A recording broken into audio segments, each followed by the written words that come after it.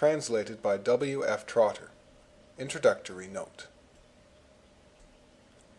Blaise Pascal was born at Clermont, in Auvergne, on June 19, 1623, the son of the president of the Court of Aids of Clermont. He was a precocious child, and soon showed amazing mathematical talent.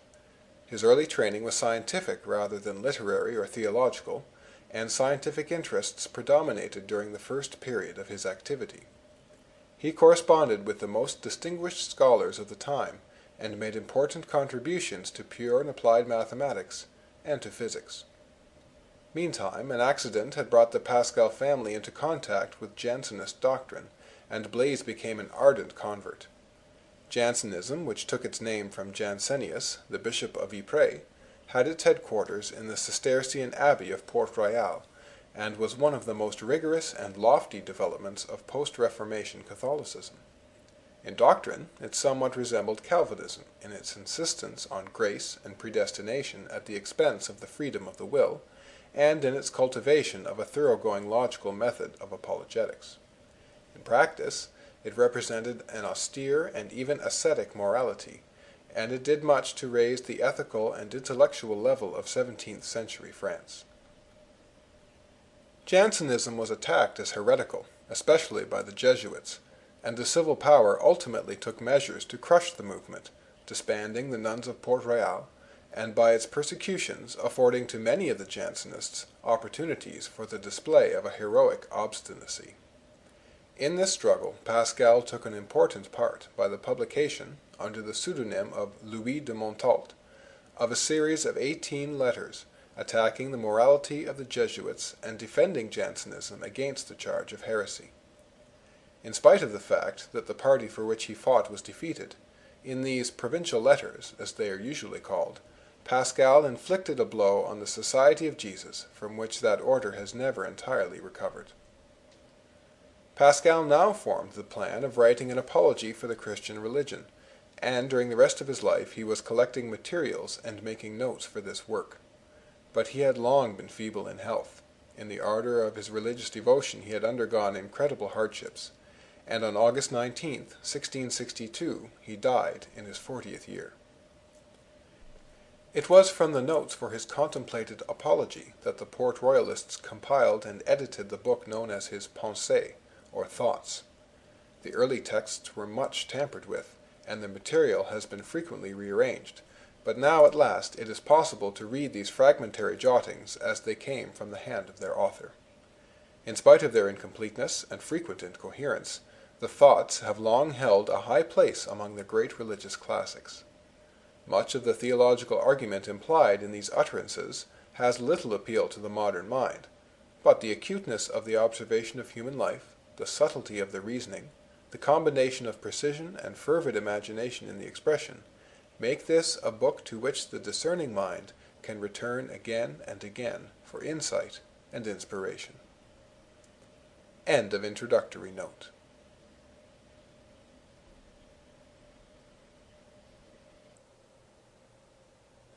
(1) The difference between the mathematical and the intuitive mind. In the one the principles are palpable, but removed from ordinary use, so that for want of habit it is difficult to turn one's mind in that direction. But if one turns it thither ever so little, one sees the principles fully, and one must have a quite inaccurate mind who reasons wrongly from principles so plain that it is almost impossible they should escape notice. But in the intuitive mind the principles are found in common use, and are before the eyes of everybody. One has only to look, and no effort is necessary. It is only a question of good eyesight. But it must be good, for the principles are so subtle and so numerous that it is almost impossible but that some escape notice. Now the omission of one principle leads to error. Thus one must have a very clear sight to see all the principles, and in the next place an accurate mind not to draw false deductions from known principles. All mathematicians would then be intuitive if they had clear sight, for they do not reason incorrectly from principles known to them. And intuitive minds would be mathematical if they could turn their eyes to the principles of mathematics to which they are unused. The reason, therefore, that some intuitive minds are not mathematical is that they cannot at all turn their attention to the principles of mathematics. But the reason that mathematicians are not intuitive is that they do not see what is before them, and that, accustomed to the exact and plain principles of mathematics, and not reasoning till they have well inspected and arranged their principles, they are lost in matters of intuition where the principles do not allow of such arrangement.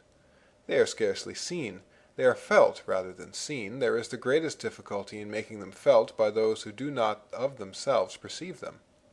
These principles are so fine and so numerous that a very delicate and very clear sense is needed to perceive them, and to judge rightly and justly when they are perceived, for without the most part being able to demonstrate them in order as in mathematics. Because the principles are not known to us in the same way, and time gallops with you, for it is only an hour and a half ago, and I laugh at those who tell me that time goes slowly with me, and that I judge by imagination. They do not know that I judge by my watch. 6. Just as we harm the understanding, we harm the feelings also. The understanding and the feelings are molded by intercourse. The understanding and feelings are corrupted by intercourse. Thus, good or bad society improves or corrupts them. It is, then, all important to know how to choose in order to improve and not to corrupt them, and we cannot make this choice if they be not already improved and not corrupted. Thus a circle is formed, and those are fortunate who escape it. 7. The greater intellect one has, the more originality one finds in men. Ordinary persons find no difference between men. 8. There are many people who listen to a sermon in the same way as they listen to vespers. 9. When we wish to correct with advantage, and to show another that he errs, we must notice from what side he views the matter, for on that side it is usually true, and admit that truth to him, but reveal to him the side on which it is false. He is satisfied with that, for he sees that he was not mistaken, and that he only failed to see all sides. Now, no one is offended at not seeing everything, but one does not like to be mistaken, and that perhaps arises from the fact that man naturally cannot see everything, and that naturally he cannot err in the side he looks at, since the perceptions of our senses are always true. 10. People are generally better persuaded by the reasons which they have themselves discovered than by those which have come into the mind of others. 11. All great amusements are dangerous to the Christian life, but among all those which the world has invented there is none more to be feared than the theatre.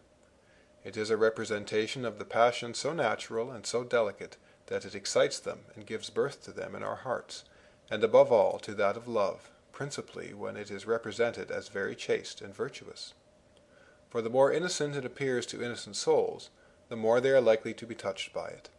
Its violence pleases our self-love, which immediately forms a desire to produce the same effects which are seen so well represented, and at the same time we make ourselves a conscience founded on the propriety of the feelings which we see there, by which the fear of pure souls is removed, since they imagine that it cannot hurt their purity to love with a love which seems to them so reasonable.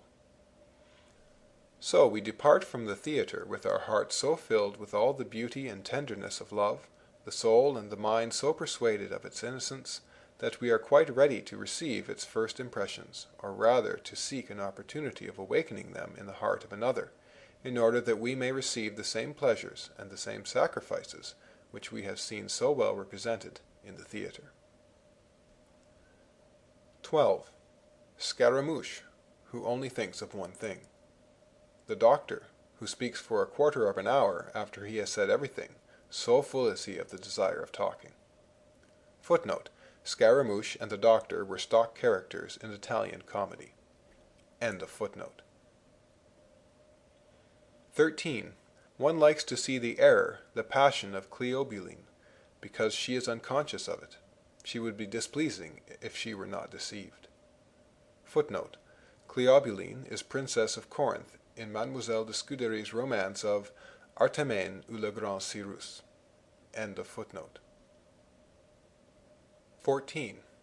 When a natural discourse paints a passion or an effect, One feels within oneself the truth of what one reads, which was there before, although one did not know it. Hence one is inclined to love him who makes us feel it, for he has not shown us his own riches, but ours. And thus this benefit renders him pleasing to us, besides that such community of intellect as we have with him necessarily inclines the heart to love. 15. Eloquence, which persuades by sweetness, not by authority, as a tyrant, not as a king. 16. Eloquence is an art of saying things in such a way, 1. That those to whom we speak may listen to them without pain and with pleasure, 2. That they feel themselves interested, so that self-love leads them more willingly to reflection upon it. It consists, then, in a correspondence which we seek to establish between the head and the heart of those to whom we speak on the one hand, and on the other between the thoughts and the expressions which we employ.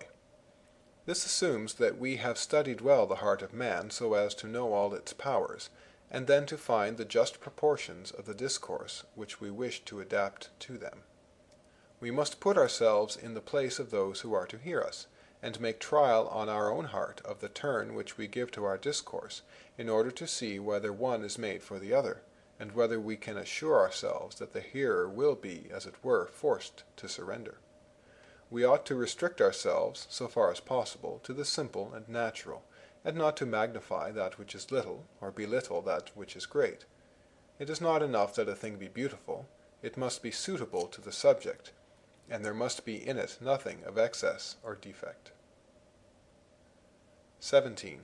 Rivers are roads which move, and which carry us whither we desire to go. 18. When we do not know the truth of a thing, it is of advantage that there should exist a common error which determines the mind of man, as, for example, the moon, to which is attributed the change of seasons, the progress of disease, etc. For the chief malady of man is restless curiosity about things which he cannot understand, and it is not so bad for him to be in error as to be curious to no purpose. The manner in which Epictetus, Montaigne, and Salomon de Tulti wrote is the most usual, the most suggestive, the most remembered, and the oftenest quoted, because it is entirely composed of thoughts born from the common talk of life. As when we speak of the common error which exists among men, that the moon is the cause of everything, we never fail to say that Salomon de Tulti says that when we do not know the truth of a thing, it is of advantage that there should exist a common error, etc., which is the thought above. Footnote: Salomon de Tulti is the name assumed by Pascal in his Provincial Letters. End of footnote. 19. The last thing one settles in writing a book is what one should put in first. 20. Order. Why should I undertake to divide my virtues into 4 rather than into 6? Why should I rather establish virtue in 4, in 2, in 1? Why into abstine et sustine, footnote, abstain and endure, a Stoic maxim, end of footnote, rather than into follow nature, or conduct your private affairs without injustice, as Plato or anything else? But there you will say everything is contained in one word. Yes, but it is useless without explanation, and when we come to explain it, as soon as we unfold this maxim which contains all the rest, they emerge in that first confusion which you desire to avoid. So, when they are all included in one, they are hidden and useless, as in a chest, and never appear save in their natural confusion. Nature has established them all without including one in the other. 21. Nature has made all her truths independent of one another. Our art makes one dependent on the other, but this is not natural. Each keeps its own place. 22. Let no one say that I have said nothing new. The arrangement of the subject is new. When we play tennis, we both play with the same ball, but one of us places it better. I had as soon it said that I used words employed before. And in the same way, if the same thoughts in a different arrangement do not form a different discourse, no more do the same words in their different arrangement form different thoughts. 23. Words differently arranged have a different meaning, and meanings differently arranged have different effects. 24. Language. We should not turn the mind from one thing to another, except for relaxation, and that when it is necessary and the time suitable, and not otherwise. For he that relaxes out of season wearies, and he who wearies us out of season makes us languid, since we turn quite away. So much does our perverse lust like to do the contrary of what those wish to obtain from us without giving us pleasure, the coin for which we will do whatever is wanted. 25. Eloquence.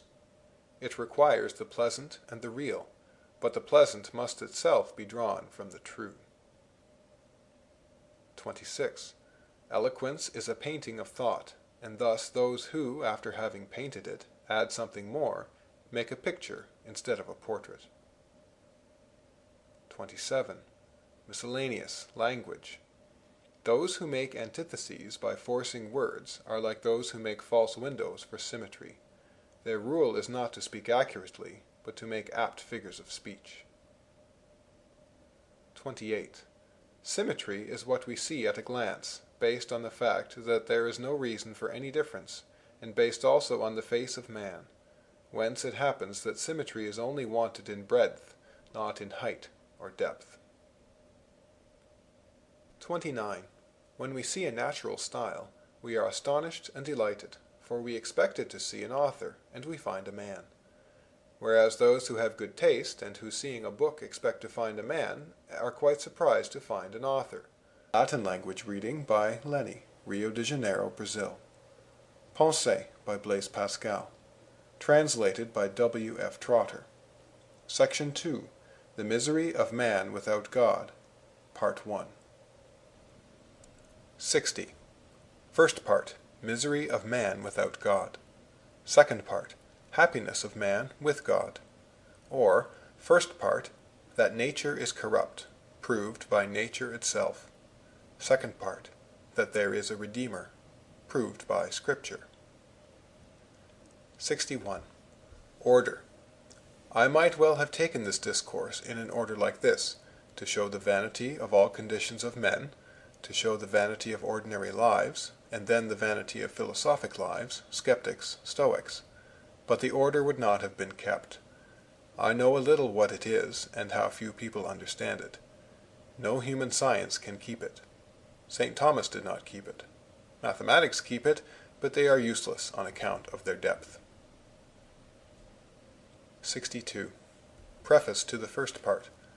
To speak of those who have treated of the knowledge of self, of the divisions of Charon, which sadden and weary us, of the confusion of Montaigne, that he was quite aware of his want of method, and shunned it by jumping from subject to subject, that he sought to be fashionable. His foolish project of describing himself, and this not casually and against his maxims, since every one makes mistakes, but by his maxims themselves, and by first and chief design. For to say silly things by chance and weakness is a common misfortune, but to say them intentionally is intolerable, and to say such as that. 63. Montaigne. Montaigne's faults are great. Lewd words, this is bad, notwithstanding Mademoiselle de Gournay. Footnote, Montaigne's adopted daughter, who defends him in a preface which she added to his essays. End of footnote. Credulous, people without eyes. Ignorant, squaring the circle, a greater world. His opinions on suicide, on death. He suggests an indifference about salvation, without fear and without repentance. As his book was not written with a religious purpose, he was not bound to mention religion, but it is always our duty not to turn men from it. One can excuse his rather free and licentious opinions on some relations of life, 730, 231, but one cannot excuse his thoroughly pagan views on death, for a man must renounce piety altogether if he does not at least wish to die like a Christian. Now, through the whole of his book, his only conception of death is a cowardly and effeminate one. 64. It is not in Montaigne, but in myself, that I find all that I see in him. 65. What good there is in Montaigne can only have been acquired with difficulty. The evil that is in him, I mean apart from his morality, could have been corrected in a moment if he had been informed that he made too much of trifles and spoke too much of himself. 66. One must know oneself. If this does not serve to discover truth, it at least serves as a rule of life, and there is nothing better. 67. The vanity of the sciences. Physical science will not console me for the ignorance of morality in the time of affliction, but the science of ethics will always console me for the ignorance of the physical sciences. 68. Men are never taught to be gentlemen, and are taught everything else, and they never plume themselves so much on the rest of their knowledge as on knowing how to be gentlemen. They only plume themselves on knowing the one thing they do not know. 69. The infinites, the mean. When we read too fast or too slowly, we understand nothing. 70. Nature. Nature has set us so well in the center that if we change one side of the balance, we change the other also. Eoct, Greek. Footnote: animals run. End of footnote. This makes me believe that the springs in our brain are so adjusted that he who touches one touches also its contrary. 71. Too much and too little wine. Give him none, he cannot find truth. Give him too much, the same. 72. Are not within their notice. They escape us, or we them. This is our true state. This is what makes us incapable of certain knowledge and of absolute ignorance. We sail within a vast sphere, ever drifting in uncertainty, driven from end to end. When we think to attach ourselves to any point and to fasten to it, it wavers and leaves us, and if we follow it, it eludes our grasp, slips past us, and vanishes forever. Nothing stays for us. This is our natural condition, and yet most contrary to our inclination. We burn with desire to find solid ground, and an ultimate sure foundation whereon to build a tower reaching to the infinite. But our whole groundwork cracks, and the earth opens to abysses. Let us therefore not look for certainty and stability. Our reason is always deceived by fickle shadows. Nothing can fix the finite between the two infinites, which both enclose and fly from it. If this be well understood, I think that we shall remain at rest, each in the state wherein nature has placed him. As this sphere which has fallen to us as our lot is always distant from either extreme, what matters it that man should have a little more knowledge of the universe? If he has it, he but gets a little higher. Is he not always infinitely removed from the end, and is not the duration of our life equally removed from eternity, even if it lasts 10 years longer? In comparison with these infinites, all finites are equal, and I see no reason for fixing our imagination on one more than on another. The only comparison which we make of ourselves to the finite is painful to us. If man made himself the first object of study, he would see how incapable he is of going further. How can a part know the whole? But he may perhaps aspire to know at least the parts to which he bears some proportion. But the parts of the world are also related and linked to one another, that I believe it impossible to know one without the other and without the whole. Man, for instance, is related to all he knows. He needs a place wherein to abide, time through which to live, motion in order to live, elements to compose him, warmth and food to nourish him, air to breathe. He sees light, he feels bodies, in short, he is in a dependent alliance with everything. To know man, then, it is necessary to know how it happens that he needs air to live, and, to know the air, we must know how it is thus related to the life of man, etc. Flame cannot exist without air, therefore, to understand the one, we must understand the other. Since everything, then, is cause and effect, dependent and supporting, mediate and immediate, and all is held together by a natural, though imperceptible chain, which binds together things most distant and most different, I hold it equally impossible to know the parts without knowing the whole, and to know the whole without knowing the parts in detail. The eternity of things in itself, or in God, must also astonish our brief duration. The fixed and constant immobility of nature, in comparison with the continual change which goes on within us, must have the same effect. And what completes our incapability of knowing things is the fact that they are simple, and that we are composed of two opposite natures, different in kind, soul and body. For it is impossible that our rational part should be other than spiritual, and if any one maintain that we are simply corporeal, this would far more exclude us from the knowledge of things, there being nothing so inconceivable as to say that matter knows itself. It is impossible to imagine how it should know itself. So if we are simply material, we can know nothing at all, and if we are composed of mind and matter, we cannot know perfectly things which are simple, whether spiritual or corporeal. Hence it comes that almost all philosophers have confused ideas of things, and speak of material things in spiritual terms, and of spiritual things in material terms. For they say boldly that bodies have a tendency to fall, that they seek after their center, that they fly from destruction, that they fear the void, that they have inclinations, sympathies, antipathies, all of which attributes pertain only to mind. And in speaking of minds, they consider them as in a place, and attribute them movement from one place to another, and these are qualities which belong only to bodies. Instead of receiving the ideas of these things in their purity, we color them with our own qualities, and stamp with our composite being all the simple things which we contemplate. Who would not think, seeing us compose all things of mind and body, but that this mixture would be quite intelligible to us? Yet it is the very thing we least understand. Man is to himself the most wonderful object in nature, for he cannot conceive what the body is, still less what the mind is, and least of all how a body should be united to a mind. This is the consummation of his difficulties, and yet it is his very being. Modus quo corporibus ad haerent spiritus, comprehendi ab hominibus non potest, et hoc tamen homo est.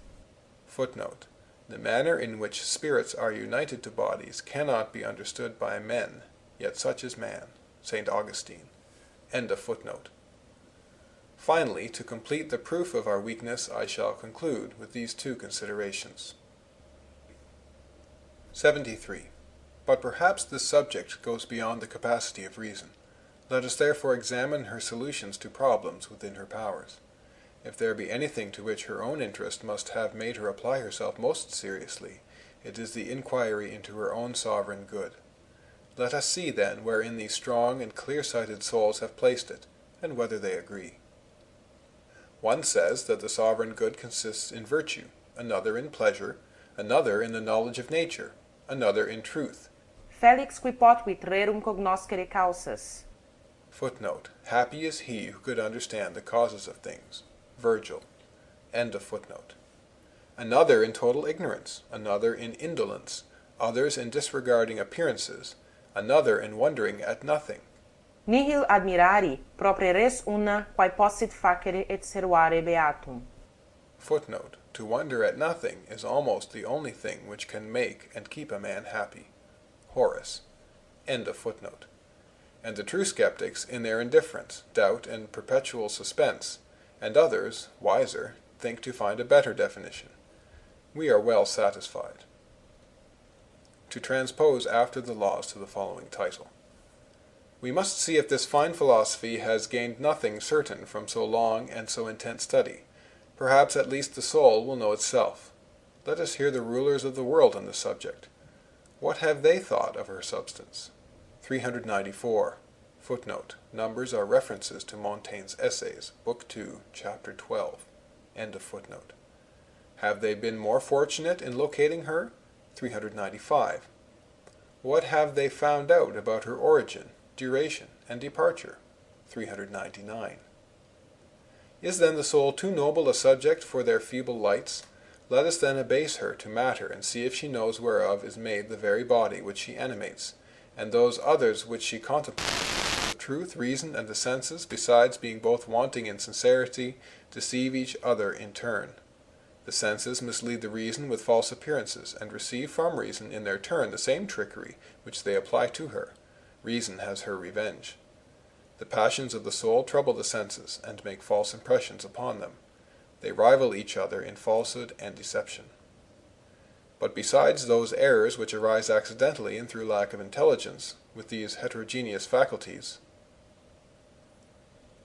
84. The imagination enlarges little objects so as to fill our soul with a fantastic estimate, and with rash insolence it belittles the great to its own measure, as when talking of God. 85. Things which have most hold on us as the concealment of our few possessions are often a mere nothing. It is a nothing which our imagination magnifies into a mountain. Another turn of the imagination would make us discover this without difficulty. 86. My fancy makes me hate a croaker, and one who pants when eating. Fancy has great weight. Shall we profit by it? Shall we yield to this weight because it is natural? No, but resisting it. 87. Quasi quidquam infelicius sit homini, qui sua figmenta dominantur. Footnote. As if anything more unfortunate could happen to a man ruled by his own fancies. Pliny. End of footnote. 88. Children who are frightened at the face they have blackened are but children. But how shall one who is so weak in his childhood become really strong when he grows older? We only change our fancies. All that is made perfect by progress perishes also by progress. All that has been weak can never become absolutely strong. We say in vain, he has grown, he has changed. He is also the same. 89. Custom is our nature. He who is accustomed to the faith believes in it, can no longer fear hell, and believes in nothing else. He who is accustomed to believe that the king is terrible, etc. Who doubts then that our soul, being accustomed to see number, space, motion, believes that, and nothing else? 90. Quod crebro videt non miratur, et iam sicur fiat nescit. Quod ante non viderit, ipsi venerit, ostentum esse censet. Footnote. What a man sees often he does not wonder at, although he knows not why it happens. If something occurs which he has not seen before, he thinks it a marvel. Cicero. End of footnote. Nae iste magno conatu magnas nugas dixerit. Footnote. Verily, that man will have uttered great trifles with huge effort. Terence. End of footnote. 91. Spongia solis. Footnote. Spots on the sun. End of footnote. When we see the same effect always recur, we infer a natural necessity in it, as that there will be a tomorrow, etc. But nature often deceives us, and does not subject herself to her own rules. 92. What are our natural principles but principles of custom? In children they are those which they have received from the habits of their fathers, as hunting in animals. A different custom will cause different natural principles. This is seen in experience, and if there are some natural principles ineradicable by custom, there are also some customs opposed to nature, ineradicable by nature, or by a second custom. This depends on disposition. 93. Parents fear lest the natural love of their children may fade away. What kind of nature is that which is subject to decay?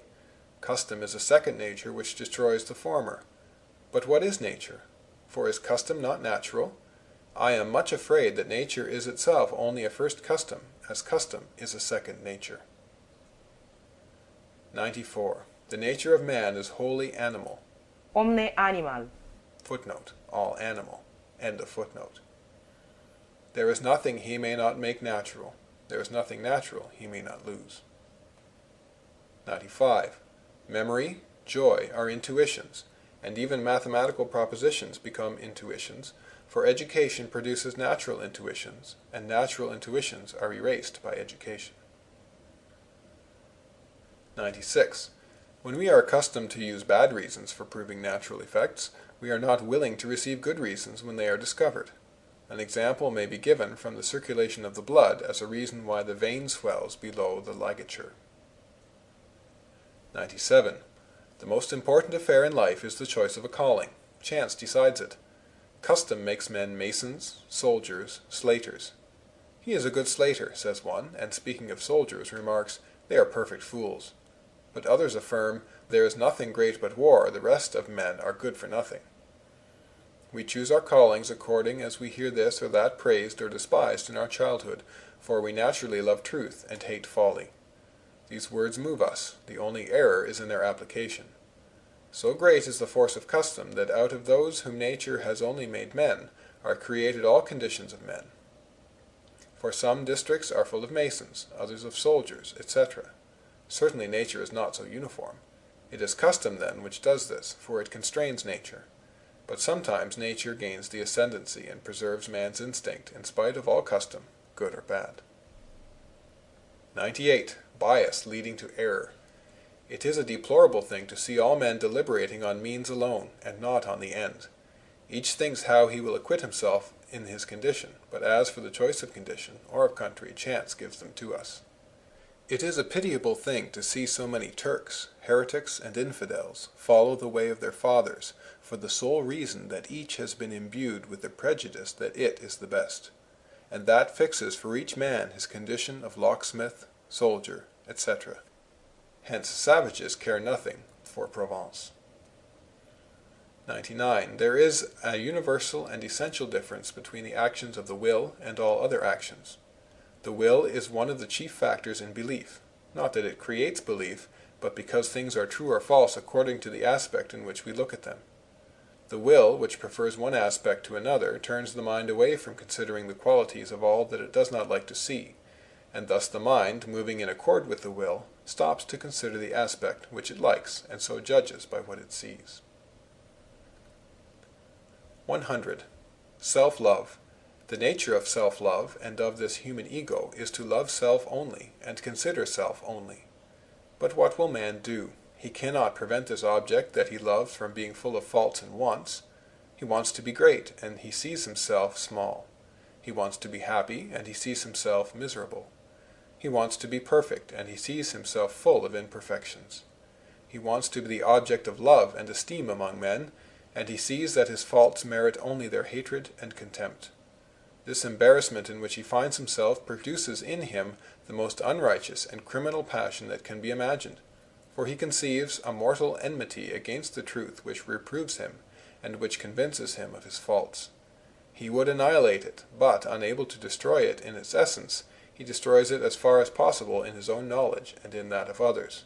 That is to say, he devotes all his attention to hiding his faults both from others and from himself, and he cannot endure either that others should point them out to him, or that they should see them. Truly it is an evil to be full of faults, but it is a still greater evil to be full of them, and to be unwilling to recognize them, since that is to add the further fault of a voluntary illusion. We do not like others to deceive us. We do not think it fair that they should be held in higher esteem by us than they deserve. It is not then fair that we should deceive them, and should wish them to esteem us more highly than we deserve. Thus, when they discover only the imperfections and vices which we really have, it is plain they do us no wrong, since it is not they who cause them. They rather do us good, since they help us to free ourselves from an evil, namely the ignorance of these imperfections. We ought not to be angry at their knowing our faults and despising us. It is but right that they should know us for what we are, and should despise us if we are contemptible. Such are the feelings that would arise in a heart full of equity and justice. What must we say then of our own heart, when we see in it a wholly different disposition? For is it not true that we hate truth and those who tell it us, and that we like them to be deceived in our favor, and prefer to be esteemed by them as being other than what we are in fact? One proof of this makes me shudder. The Catholic religion does not bind us to confess our sins indiscriminately to everybody. It allows them to remain hidden from all other men save one, to whom she bids us reveal the innermost recesses of our heart, and show ourselves as we are. There is only this one man in the world whom she orders us to undeceive, and she binds him to an inviolable secrecy, which makes this knowledge to him as if it were not.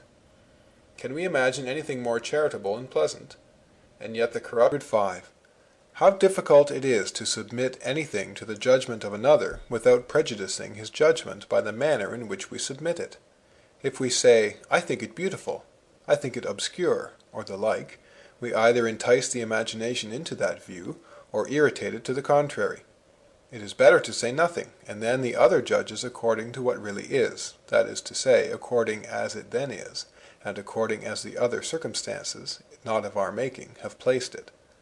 But we at least shall have added nothing, unless it be that silence also produces an effect, according to the turn and the interpretation which the other will be disposed to give it, or as he will guess it from gestures or countenance, or from the tone of the voice, if he is a physiognomist. So difficult is it not to upset a judgment from its natural place, or rather so rarely is it firm and stable. 106. By knowing each man's ruling passion, we are sure of pleasing him, and yet each has his fancies opposed to his true good, in the very idea which he has of the good. It is a singularly puzzling fact. 107. Lustravit lampade terras. Footnote: he has illumined the earth with a lamp. End of footnote. The weather and my mood have little connection. I have my foggy and my fine days within me. My prosperity or misfortune has little to do with the matter. I sometimes struggle against luck. The glory of mastering it makes me master it gaily, whereas I am sometimes surfeited in the midst of good fortune. 108. Although people may have no interest in what they are saying, we must not absolutely conclude from this that they are not lying, for there are some people who lie for the mere sake of lying. 109. When we are well, we wonder what we would do if we were ill. But when we are ill, we take medicine cheerfully. The illness persuades us to do so. We have no longer the passions and desires for amusements and promenades which health gave to us, but which are incompatible with the necessities of illness. Nature gives us, then, passions and desires suitable to our present state. We are only troubled by the fears which we, and not nature, give ourselves, for they add to the state in which we are the passions of the state in which we are not. As nature makes us always unhappy in every state, our desires picture to us a happy state, because they add to the state in which we are the pleasures of the state in which we are not. And if we attained to these pleasures, we should not be happy after all, because we should have other desires natural to this new state. We must particularize this general proposition. 110. The consciousness of the falsity of present pleasures, and the ignorance of the vanity of absent pleasures, cause inconstancy. 111. Inconstancy. We think we are playing on ordinary organs when playing upon man. Men are organs, it is true, but odd, changeable, variable, with pipes not arranged in proper order. Those who only know how to play on ordinary organs will not produce harmonies on these. We must know where the keys are. 112. Inconstancy. Things have different qualities, and the soul different inclinations. For nothing is simple which is presented to the soul, and the soul never presents itself simply to any object. Hence it comes that we weep and laugh at the same thing. 113. Inconstancy and oddity. To live only by work, and to rule over the most powerful state in the world, are very opposite things. They are united in the person of the great Sultan of the Turks. 114. Variety is as abundant as all tones of the voice, all ways of walking, coughing, blowing the nose, sneezing. We distinguish vines by their fruit, and call them the Condrien, the Desargues, and such a stock. Is this all? Has a vine ever produced two bunches exactly the same, and has a bunch two grapes alike, etc.? I can never judge of the same thing exactly in the same way. I cannot judge of my work while doing it. I must do as the artists, stand at a distance, but not too far. How far, then? Guess. 115. Variety. Theology is a science, but at the same time how many sciences? A man is a whole, but if we dissect him, will he be the head, the heart, the stomach, the veins, each vein, each portion of a vein, the blood, each humour in the blood?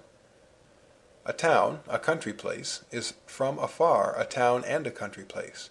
But as we draw near, there are houses, trees, tiles, leaves, grass, ants, limbs of ants, in infinity. All this is contained under the name of country place. 116. Thoughts. All is one, all is different. Likewise, in plays, scenes which do not rouse the emotion of fear are worthless. So are extreme and hopeless misery, brutal lust, and extreme cruelty. 136. A mere trifle consoles us, for a mere trifle distresses us. 137.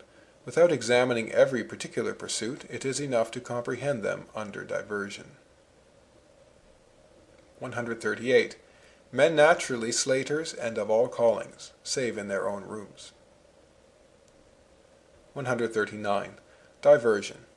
When I have occasionally set myself to consider the different distractions of men, the pains and perils to which they expose themselves at court or in war, whence arise so many quarrels, passions, bold and often bad ventures, etc., I have discovered that all the unhappiness of men arises from one single fact, that they cannot stay quietly in their own chamber. A man who has enough to live on, if he knew how to stay with pleasure at home, would not leave it to go to sea or to besiege a town.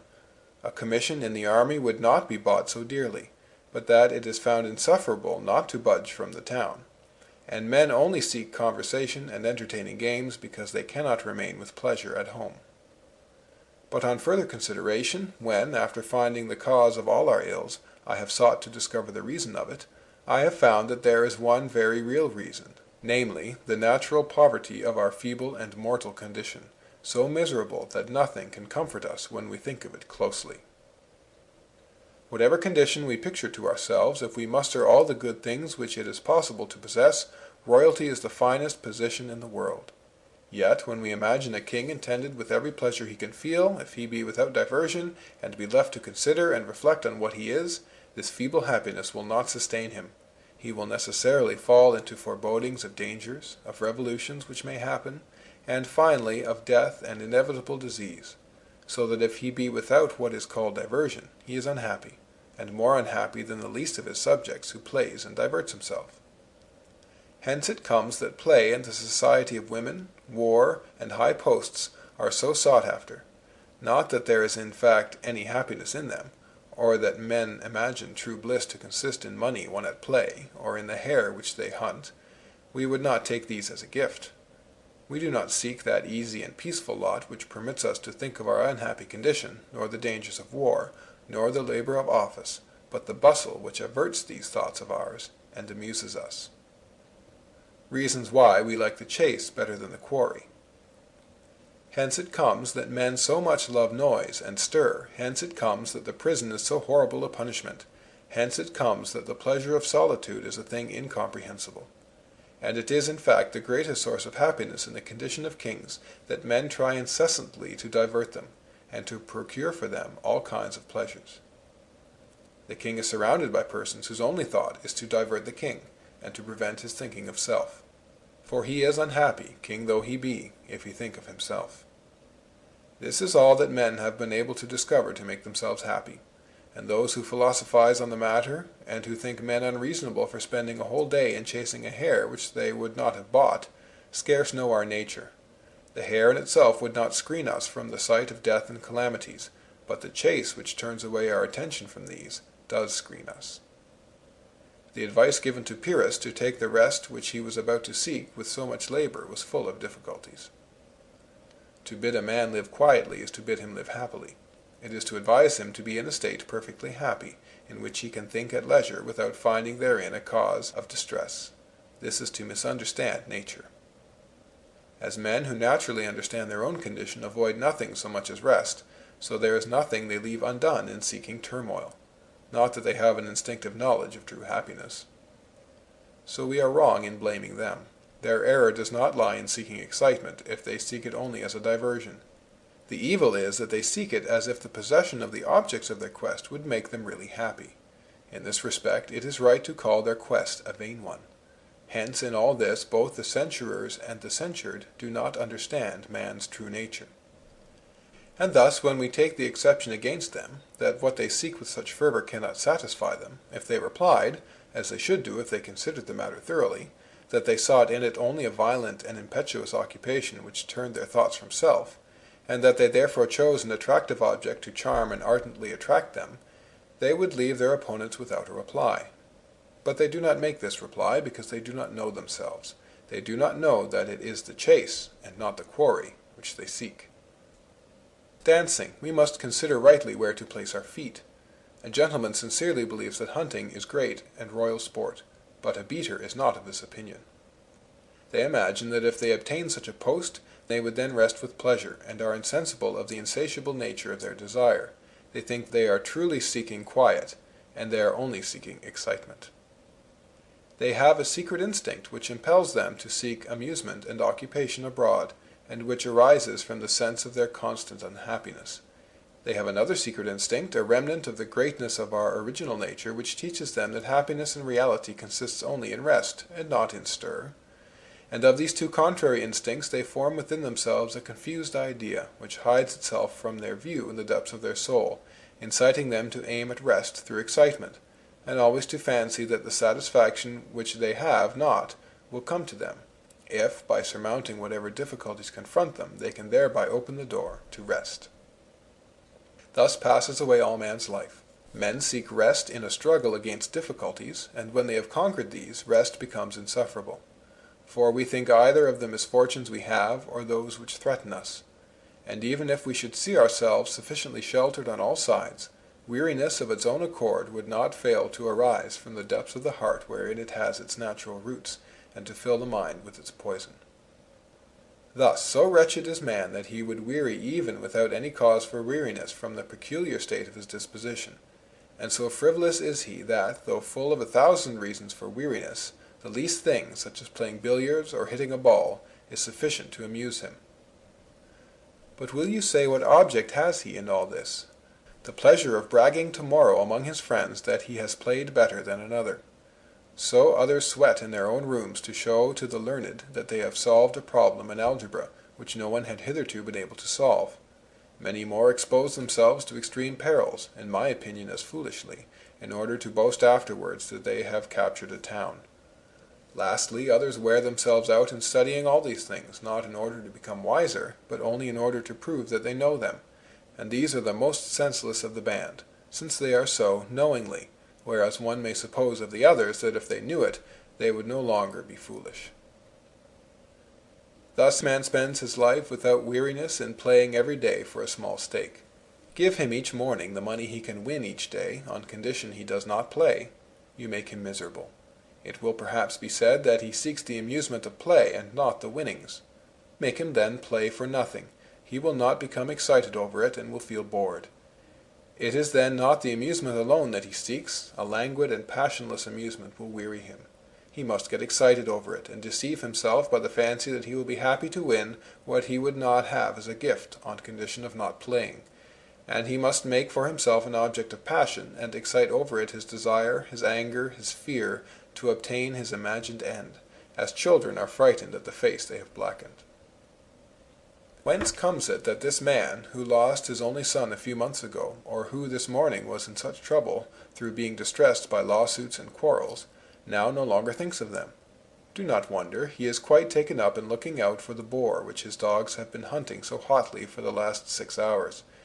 He requires nothing more. However full of sadness a man may be, he is happy for the time, if you can prevail upon him to enter into some amusement. And however happy a man may be, he will soon be discontented and wretched, if he be not diverted and occupied by some passion or pursuit which prevents weariness from overcoming him. Without amusement there is no joy. With amusement there is no sadness. And this also constitutes the happiness of persons in high position, that they have a number of people to amuse them, and have the power to keep themselves in this state. Consider this. What is it to be superintendent, chancellor, first president, but to be in a condition wherein from early morning the large number of people come from all quarters to see them, so as not to leave them an hour in the day in which they can think of themselves?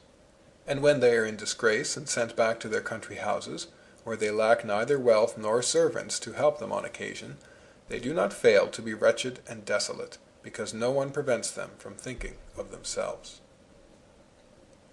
140.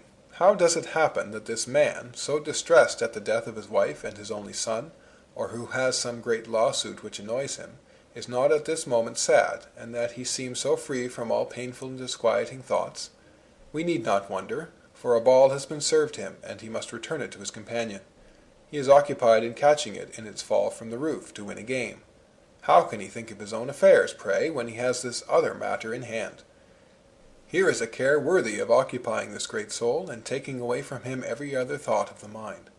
This man, born to know the universe, to judge all causes, to govern a whole state, is altogether occupied and taken up with the business of catching a hare. And if he does not lower himself to this, and wants always to be on the strain, he will be more foolish still, because he would raise himself above humanity, and after all he is only a man, that is to say, capable of little and of much, of all and of nothing. He is neither angel nor brute, but man. 141. Men spend their time in following a ball or a hare. It is the pleasure even of kings. 142. Diversion. Is not the royal dignity sufficiently great in itself to make its possessor happy by the mere contemplation of what he is? Must he be diverted from this thought like ordinary folk? I see well that a man is made happy by diverting him from the view of his domestic sorrows, so as to occupy all his thoughts with the care of dancing well. But will it be the same with a king, and will he be happier in the pursuit of these idle amusements than in the contemplation of his greatness? And what more satisfactory object could be presented to his mind? Would it not be a deprivation of his delight for him to occupy his soul with the thought of how to adjust his steps to the cadence of an air, or how to throw a ball skilfully, instead of leaving it to enjoy quietly the contemplation of the majestic glory which encompasses him? Let us make the trial. Let us leave a king all alone to reflect on himself quite at leisure, without any gratification of the senses, without any care in his mind, without society, and we will see that a king without diversion is a man full of wretchedness. So this is carefully avoided, and near the persons of kings there never fail to be a great number of people who see to it that amusement follows business, and who watch all the time of their leisure to supply them with delights and games, so that there is no blank in it.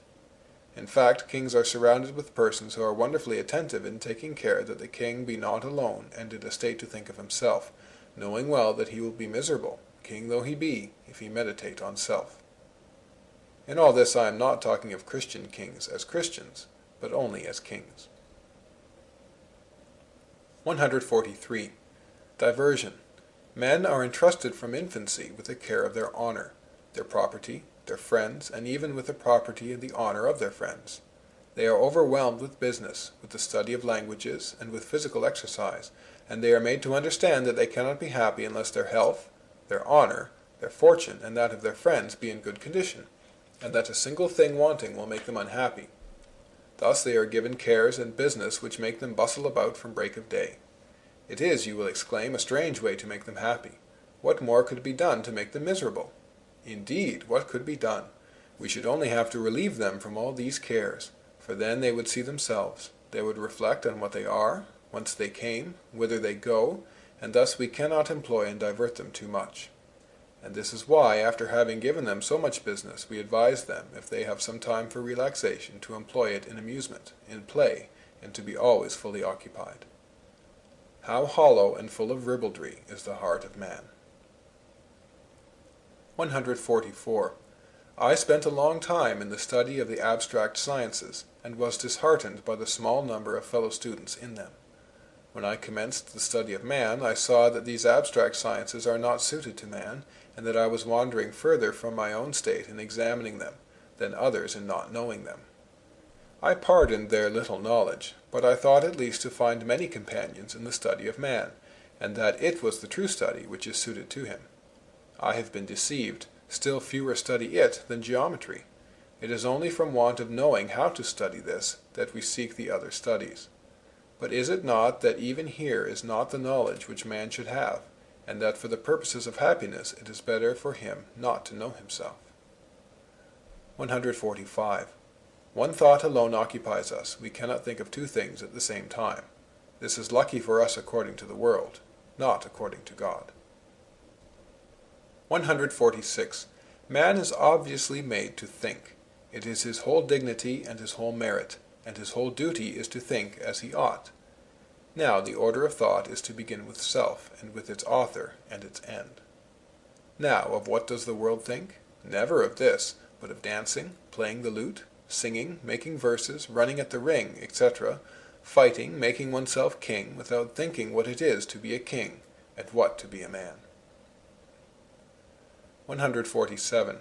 We do not content ourselves with the life we have in ourselves and in our own being. We desire to live an imaginary life in the mind of others, and for this purpose we endeavor to shine. We labor unceasingly to adorn and preserve this imaginary existence, and neglect the real. And if we possess calmness, or generosity, or truthfulness, we are eager to make it known, so as to attach these virtues to that imaginary existence. We would rather separate them from ourselves to join them to it, and we would willingly be cowards in order to acquire the reputation of being brave. A great proof of the nothingness of our being, not to be satisfied with the one without the other, and to renounce the one for the other. For he would be infamous who would not die to preserve his honor. 148. We are so presumptuous that we would wish to be known by all the world, even by people who shall come after, when we shall be no more. And we are so vain that the esteem of 5 or 6 neighbors delights and contents us. 149. We do not trouble ourselves about being esteemed in the towns through which we pass, but if we are to remain a little while there, we are so concerned. How long is necessary? A time commensurate with our vain and paltry life. 150. Vanity is so anchored in the heart of man that a soldier's servant, a cook, a porter brags, and wishes to have his admirers. Even philosophers wish for them. Those who write against it want to have the glory of having written well, and those who read it desire the glory of having read it. I who write this have perhaps this desire, and perhaps those who will read it. 151. Glory. Admiration spoils all from infancy. Ah, how well said! Ah, how well done! How well behaved he is, etc. The children of Port Royal, who do not receive the stimulus of envy and glory, fall into carelessness. 152. Pride. Curiosity is only vanity.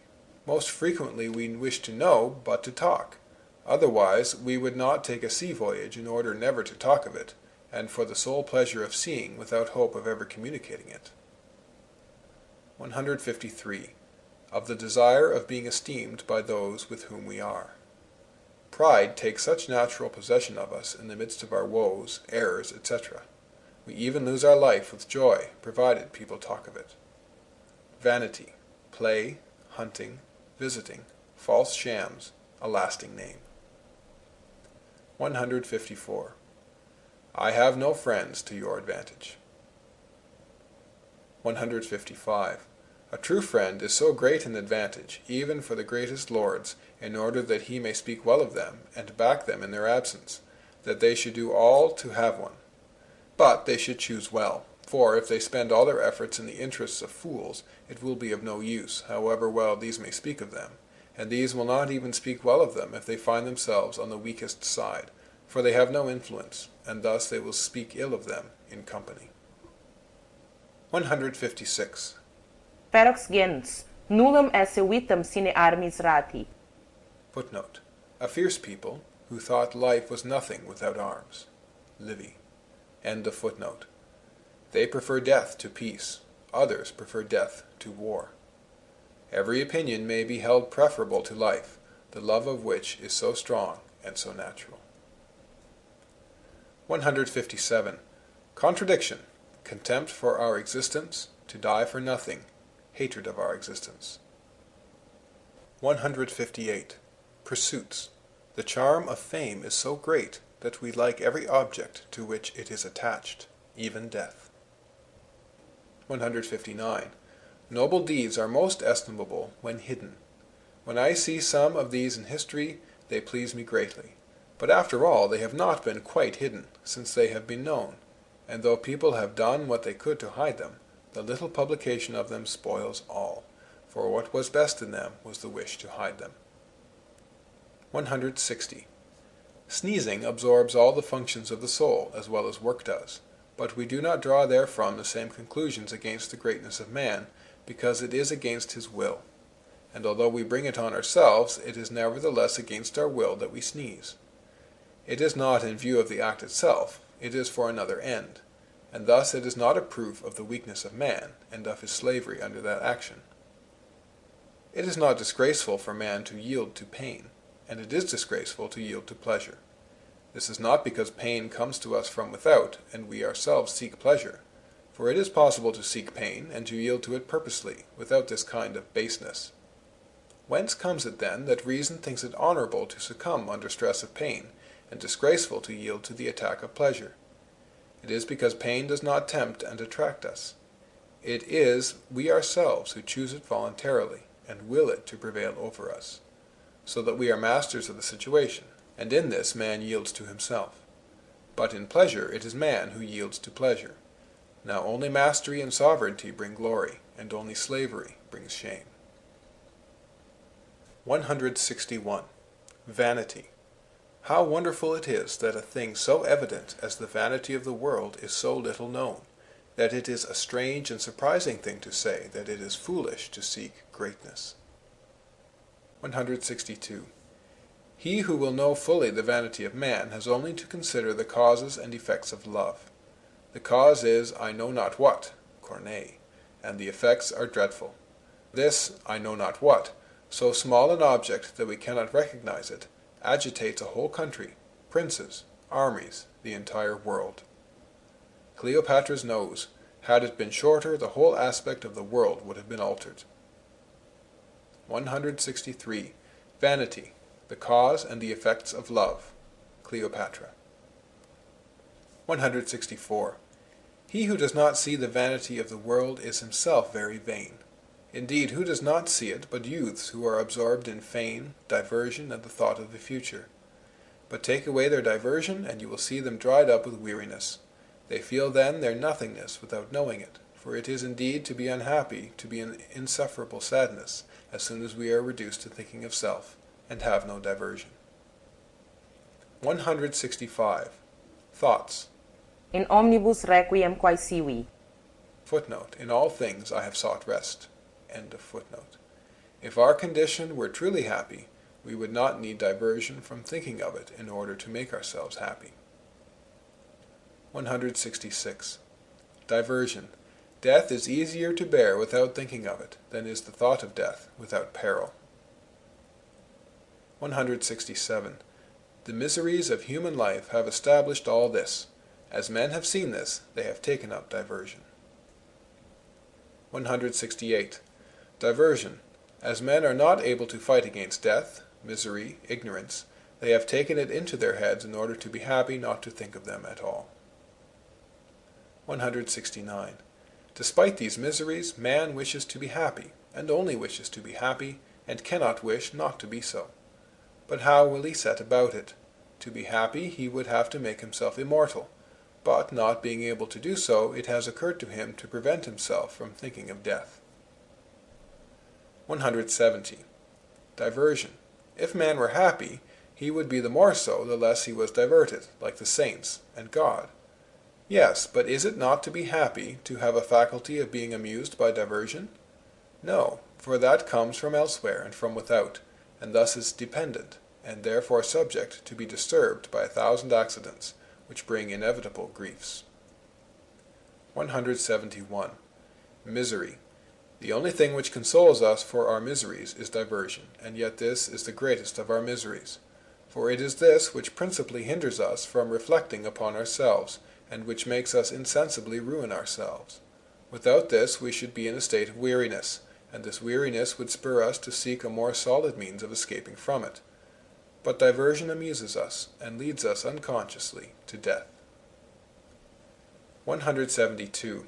We do not rest satisfied with the present. We anticipate the future as too slow in coming, as if in order to hasten its course, or we recall the past to stop its too rapid flight. So imprudent are we that we wander in the times which are not ours, and do not think of the only one which belongs to us, and so idle are we that we dream of those times which are no more, and thoughtlessly overlook that which alone exists. For the present is generally painful to us. We conceal it from our sight, because it troubles us, and if it be delightful to us, we regret to see it pass away. We try to sustain it by the future, and think of arranging matters which are not in our power, for a time which we have no certainty of reaching. Let each one examine his thoughts, and he will find them all occupied with the past and the future, We scarcely ever think of the present, and if we think of it, it is only to take light from it to arrange the future. The present is never our end. The past and the present are our means. The future alone is our end. So we never live, but we hope to live, and, as we are always preparing to be happy, it is inevitable we should never be so. 173. They say that eclipses foretoken misfortune, because misfortunes are common, so that, as evil happens so often, they often foretell it, whereas if they said that they predict good fortune, they would often be wrong. They attribute good fortune only to rare conjunctions of the heavens, so they seldom fail in prediction. 174. Misery. Solomon and Job have best known and best spoken of the misery of man, the former the most fortunate, and the latter the most unfortunate of men, the former knowing the vanity of pleasures from experience, the latter the reality of evils. 175. We know ourselves so little that many think they are about to die when they are well, and many think they are well when they are near death, unconscious of approaching fever, or of the abscess ready to form itself. 176. Cromwell was about to ravage all Christendom.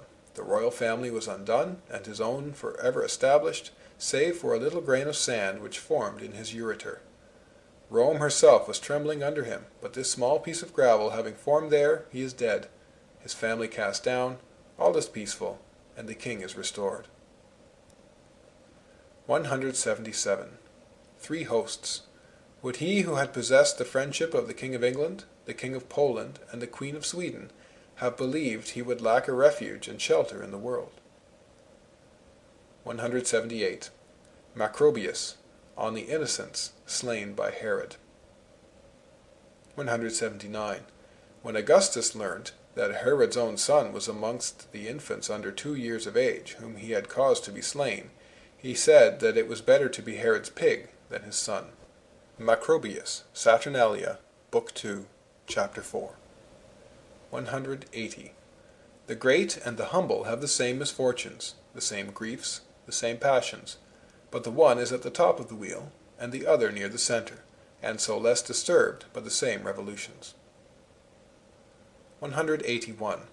We are so unfortunate that we can only take pleasure in a thing on condition of being annoyed if it turn out ill, as 1,000 things can do, and do every hour. He who should find the secret of rejoicing in the good, without troubling himself with its contrary evil, would have hit the mark. It is perpetual motion. 182. Those who have always good hope in the midst of misfortunes, and who are delighted with good luck, are suspected of being very pleased with the ill success of the affair, if they are not equally distressed by bad luck, and they are overjoyed to find these pretexts of hope, in order to show that they are concerned, and to conceal by the joy which they feign to feel that which they have at seeing the failure of the matter. 183. We run carelessly to the precipice, after we have put something before us to prevent us seeing it. End of Section 2, Part 2.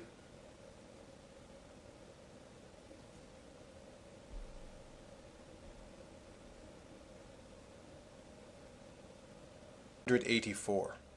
A letter to incite to the search after God, and then to make people seek him among the philosophers, skeptics, and dogmatists, who disquiet him who inquires of them. 185. The conduct of God, who disposes all things kindly, is to put religion into the mind by reason, and into the heart by grace. But to will to put it into the mind and heart by force and threats is not to put religion there, but terror.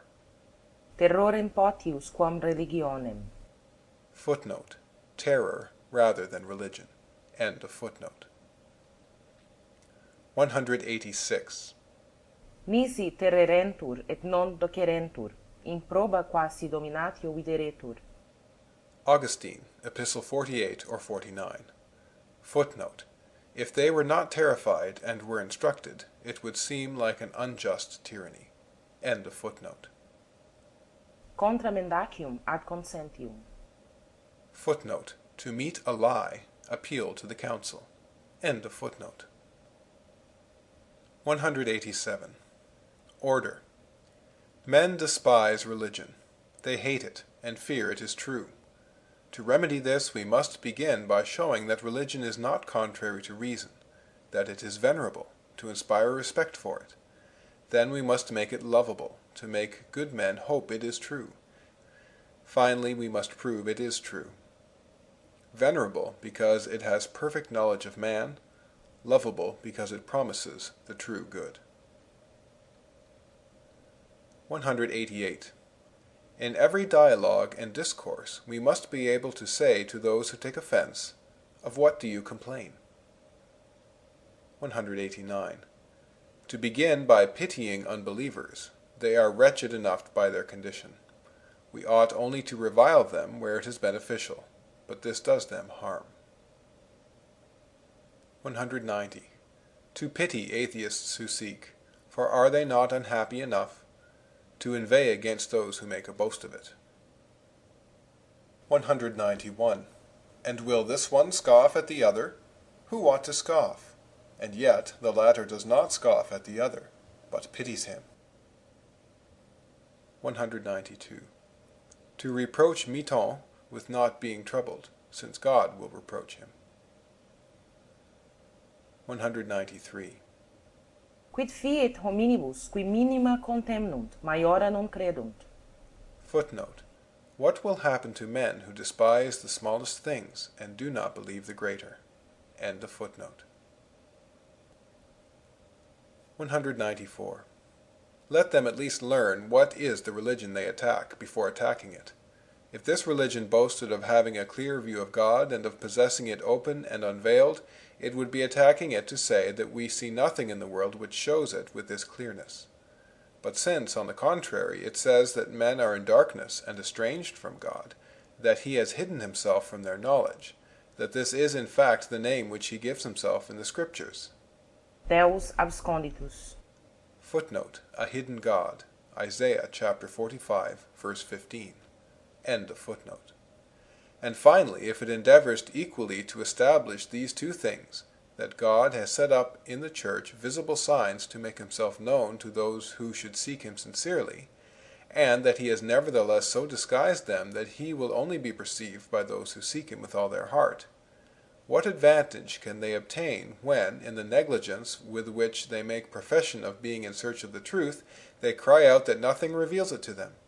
And since that darkness in which they are, and with which they upbraid the Church, establishes only one of the things which she affirms, without touching the other, and, very far from destroying, proves her doctrine. In order to attack it, they should have protested that they had made every effort to seek him everywhere, and even in that which the Church proposes for their instruction, but without satisfaction. If they talked in this manner, they would in truth be attacking one of her pretensions. But I hope here to show that no reasonable person can speak thus, and I venture even to say that no one ever has done so. We know well enough how those who are of this mind behave. They believe they have made great efforts for their instruction when they have spent a few hours in reading some book of Scripture, and have questioned some priest on the truths of the faith. After that they boast of having made vain search in books and among men. But verily I will tell them what I have often said, that this negligence is insufferable. We are not here concerned with the trifling interest of some stranger, that we should treat it in this fashion. The matter concerns ourselves and our all. The immortality of the soul is a matter which is of so great consequence to us, and which touches us so profoundly, that we must have lost all feeling to be indifferent as to knowing what it is. All our actions and thoughts must take such different courses, according as there are or are not eternal joys to hope for, that it is impossible to take one step with sense and judgment unless we regulate our course by our view of this point, which ought to be our ultimate end. Thus our first interest and our first duty is to enlighten ourselves on this subject, whereon depends all our conduct. Therefore, among those who do not believe, I make a vast difference between those who strive with all their power to inform themselves, and those who live without troubling or thinking about it. I can have only compassion for those who sincerely bewail their doubt, who regard it as the greatest of misfortunes, and who, sparing no effort to escape it, make of this inquiry their principal and most serious occupation. But as for those who pass their life without thinking of this ultimate end of life, and who, for the sole reason that they do not find within themselves the lights which convince them of it, neglect to seek them elsewhere, and to examine thoroughly whether this opinion is one of those which people receive with credulous simplicity, or one of those which, although obscure in themselves, have nevertheless a solid and immovable foundation, I look upon them in a manner quite different. This carelessness in a matter which concerns themselves, their eternity, their all, moves me more to anger than pity. It astonishes and shocks me. It is to me monstrous. I do not say this out of the pious zeal of a spiritual devotion. I expect, on the contrary, that we ought to have this feeling from principles of human interest and self-love. For this we need only see what the least enlightened persons see.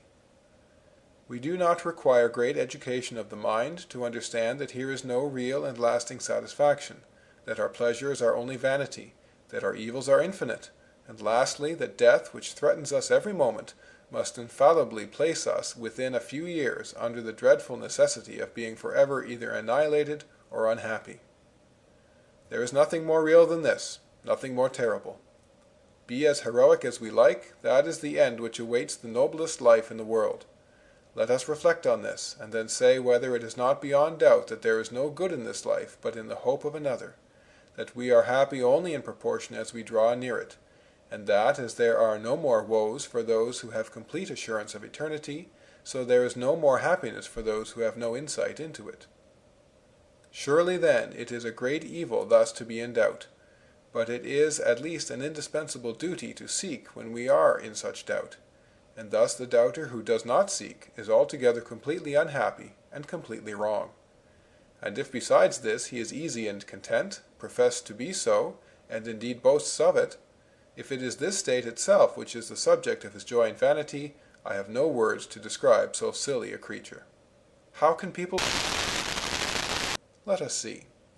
Since there is an equal risk of gain and of loss, if you had only to gain 2 lives instead of 1, you might still wager. But if there were 3 lives to gain, you would have to play, since you are under the necessity of playing, and you would be imprudent when you are forced to play, not to chance your life to gain 3 at a game where there is an equal risk of loss and gain. But there is an eternity of life and happiness. And this being so, if there were an infinity of chances, of which 1 only would be for you, you would still be right in wagering 1 to win 2, and you would act stupidly, being obliged to play, by refusing to stake 1 life against 3 at a game in which, out of an infinity of chances, there is 1 for you, if there were an infinity of an infinitely happy life to gain. But there is here an infinity of an infinitely happy life to gain, a chance of gain against a finite number of chances of loss, and what you stake is finite. It is all divided. Wherever the infinite is, and there is not an infinity of chances of loss against that of gain, there is no time to hesitate. You must give all. And thus, when one is forced to play, he must renounce reason to preserve his life, rather than risk it for infinite gain, as likely to happen as the loss of nothingness. For it is no use to say, it is uncertain if we will gain, and it is certain that we risk, and that the infinite distance between the certainty of what is staked and the uncertainty of what will be gained equals the finite good which is certainly staked against the uncertain infinite. It is not so, as every player stakes a certainty to gain an uncertainty, and yet he stakes a finite certainty to gain a finite uncertainty, without transgressing against reason. There is not an infinite distance between the certainty staked and the uncertainty of the gain. That is untrue. In truth, there is an infinity between the certainty of gain and the certainty of loss. But the uncertainty of the gain is proportioned to the certainty of the stake, according to the proportion of the chances of gain and loss. Hence it comes that, if there are as many risks on one side as on the other, the course is to play even, and then the certainty of the stake is equal to the uncertainty of the gain. So far is it from fact that there is an infinite distance between them. And so our proposition is of infinite force, when there is the finite to stake in a game where there are equal risks of gain and of loss, and the infinite to gain. This is demonstrable, and if men are capable of any truths, this is one. I confess it, I admit it, but still is there no means of seeing the faces of the cards? Yes, Scripture and the rest, etc. Yes, but I have my hands tied and my mouth closed. I am forced to wager. I am not free. I am not released, and am so made that I cannot believe. What then would you have me do? True, but at least learn your inability to believe, since reason brings you to this, and yet you cannot believe. Endeavor then to convince yourself, not by increase of proofs of God, but by the abatement of your passions. You would like to attain faith and do not know the way. You would like to cure yourself of unbelief and ask the remedy for it. Learn of those who have been bound like you, and who now stake all their possessions. These are people who know the way which you would follow, and who are cured of an ill of which you would be cured. Follow the way by which they began, by acting as if they believe, taking the holy water, having masses said, etc. Even this will naturally make you believe, and deaden your acuteness. But this is what I am afraid of. And why? What have you to lose? But to show you that this leads you there, it is this which will lessen the passions, which are your stumbling blocks. The end of this discourse. Now, what harm will befall you in taking this side? You will be faithful, honest, humble, grateful, generous, a sincere friend, truthful.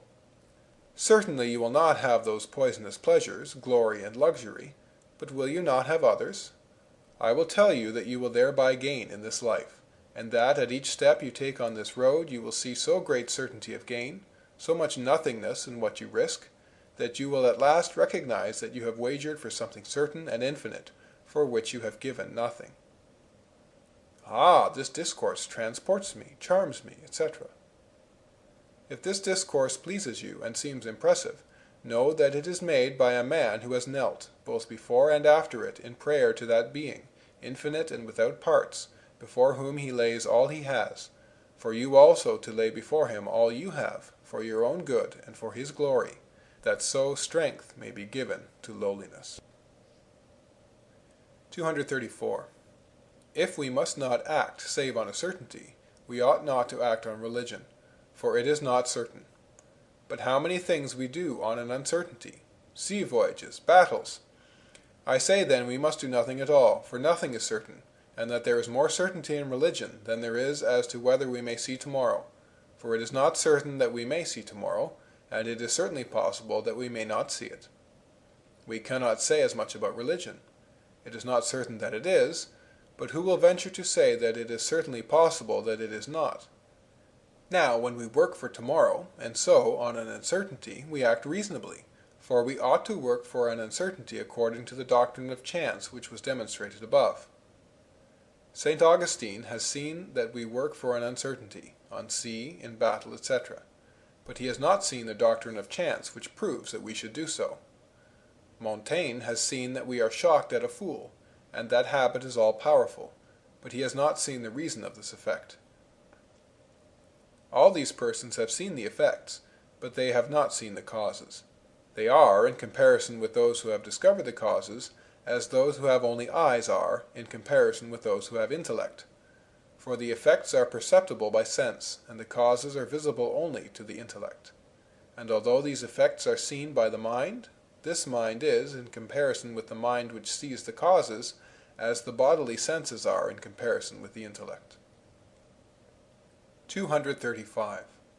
Rem viderunt, causam non viderunt. Footnote: they saw the thing, not the cause. End of footnote. 236.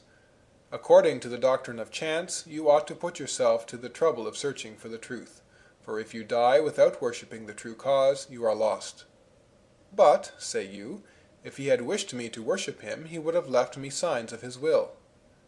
He has done so, but you neglect them. Seek them, therefore, it is well worth it. 237. Chances.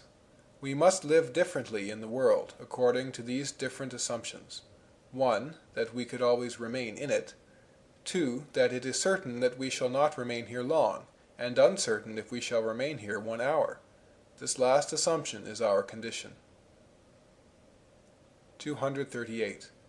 What do you then promise me, in addition to certain troubles, but 10 years of self-love, for 10 years is the chance, to try hard to please without success. 239. Objection. Those who hope for salvation are so far happy, but they have as a counterpoise the fear of hell. Reply. Who has most reason to fear hell? He who is in ignorance whether there is a hell, and who is certain of damnation if there is, or he who certainly believes there is a hell, and hopes to be saved if there is. 240. I would soon have renounced pleasure, they say, had I faith. For my part I tell you, you would soon have faith if you renounced pleasure.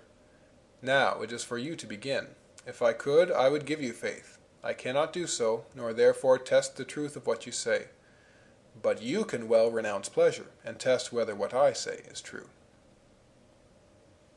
241. Order. I would have far more fear of being mistaken, and of finding that the Christian religion was true, than of not being mistaken in believing it true. End of section 3.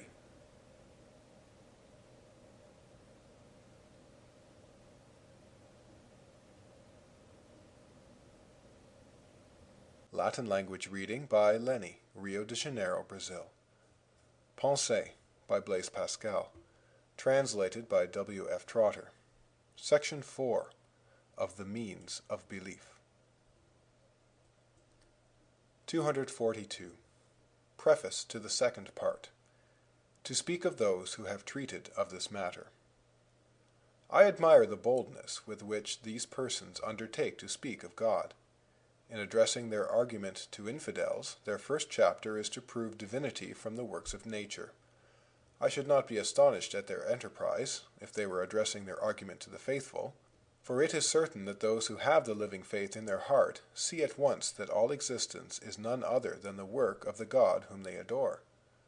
But for those in whom this light is extinguished, and in whom we purpose to rekindle it, persons destitute of faith and grace, who, seeking with all their light whatever they see in nature that can bring them to this knowledge, find only obscurity and darkness.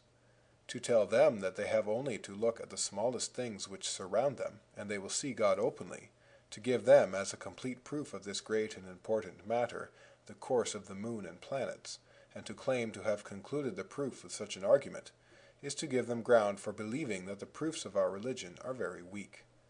And I see by reason and experience that nothing is more calculated to arouse their contempt. It is not after this manner that Scripture speaks, which has a better knowledge of the things that are of God.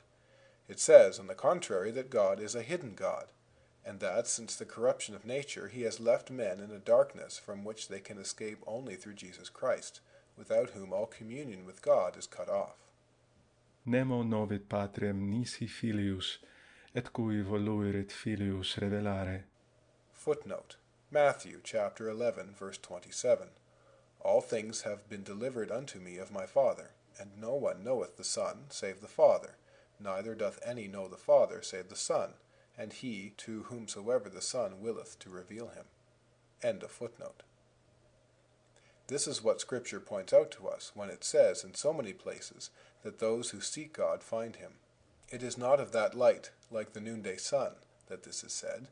We do not say that those who seek the noonday sun or water in the sea shall find them, and hence the evidence of God must not be of this nature. So it tells us elsewhere. Vere tu es Deus absconditus.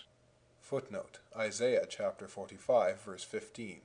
Verily thou art a God that hidest thyself, O God of Israel, the Saviour. End of footnote.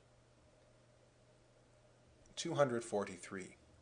It is an astounding fact that no canonical writer has ever made use of nature to prove God. They all strive to make us believe in him. David, Solomon, etc. have never said, "There is no void, therefore there is a God." They must have had more knowledge than the most learned people who came after them, and who have all made use of this argument. This is worthy of attention. 244. Why, do you not say yourself that the heavens and birds prove God? No. And does your religion not say so? No, for although it is true in a sense for some souls to whom God gives this light, yet it is false with respect to the majority of men. 245. There are three sources of belief: reason, custom, inspiration.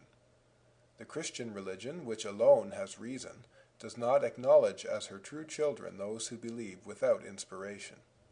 It is not that she excludes reason and custom.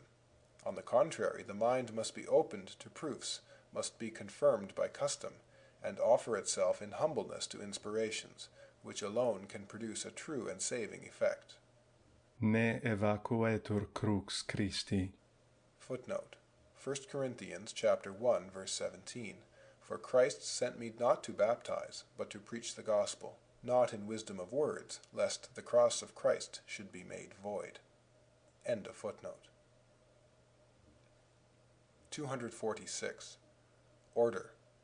After the letter that we ought to seek God, to write the letter on removing obstacles, which is the discourse on the machine, on preparing the machine, on seeking by reason. 247.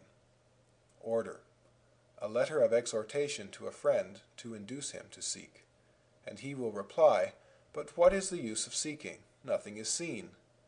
Then to reply to him, "Do not despair." And he will answer that he would be glad to find some light, but that, according to this very religion, if he believed in it, it will be of no use to him, and that therefore he prefers not to seek. And to answer to that, the machine. 248. A letter which indicates the use of proofs by the machine. Faith is different from proof. The one is human, the other is a gift of God. Justus ex fide vivit. Footnote: Romans chapter 1, verse 17.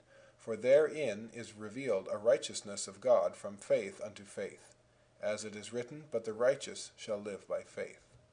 End of footnote. It is this faith that God himself puts into the heart, of which the proof is often the instrument. Fides ex auditu.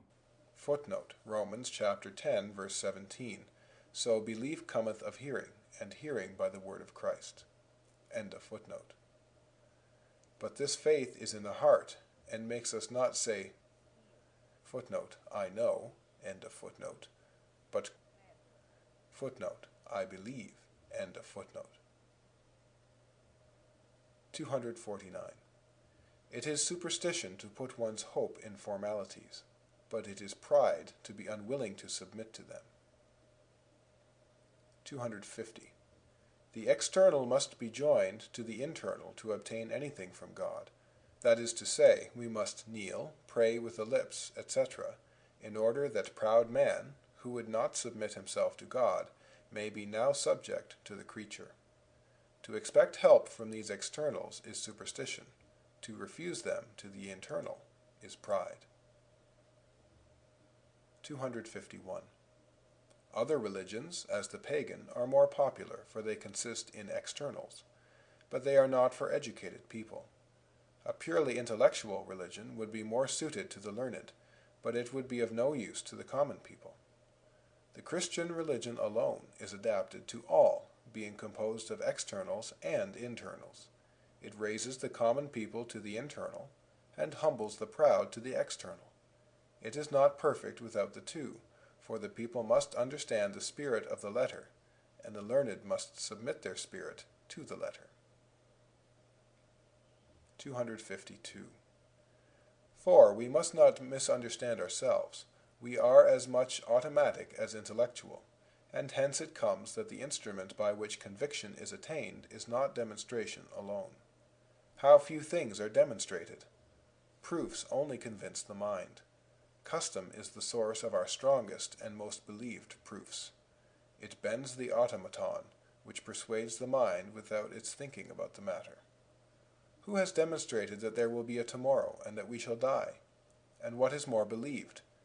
It is then custom which persuades us of it. It is custom that makes so many men Christians, custom that makes them Turks, heathens, artisans, soldiers, etc. Faith in baptism is more received among Christians than among Turks. Finally, we must have recourse to it when once the mind has seen where the truth is, in order to quench our thirst, and steep ourselves in that belief which escapes us at every hour. for always to have proofs ready is too much trouble. We must get an easier belief, which is that of custom, which, without violence, without art, without argument, makes us believe things, and inclines all our powers to this belief, so that our soul falls naturally into it. It is not enough to believe only by force of conviction, when the automaton is inclined to believe the contrary. Both our parts must be made to believe, the mind by reasons which it is sufficient to have seen once in a lifetime, and the automaton by custom, and by not allowing it to incline to the contrary. Inclina cor meum, Deus. Footnote: Psalm 119, verse 36. Incline my heart unto thy testimonies, and not to covetousness. End of footnote. The reason acts slowly, with so many examinations, and on so many principles, which must be always present, that at every hour it falls asleep, or wanders, through want of having all its principles present. Feeling does not act thus, it acts in a moment, and is always ready to act. We must then put our faith in feeling, otherwise it will be always vacillating. 253. Two extremes: to exclude reason, to admit reason only. 254. It is not a rare thing to have to reprove the world for too much docility. It is a natural vice, like credulity, and as pernicious. Superstition. 255. Piety is different from superstition. To carry piety as far as superstition is to destroy it. The heretics reproach us for this superstitious submission. This is to do what they reproach us for. Infidelity, not to believe in the Eucharist because it is not seen. Superstition, to believe propositions, faith, etc. 256. I say there are few true Christians, even as regards faith. There are many who believe, but from superstition. There are many who do not believe solely from wickedness. Few are between the two. In this I do not include those who are of truly pious character, nor all those who believe from a feeling in their heart. 257.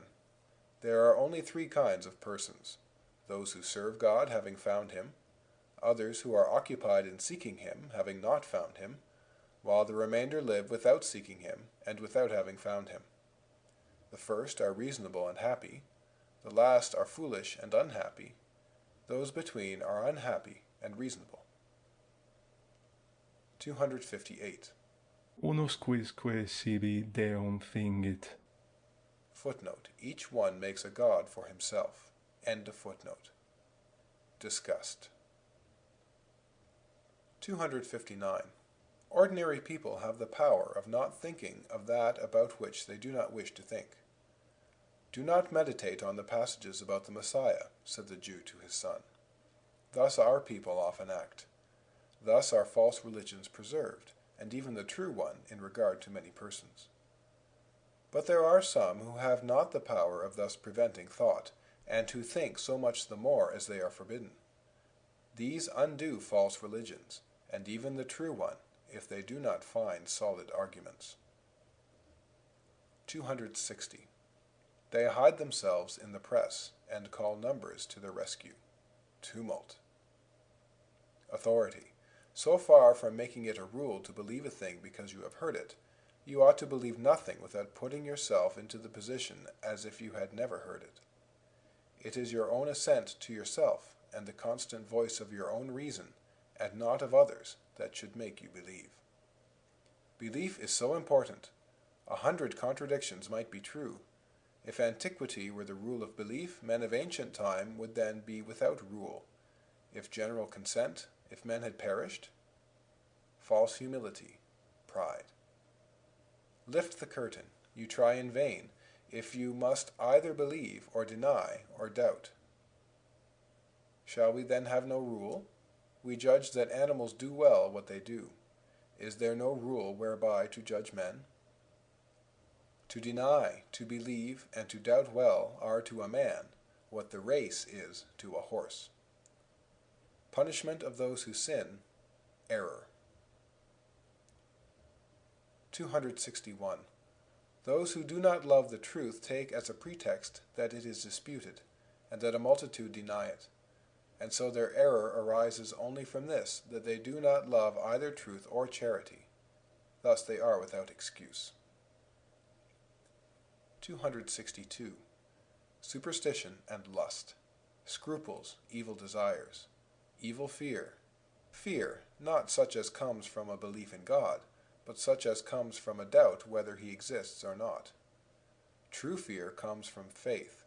False fear comes from doubt. True fear is joined to hope, because it is born of faith, and because men hope in the God in whom they believe. False fear is joined to despair, because men fear the God in whom they have no belief. The former fear to lose him, the latter fear to find him. 263. A miracle, says one, would strengthen my faith. He says so when he does not see one. Reasons, seen from afar, appear to limit our view, but when they are reached, we begin to see beyond. Nothing stops the nimbleness of our mind. There is no rule, say we, which has not some exceptions, no truth so general which has not some aspect in which it fails. It is sufficient that it be not absolutely universal to give us a pretext for applying the exception to the present subject, and for saying, this is not always true, there are therefore cases where it is not so. It only remains to show that this is one of them, and that is why we are very awkward or unlucky if we do not find one some day. 264. We do not weary of eating and sleeping every day, for hunger and sleepiness recur. Without that we should weary of them. So, without the hunger for spiritual things, we weary of them. Hunger after righteousness, the eighth beatitude. 265. Faith indeed tells what the senses do not tell, but not the contrary of what they see. It is above them, and not contrary to them. 266. How many stars have telescopes revealed to us, which did not exist for our philosophers of old? We freely attack Holy Scripture on the great number of stars, saying, there are only 1,028, we know it. There is grass on the earth, we see it. From the moon we could not see it. And on the grass are leaves, and in these leaves are small animals, but after that no more. O presumptuous man! The compounds are composed of elements, and the elements not. O presumptuous man! Here is a fine reflection. We must not say that there is anything which we do not see. We must then talk like others, but not think like them. 267. The last proceeding of reason is to recognize that there is an infinity of things which are beyond it. It is but feeble if it does not see so far as to know this. But if natural things are beyond it, what will be said of supernatural? 268. Submission. We must know where to doubt, where to feel certain, where to submit. He who does not do so understands not the force of reason. There are some who offend against these three rules, either by affirming everything as demonstrative, from want of knowing what demonstration is, or by doubting everything, from want of knowing where to submit, or by submitting in everything from want of knowing where they must judge. 269. Submission is the use of reason in which consists true Christianity. 270. St. Augustine. Reason would never submit if it did not judge that there are some occasions on which it ought to submit. It is then right for it to submit when it judges that it ought to submit. 271. Wisdom sends us to childhood. Nisi efficiamini sicut parvuli. Footnote: Matthew chapter 18, verse 3. Verily I say unto you, except ye turn and become as little children, ye shall in no wise enter into the kingdom of heaven. End of footnote. 272. There is nothing so conformable to reason as this disavowal of reason. 273. If we submit everything to reason, our religion will have no mysterious and supernatural element. If we offend the principles of reason, our religion will be absurd and ridiculous. 274. All our reasoning reduces itself to yielding to feeling. But fancy is like, though contrary to feeling, so that we cannot distinguish between these contraries. One person says that my feeling is fancy, another that his fancy is feeling. We should have a rule. Reason offers itself, but it is pliable in every sense, and thus there is no rule. 275. Men often take their imagination for their heart, and they believe they are converted as soon as they think of being converted. 276. Monsieur de Rohanay said, "Reasons come to me afterwards, but at first a thing pleases or shocks me without my knowing the reason, and yet it shocks me for that reason which I only discover afterwards." But I believe, not that it shocked him for the reasons which were found afterwards, but that these reasons were only found because it shocks him. 277. The heart has its reasons, which reason does not know. We feel it in 1,000 things. I say that the heart naturally loves the universal being, and also itself naturally, according as it gives itself to them, and it hardens itself against one or the other at its will. You have rejected the one and kept the other. Is it by reason that you love yourself? 278. It is the heart which experiences God, and not the reason. This then is faith, God felt by the heart, not by the reason. 279. Faith is a gift of God. Do not believe that we said it was a gift of reasoning. Other religions do not say this of their faith. They only gave reasoning in order to arrive at it, and yet it does not bring them to it. 280. The knowledge of God is very far from the love of him. 281. Heart, instinct, principles. 282. We know truth not only by the reason, but also by the heart, and it is in this last way that we know first principles, and reason, which has no part in it, tries in vain to impugn them. The skeptics, who have only this for their object, labor to no purpose. We know that we do not dream, and however impossible it is for us to prove it by reason, this inability demonstrates only the weakness of our reason, but not, as they affirm, the uncertainty of all our knowledge.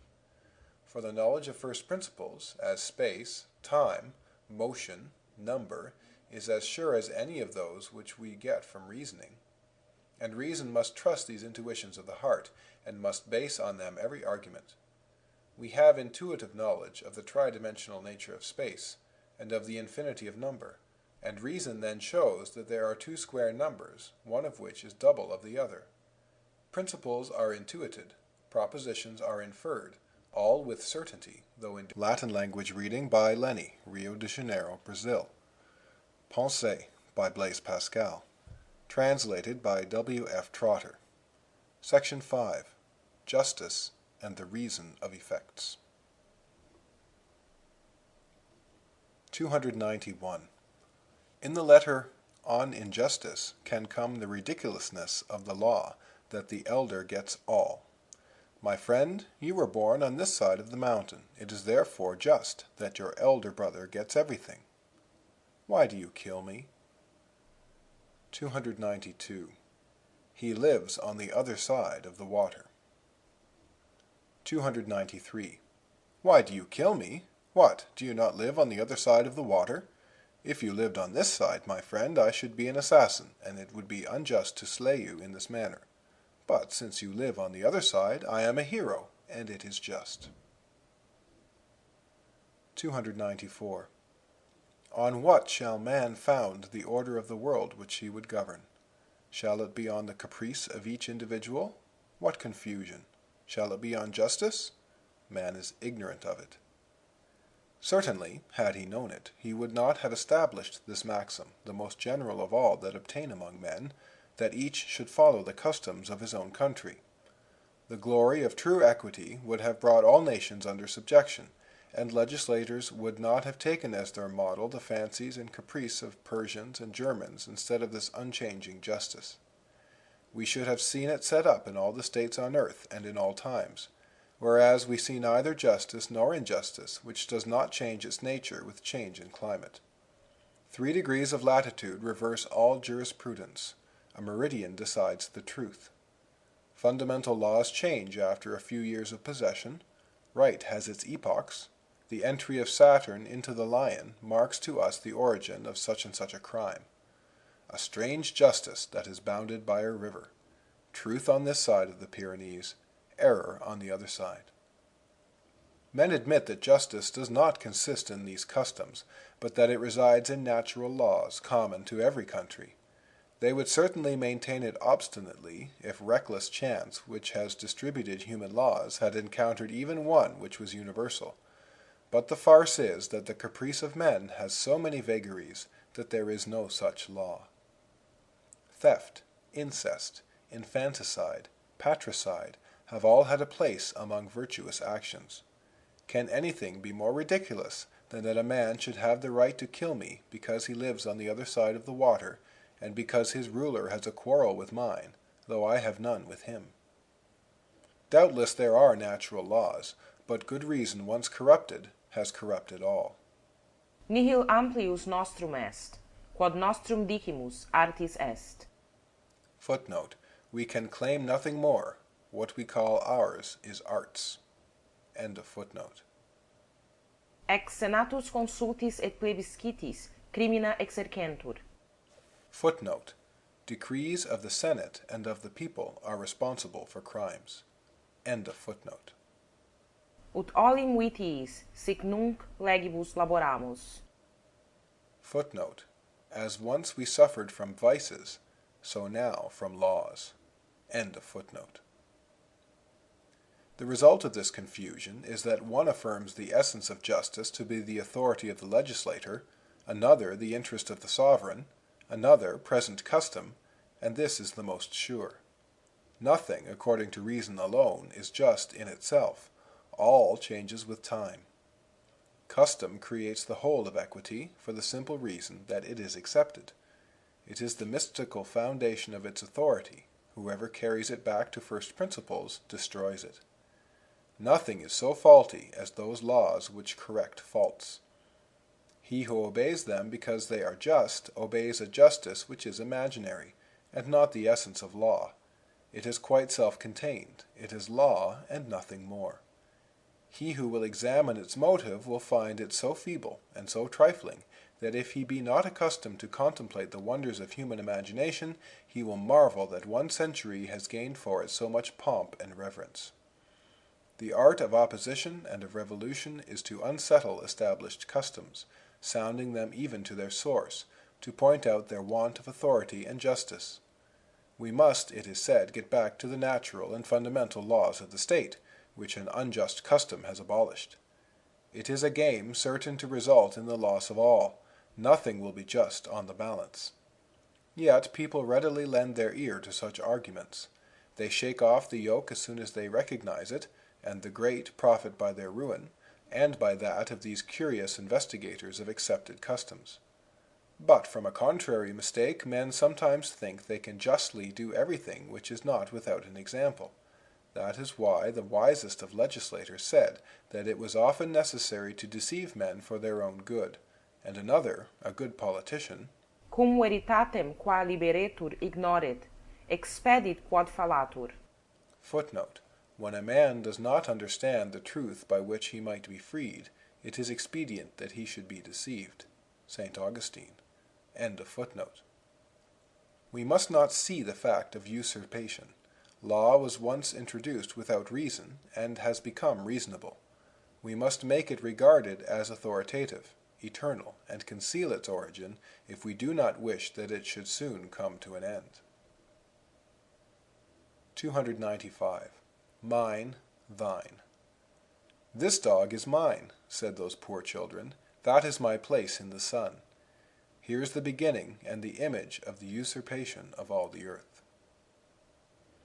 296.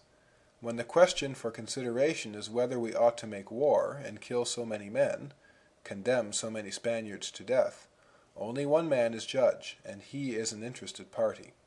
There should be a third who is disinterested. 297. Veri iuris. Footnote: of the true law. End of footnote. We have it no more. If we had it, we should take conformity to the customs of a country as the rule of justice. It is here that, not finding justice, we have found force, etc. 298. Justice, might. It is right that what is just should be obeyed.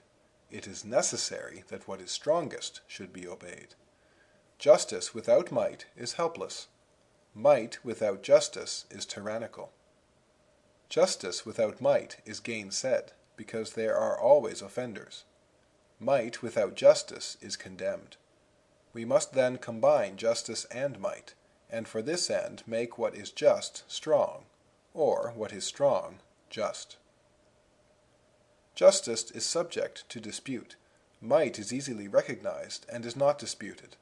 So we cannot give might to justice, because might has gainsaid justice, and has declared that it is she herself who is just. And thus, being unable to make what is just strong, we have made what is strong just. 299. The only universal rules are the laws of the country in ordinary affairs, and of the majority in others. Whence comes this? From the might which is in them. Hence it comes that kings, who have power of a different kind, do not follow the majority of their ministers. No doubt equality of goods is just, but, being unable to cause might to obey justice, men have made it just to obey might. Unable to strengthen justice, they have justified might, so that the just and the strong should unite, and there should be peace, which is the sovereign good. 300. When a strong man armed keepeth his goods are in peace. 301. Why do we follow the majority? Is it because they have more reason? No, because they have more power. Why do we follow ancient laws and opinions? Is it because they are more sound? No, but because they are unique, and remove from us the root of difference. 302. It is the effect of might, not of custom. For those who are capable of originality are few. The greater number will only follow, and refuse glory to those inventors who seek it by their inventions. And if these are obstinate in their wish to obtain glory, and despise those who do not invent, the latter will call them ridiculous names, and would beat them with a stick. Let no one then boast of his subtlety, or let him keep his complacency to himself. 303. Might is the sovereign of the world, and not opinion. But opinion makes use of might. It is might that makes opinion. Gentleness is beautiful in our opinion. Why? Because he who will dance on a rope will be alone, and I will gather a stronger mob of people who will say that it is unbecoming. 304. The cords which bind the respect of men to each other are in general cords of necessity, for there must be different degrees, all men wishing to rule, and not all being able to do so, but some being able. Let us then imagine we see society in the process of formation. Men will doubtless fight till the stronger party overcomes the weaker, and a dominant party is established. But when this is once determined, the masters, who do not desire the continuation of strife, then decree that the power which is in their hands shall be transmitted as they please. Some place it in election by the people, others in hereditary succession, etc. And this is the point where imagination begins to play its part. Till now power makes fact. Now power is sustained by imagination in a certain party, in France in the nobility, in Switzerland in the burgesses, etc. These cords which bind the respect of men to such and such an individual are therefore the cords of imagination. 305. The Swiss are offended by being called gentlemen, and prove themselves true plebeians in order to be thought worthy of great office. 306. As duchies, kingships, and magistracies are real and necessary, because might rules all, they exist everywhere and always. But since only caprice makes such and such a one a ruler, the principle is not constant, but subject to variation, etc. 307. The chancellor is grave, and clothed with ornaments, for his position is unreal. Not so the king, he has power, and has nothing to do with the imagination. Judges, physicians, etc. appeal only to the imagination. 308. The habit of seeing kings accompanied by guards, drums, officers, and all the paraphernalia which mechanically inspire respect and awe, makes their countenance, when sometimes seen alone without these accompaniments, impress respect and awe on their subjects, because we cannot separate in thought their persons from the surroundings with which we see them usually joined. And the world, which knows not that this effect is the result of habit, believes that it arises by a natural force, whence come these words, "The character of divinity is stamped on his countenance," etc. 309. Justice. As custom determines what is agreeable, so also does it determine justice. 310. King and tyrant. I too will keep my thoughts secret. I will take care on every journey. Greatness of establishment, respect for establishment. The pleasure of the great is the power to make people happy. The property of riches is to be given liberally. The property of each thing must be sought. The property of power is to protect. When force attacks humbug, when a private soldier takes the square cap off a first president and throws it out of the window.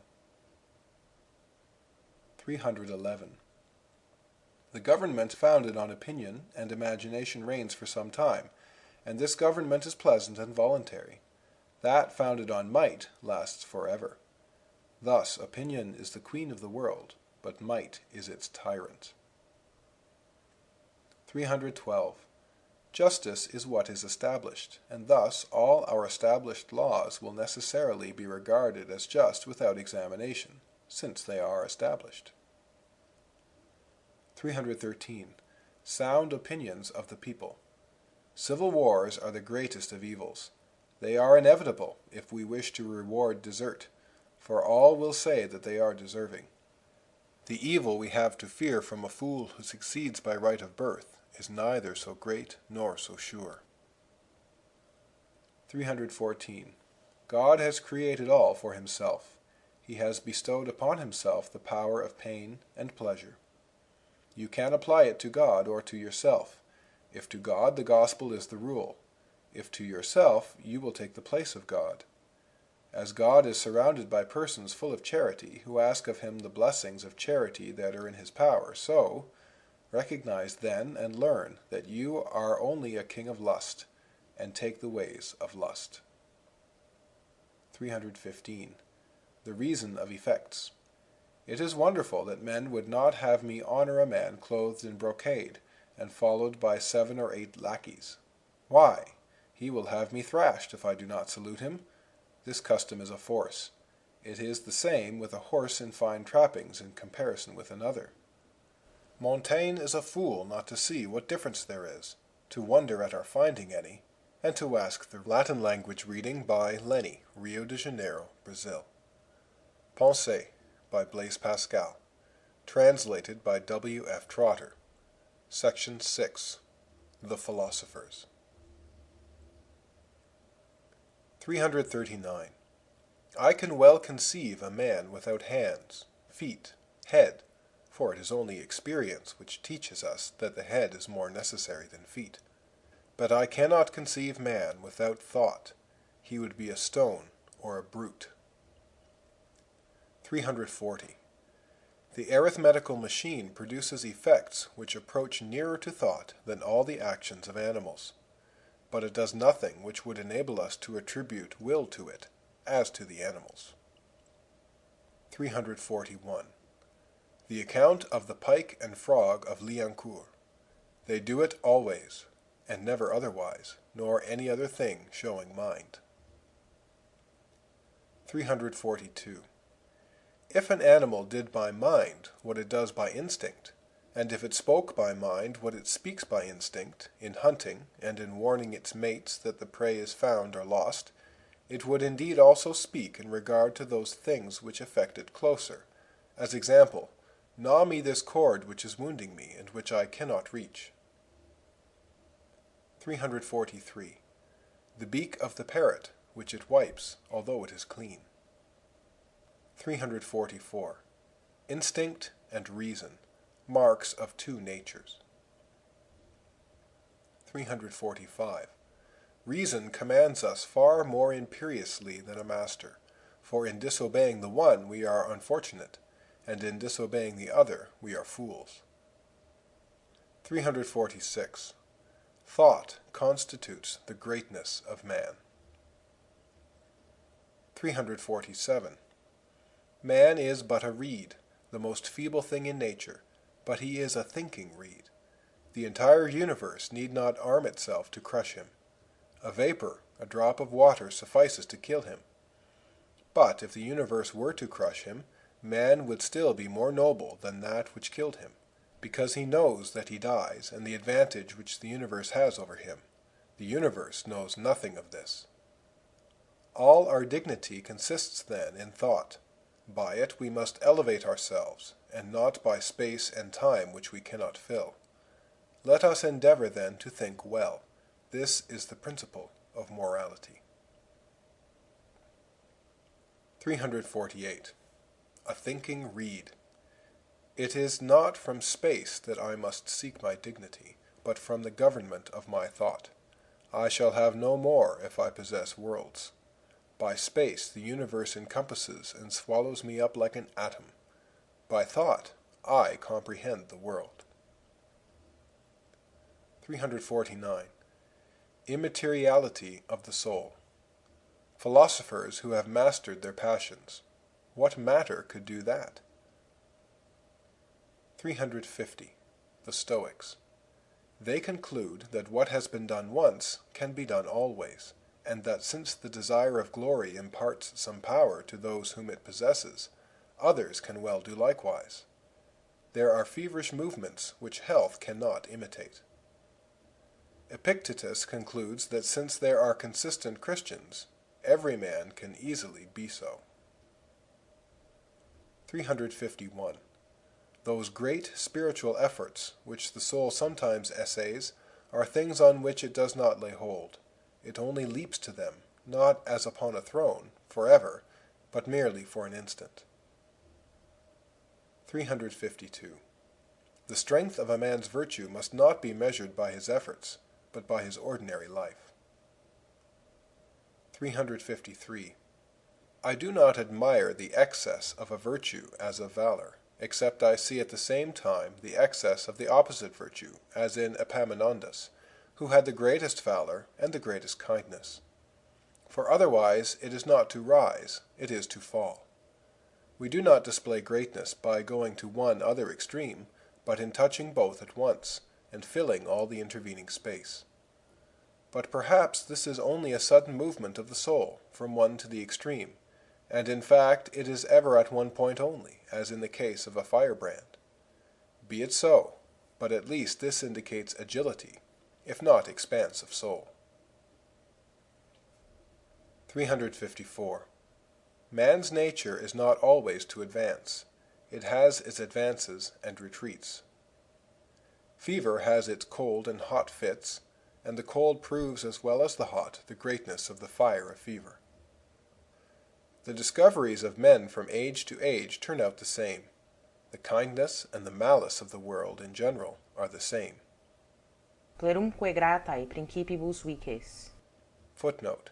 Changes are usually pleasing to princes. Horace. End of footnote. 355. Continuous eloquence wearies.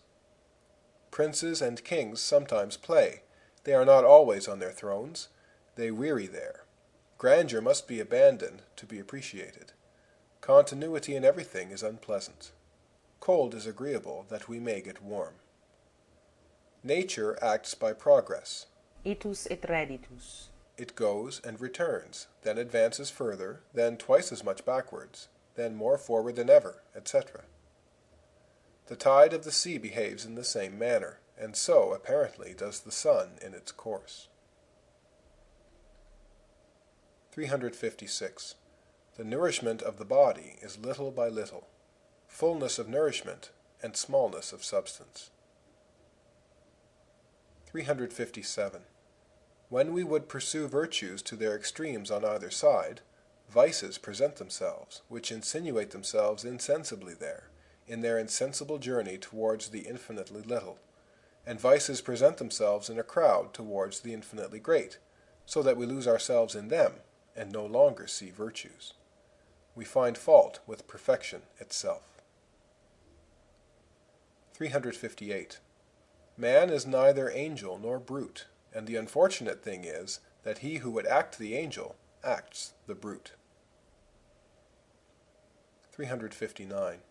We do not sustain ourselves in virtue by our own strength, but by the balancing of two opposed vices, just as we remain upright amidst two contrary gales. Remove one of the vices, and we fall into the other. 360. What the Stoics propose is so difficult and foolish. The Stoics lay down that all those who are not at their high degree of wisdom are equally foolish and vicious as those who are 2 inches under water. 361. The sovereign good.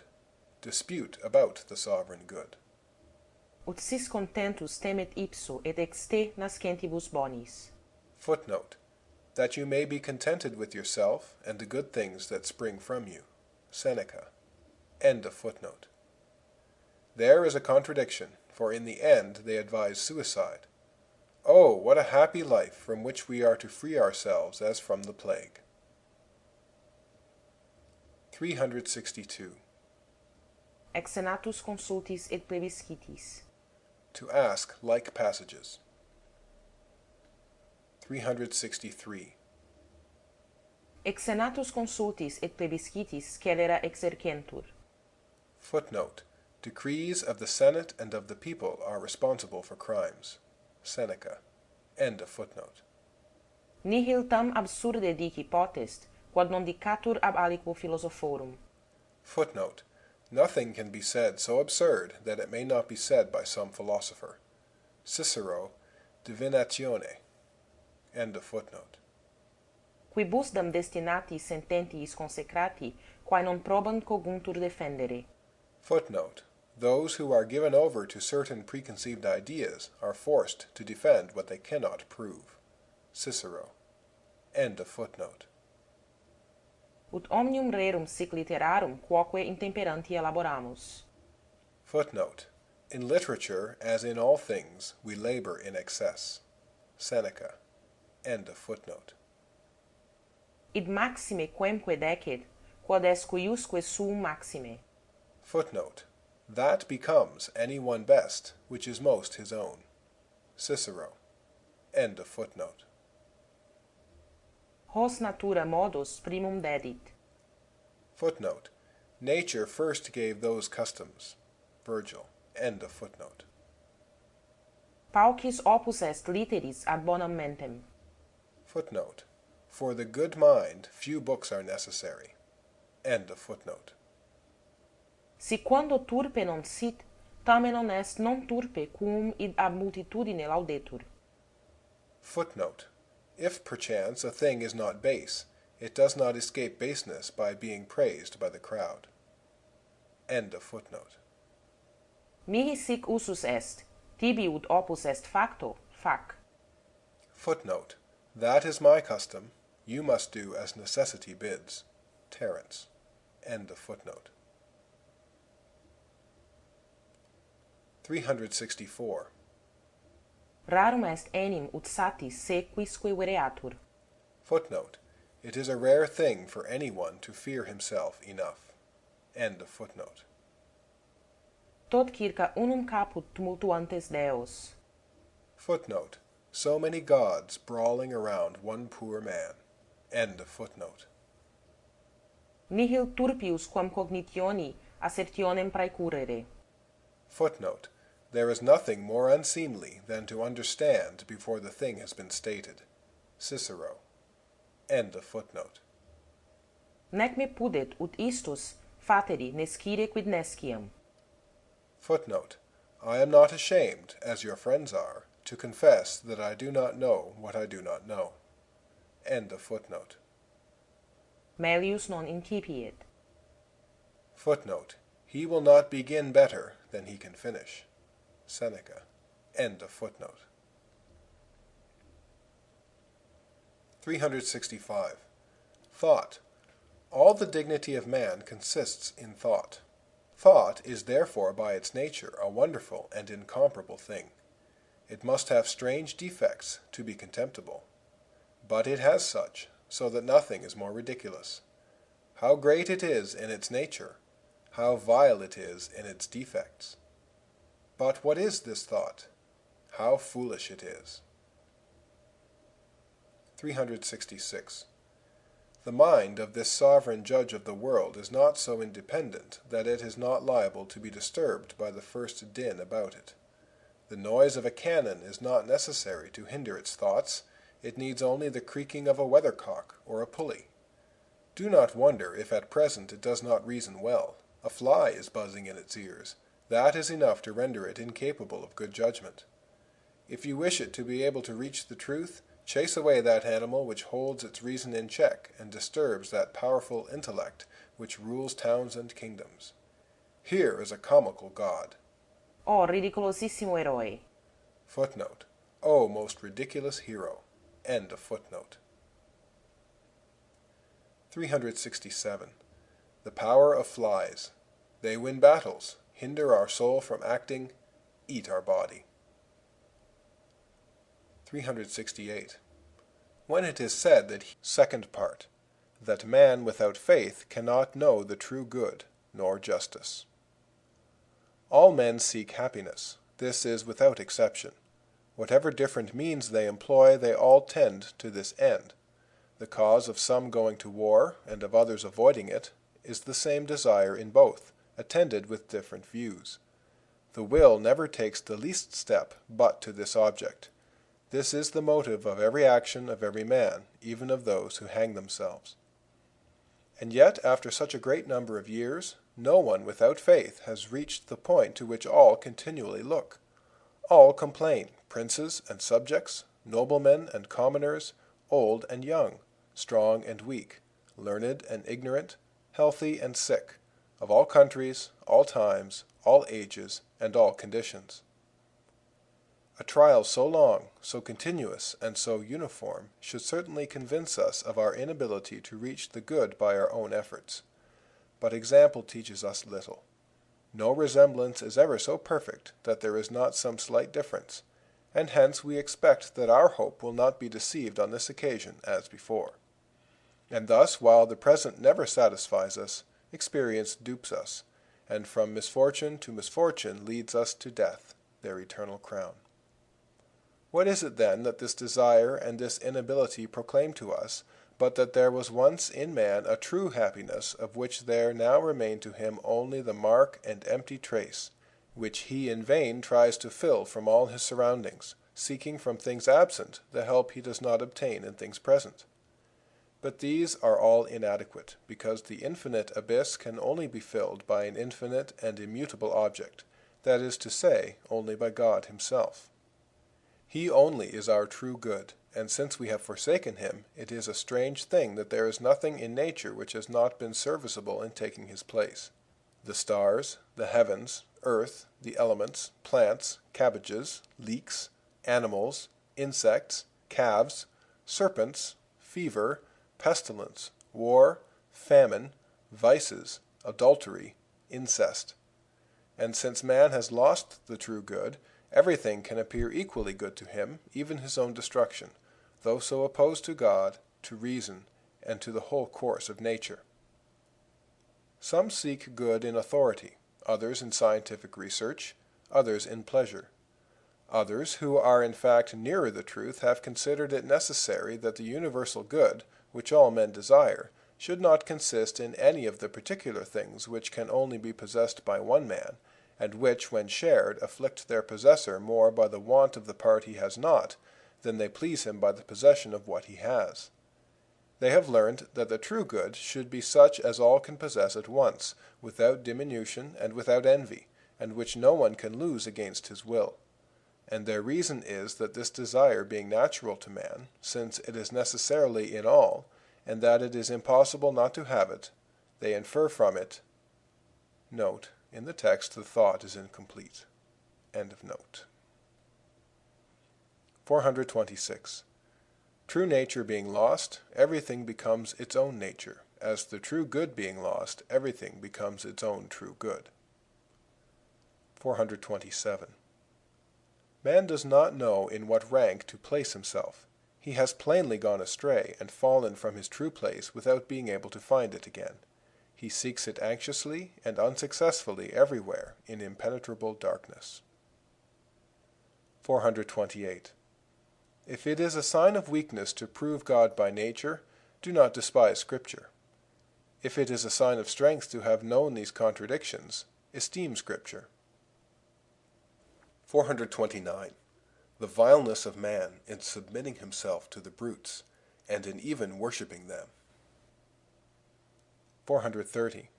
For Port Royal, the beginning after having explained the incomprehensibility. The greatness and the wretchedness of man are so evident that the true religion must necessarily teach us both that there is in man some great source of greatness, and a great source of wretchedness. It must then give us a reason for these astonishing contradictions. In order to make man happy, it must prove to him that there is a God, that we ought to love him, that our true happiness is to be in him, and our sole evil to be separated from him. It must recognize that we are full of darkness which hinders us from knowing and loving him, and that thus, as our duties compel us to love God, and our lusts turn us away from him, we are full of unrighteousness. It must give us an explanation of our opposition to God and to our own good. It must teach us the remedies for these infirmities, and the means of obtaining these remedies. Let us therefore examine all the religions of the world, and see if there be any other than the Christian which is sufficient for this purpose. Shall it be that of the philosophers, who put forward as the chief good the good which is in ourselves? Is this the true good? Have they found the remedy for our ills? Is man's pride cured by placing him on an equality with God? Have those who have made us equal to the brutes, or the Mohammedans, who have offered us earthly pleasures as the chief good even in eternity, produced the remedy for our lusts? What religion then will teach us to cure pride and lust? What religion will in fact teach us our good, our duties, the weakness which turns us from them, the cause of this weakness, the remedies which can cure it, and the means of obtaining these remedies? All other religions have not been able to do so. Let us see what the wisdom of God will do. Expect neither truth, she says, nor consolation from men. I am she who formed you, and who alone can teach you what you are. But you are now no longer in the state in which I formed you. I created man holy, innocent, perfect. I filled him with light and intelligence. I communicated to him my glory and my wonders. The eye of man saw then the majesty of God. He was not then in the darkness which blinds him, nor subject to mortality and the woes which afflict him. But he has not been able to sustain so great glory without falling into pride. He wanted to make himself his own center, and independent of my help. He withdrew himself from my rule, and on making himself equal to me by the desire of finding his happiness in himself, I abandoned him to himself. And setting in revolt the creatures that were subject to him, I made them his enemies, so that man is now become like the brutes, and so estranged from me that there scarce remains to him a dim vision of his author.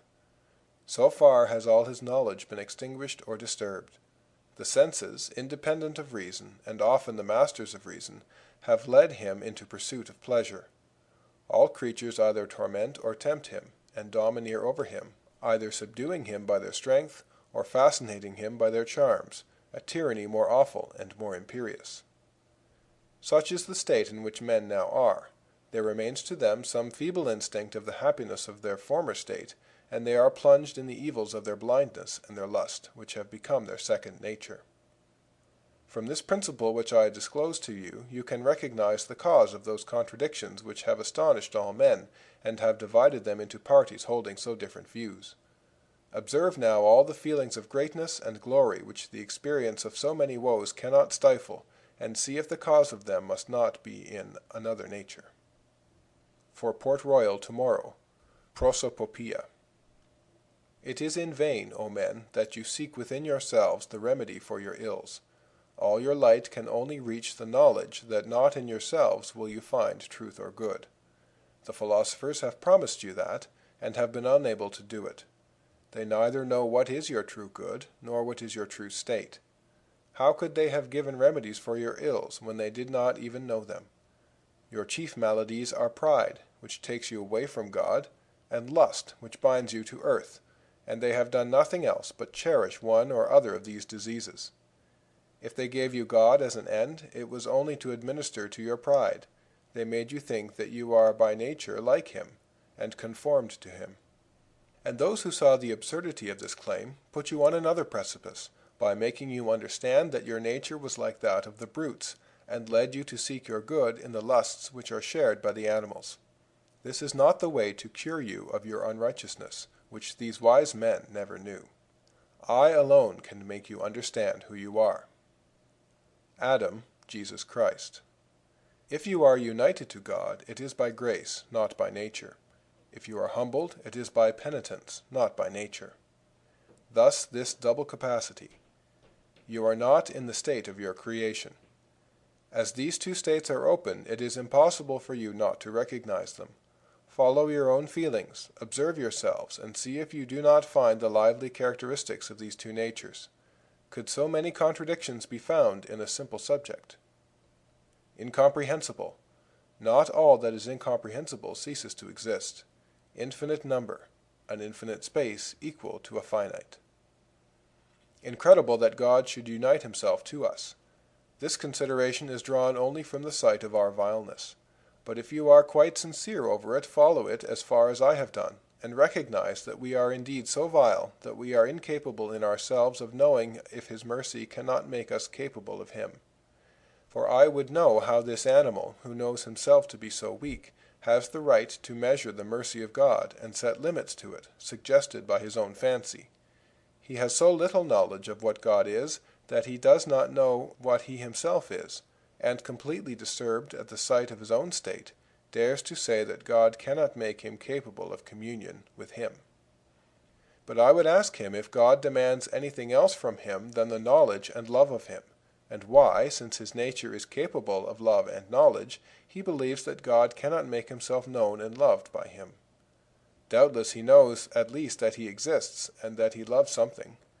Therefore, if he sees anything in the darkness wherein he is, and if he finds some object of his love among the things on earth, why, if God impart to him some ray of his essence, will he not be capable of knowing and of loving him in the manner in which it shall please him to communicate himself to us? There must then be certainly an intolerable presumption in this sort of arguments, although they seem founded on an apparent humility, which is neither sincere nor reasonable, if it does not make us admit that, not knowing of ourselves what we are, we can only learn it from God. I do not mean that you should submit your belief to me without reason, and I do not aspire to overcome you by tyranny. In fact, I do not claim to give you a reason for everything. And to reconcile these contradictions, I intend to make you see clearly, by convincing proofs, those divine signs in me which may convince you of what I am, and may gain authority for me by wonders and proofs which you cannot reject, so that you may then believe without the things which I teach you, since you will find no other ground for rejecting them, except that you cannot know of yourselves if they are true or not.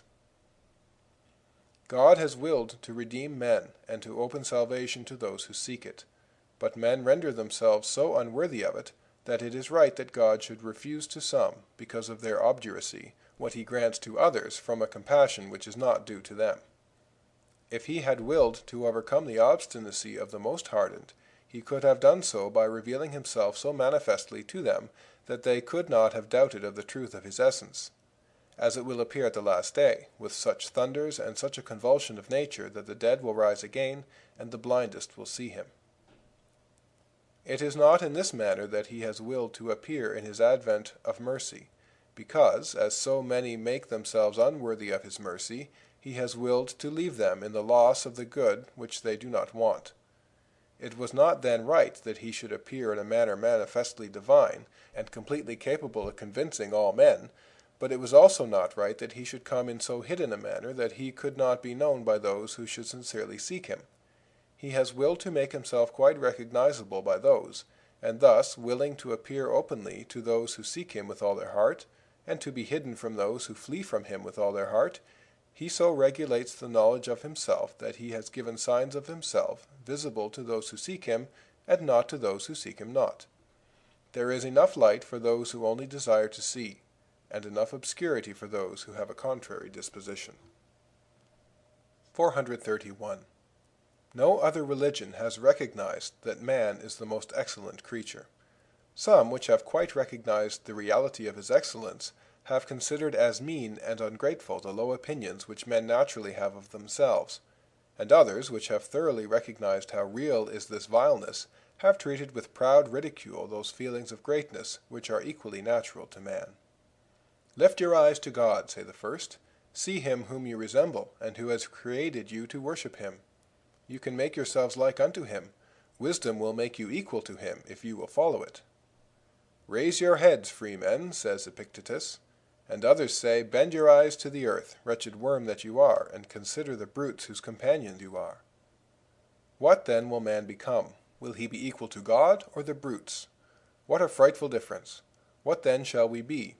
Who does not see from all this that man has gone astray, that he has fallen from his place, that he anxiously seeks it, and that he cannot find it again? And who shall then direct him to it? The greatest men have failed. 432. Skepticism is true, for, after all, men before Jesus Christ did not know where they were, nor whether they were great or small. And those who have said the one or the other knew nothing about it, and guessed without reason and by chance. They also erred always in excluding the one or the other. Quod ergo ignorantes quaeritis religio annuntiat vobis. Footnote. What therefore ye ignorantly seek, religion proclaims to you. Compare Acts chapter 17, verse 23. End of footnote. 433. After having understood the whole nature of man. That a religion may be true, it must have knowledge of our nature. It ought to know its greatness and littleness, and the reason of both. What religion but the Christian has known this? 434. The chief arguments of the skeptics, I pass over the lesser ones, are that we have no certainty of the truth of these principles apart from faith and revelation, except in so far as we naturally perceive them in ourselves. Now this natural intuition is not a convincing proof of their truth, since, having no certainty apart from faith whether man was created by a good God, or by a wicked demon, or by chance, it is doubtful whether these principles given to us are true, or false, or uncertain according to our origin. Again, no person is certain, apart from faith, whether he is awake or sleeps, seeing that during sleep we believe as firmly as we do that we are awake. We believe that we see space, figure, and motion. We are aware of the passage of time, we measure it, and in fact we act as if we were awake. So that half our life being passed in sleep, we have on our own admission no idea of truth, whatever we may imagine. As all our intuitions are then illusions, who knows whether the other half of our life, in which we think we are awake, is not another sleep a little different from the former, from which we awake when we suppose ourselves asleep? And who doubts that, if we dreamt in company, and the dreams chanced to agree, which is common enough, and if we were always alone when awake, we should believe that matters were reversed? In short, as we often dream that we dream, heaping dream upon dream, may it not be that this half of our life, wherein we think ourselves awake, is itself only a dream on which the others are grafted, from which we wake at death, during which we have as few principles of truth and good as during natural sleep, these different thoughts which disturb us being perhaps only illusions, like the flight of time and the vain fancies of our dreams. These are the chief arguments on one side and the other. I omit minor ones, such as the skeptical talk against the impressions of custom, education, manners, country, and the like. Though these influence the majority of common folk, who dogmatize only on shallow foundations, they are upset by the least breath of the skeptics. We have only to see their books if we are not sufficiently convinced of this, and we shall very quickly become so, perhaps too much.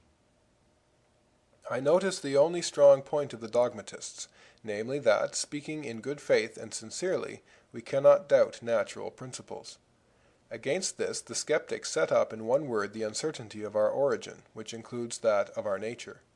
The dogmatists have been trying to answer this objection ever since the world began. So there is open war among men, in which each must take a part, and side either with dogmatism or skepticism. For he who thinks to remain neutral is above all a skeptic. This neutrality is the essence of the sect. He who is not against them is essentially for them. In this appears their advantage. They are not for themselves. They are neutral, indifferent, in suspense as to all things, even themselves being no exception.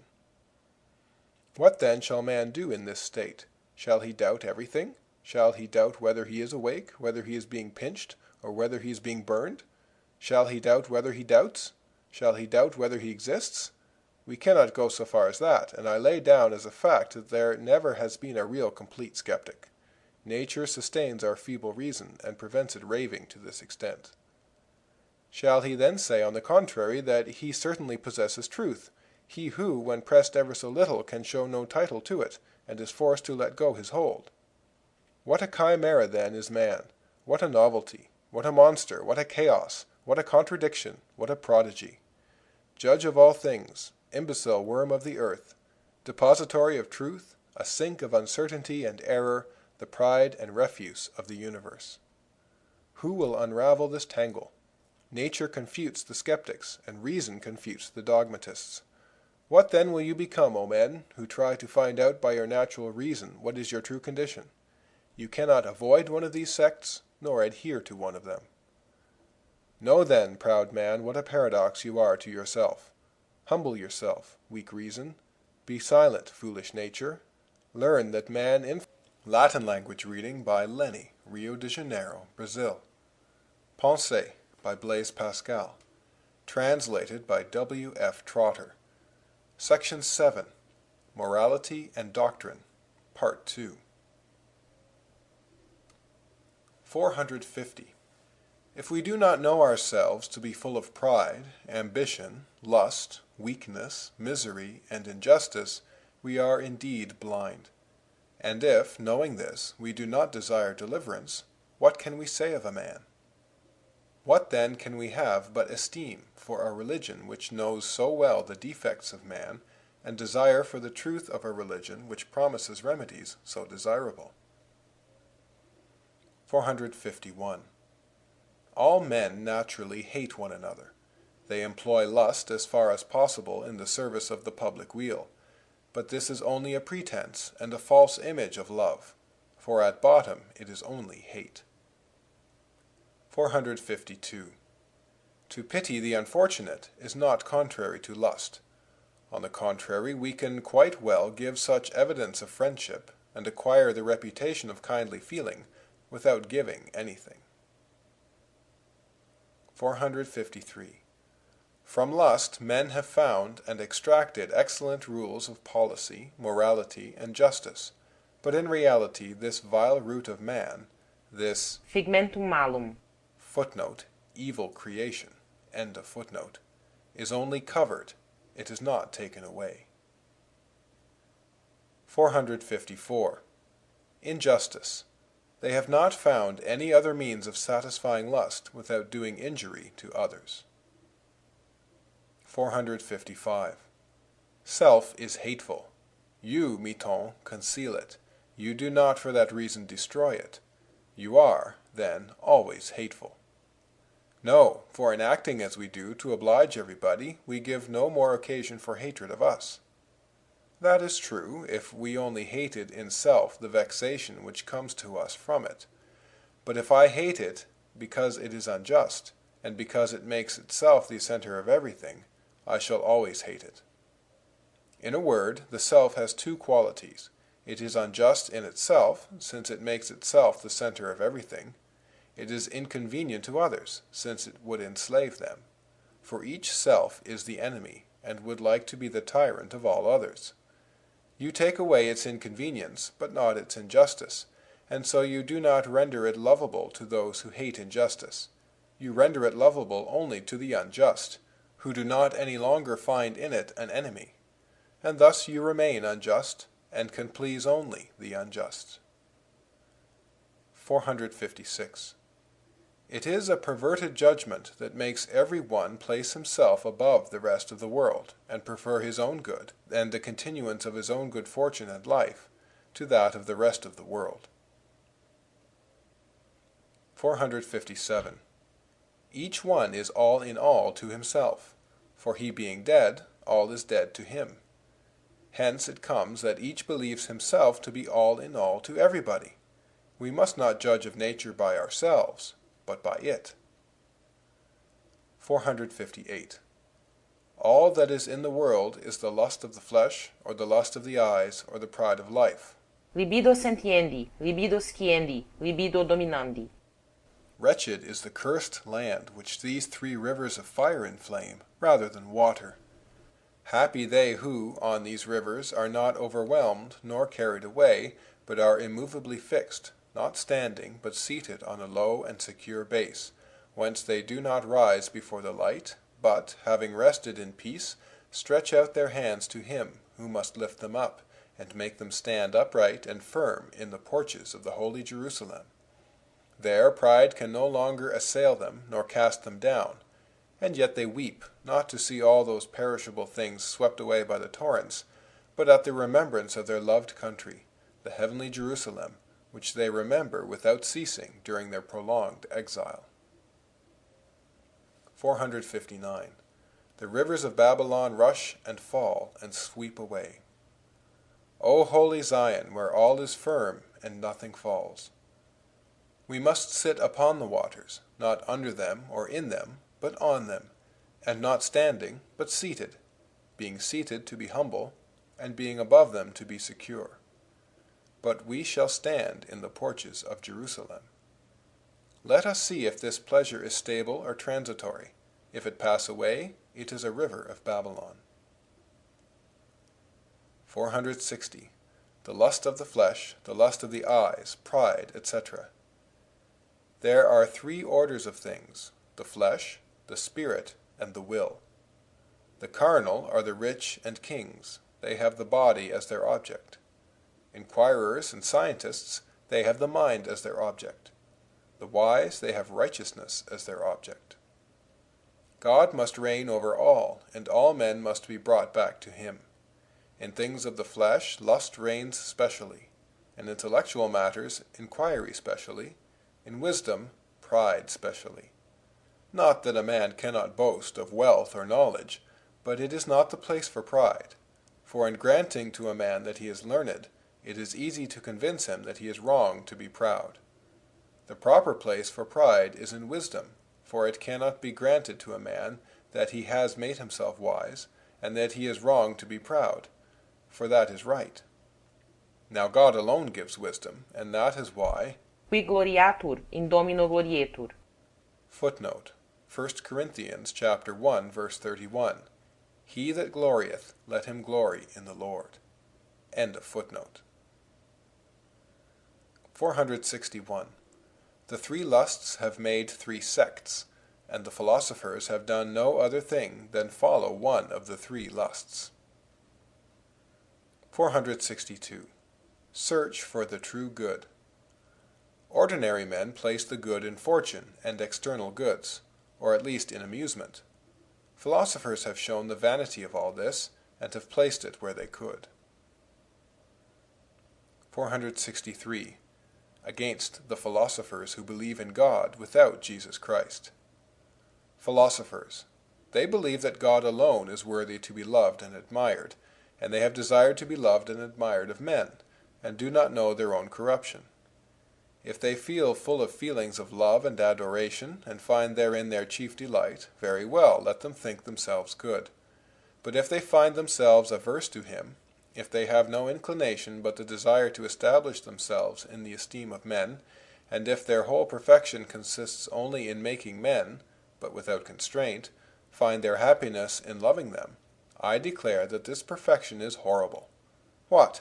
They have known God, and have not desired solely that men should love him, but that men should stop short at them.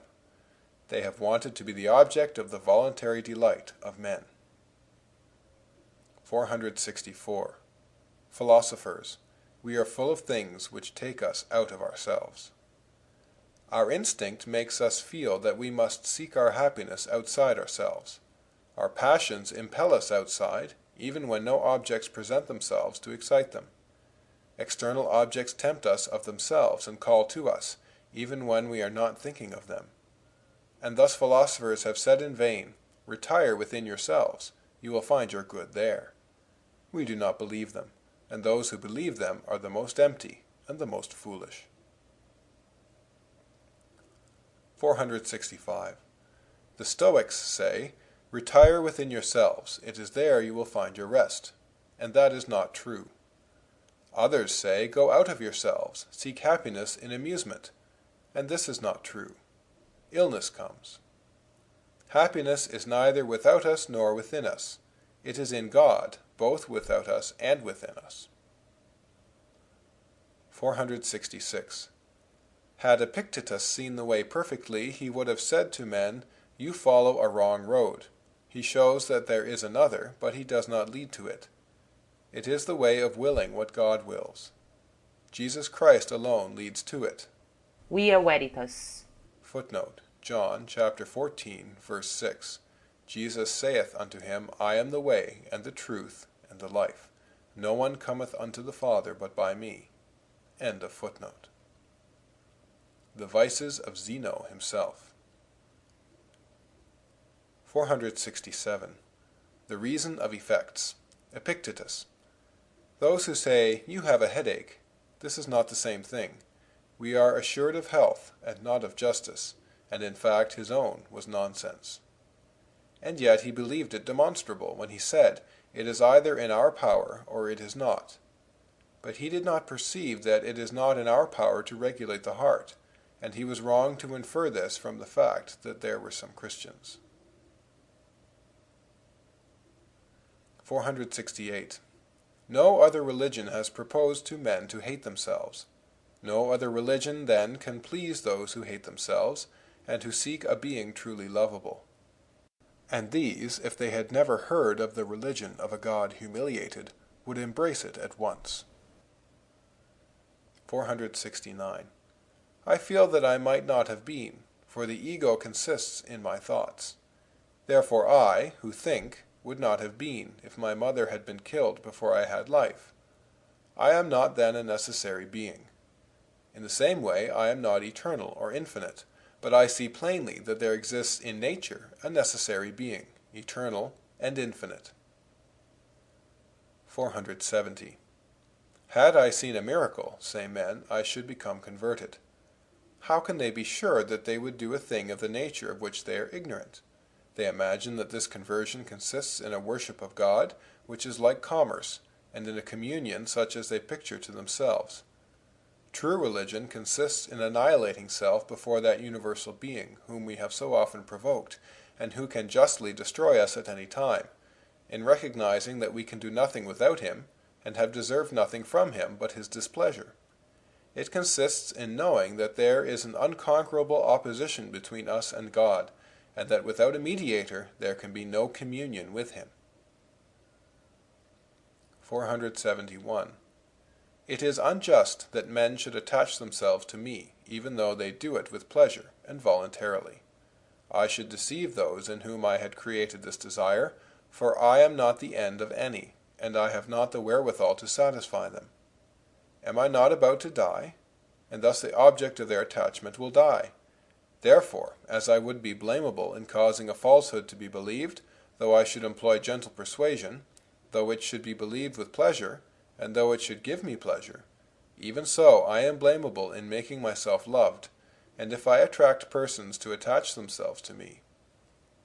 I ought to warn those who are ready to consent to a lie that they ought not to believe it, whatever advantage comes to me from it, and likewise that they ought not to attach themselves to me, for they ought to spend their life and their care in pleasing God, or in seeking him.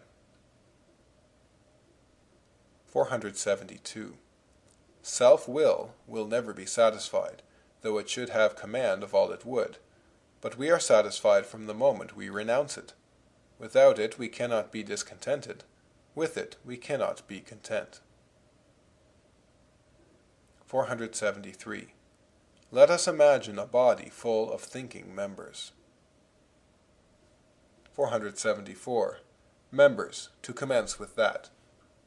To regulate the love which we owe to ourselves, we must imagine a body full of thinking members, for we are members of the whole, and must see how each member should love itself, etc. 475. If the feet and the hands had a will of their own, they could only be in their order in submitting this particular will to the primary will which governs the whole body. Apart from that, they are in disorder and mischief, but in willing only the good of the body, they accomplish their own good. 476. We must love God only, and hate self only. If the foot had always been ignorant that it belonged to the body, and that there was a body on which it depended, if it had only the knowledge and love of self, and if it came to know that it belonged to a body on which it depended, what regret, what shame for its past life, for having been useless to the body which inspired its life, which would have annihilated it if it had rejected it and separated it from itself, as it kept itself apart from the body. What prayers for its preservation in it, and with what submission would it allow itself to be governed by the will which rules the body, even to consenting, if necessary, to be cut off, or it would lose its character as a member. For every member must be quite willing to perish for the body, for which alone the whole is. 477. It is false that we are worthy of the love of others. It is unfair that we should desire it.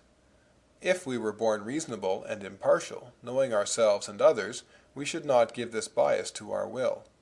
However, we are born with it, we are therefore born unjust, for all tends to self.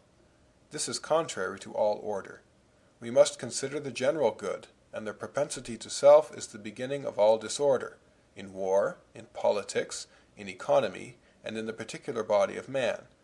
The will is therefore depraved. If the members of natural and civil communities tend towards the weal of the body, the communities themselves ought to look to another more general body of which they are members. We ought therefore to look to the whole. We are therefore born unjust and depraved. 478. When we want to think of God, is there nothing which turns us away and tempts us to think of something else? All this is bad, and is born in us. 479. If there is a God, we must love him only, and not the creatures of a day. The reasoning of the ungodly in the Book of Wisdom is only based upon the non-existence of God. On that supposition, they say, let us take delight in the creatures. That is the worst that can happen. But if there were a God to love, they would not have come to this conclusion, but to quite the contrary. And this is the conclusion of the wise. There is a God, let us therefore not take delight in the creatures. Therefore, all that incites us to attach ourselves to the creatures is bad, since it prevents us from serving God if we know him, or from seeking him if we know him not. Now we are full of lust, therefore we are full of evil. Therefore we ought to hate ourselves, and all that excites us to attach ourselves to any other object than God only. 480. To make the members happy, they must have one will, and submit it to the body. 481. The examples of the noble deaths of the Lacedaemonians and others scarce touch us, for what good is it to us? But the example of the death of the martyrs touches us, for they are our members. We have a common tie with them. Their resolution can form ours, not only by example, but because it has perhaps deserved ours. There is nothing of this in the examples of the heathen. We have no tie with them, as we do not become rich by seeing a stranger who is so, but in fact by seeing a father or a husband who is so. 482. Morality. God, having made the heavens and the earth, which do not feel the happiness of their being, he has willed to make beings who should know it, and who should compose a body of thinking members. For our members do not feel the happiness of their union, of their wonderful intelligence, of the care which nature has taken to infuse into them minds, and to make them grow and endure. How happy they would be if they saw and felt it! But for this they would need to have intelligence to know it, and goodwill to consent to that of the universal soul. But if, having received intelligence, they employed it to retain nourishment for themselves, without allowing it to pass to the other members, they would be not only unjust, but also miserable, and would hate rather than love themselves, their blessedness, as well as their duty, consisting in their consent to the guidance of the whole soul to which they belong, which loves them better than they love themselves. 483. To be a member is to have neither life, being, nor movement, except through the spirit of the body, and for the body. The separate member, seeing no longer the body to which it belongs, has only a perishing and dying existence. Yet it believes it is a whole, and seeing not the body on which it depends, it believes it depends only on self, and desires to make itself both center and body. 107. The spirit of grace, the hardness of the heart, external circumstances.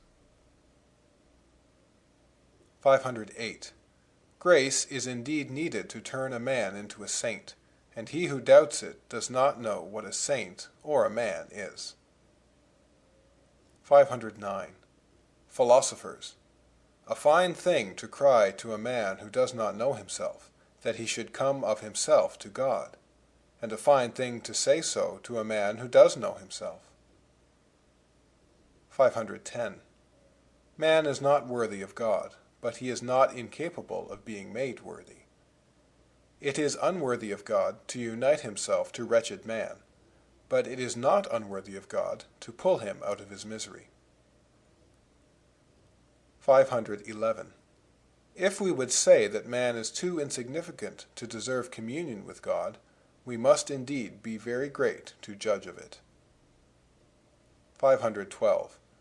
It is, in peculiar phraseology, wholly the body of Jesus Christ, but it cannot be said to be the whole body of Jesus Christ.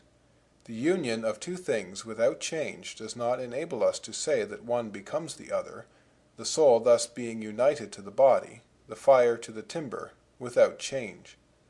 But change is necessary to make the form of the one become the form of the other, thus the union of the Word to man.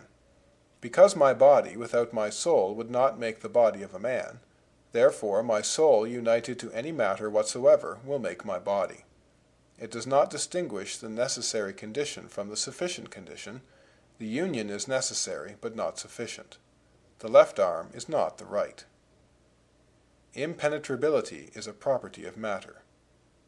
Identity of number in regard to the same time requires the identity of matter. Thus, if God united my soul to a body in China, the same body Idem numero. would be in China. The same river which runs there is Idem numero. as that which runs at the same time in China. 513. Why God has established prayer. 1. To communicate to his creatures the dignity of causality. 2. To teach us from whom our virtue comes. 3. To make us deserve other virtues by work. But to keep his own preeminence, he grants prayer to whom he pleases. Objection. But we believe that we hold prayer of ourselves. This is absurd, for since, though having faith, we cannot have virtues, how should we have faith?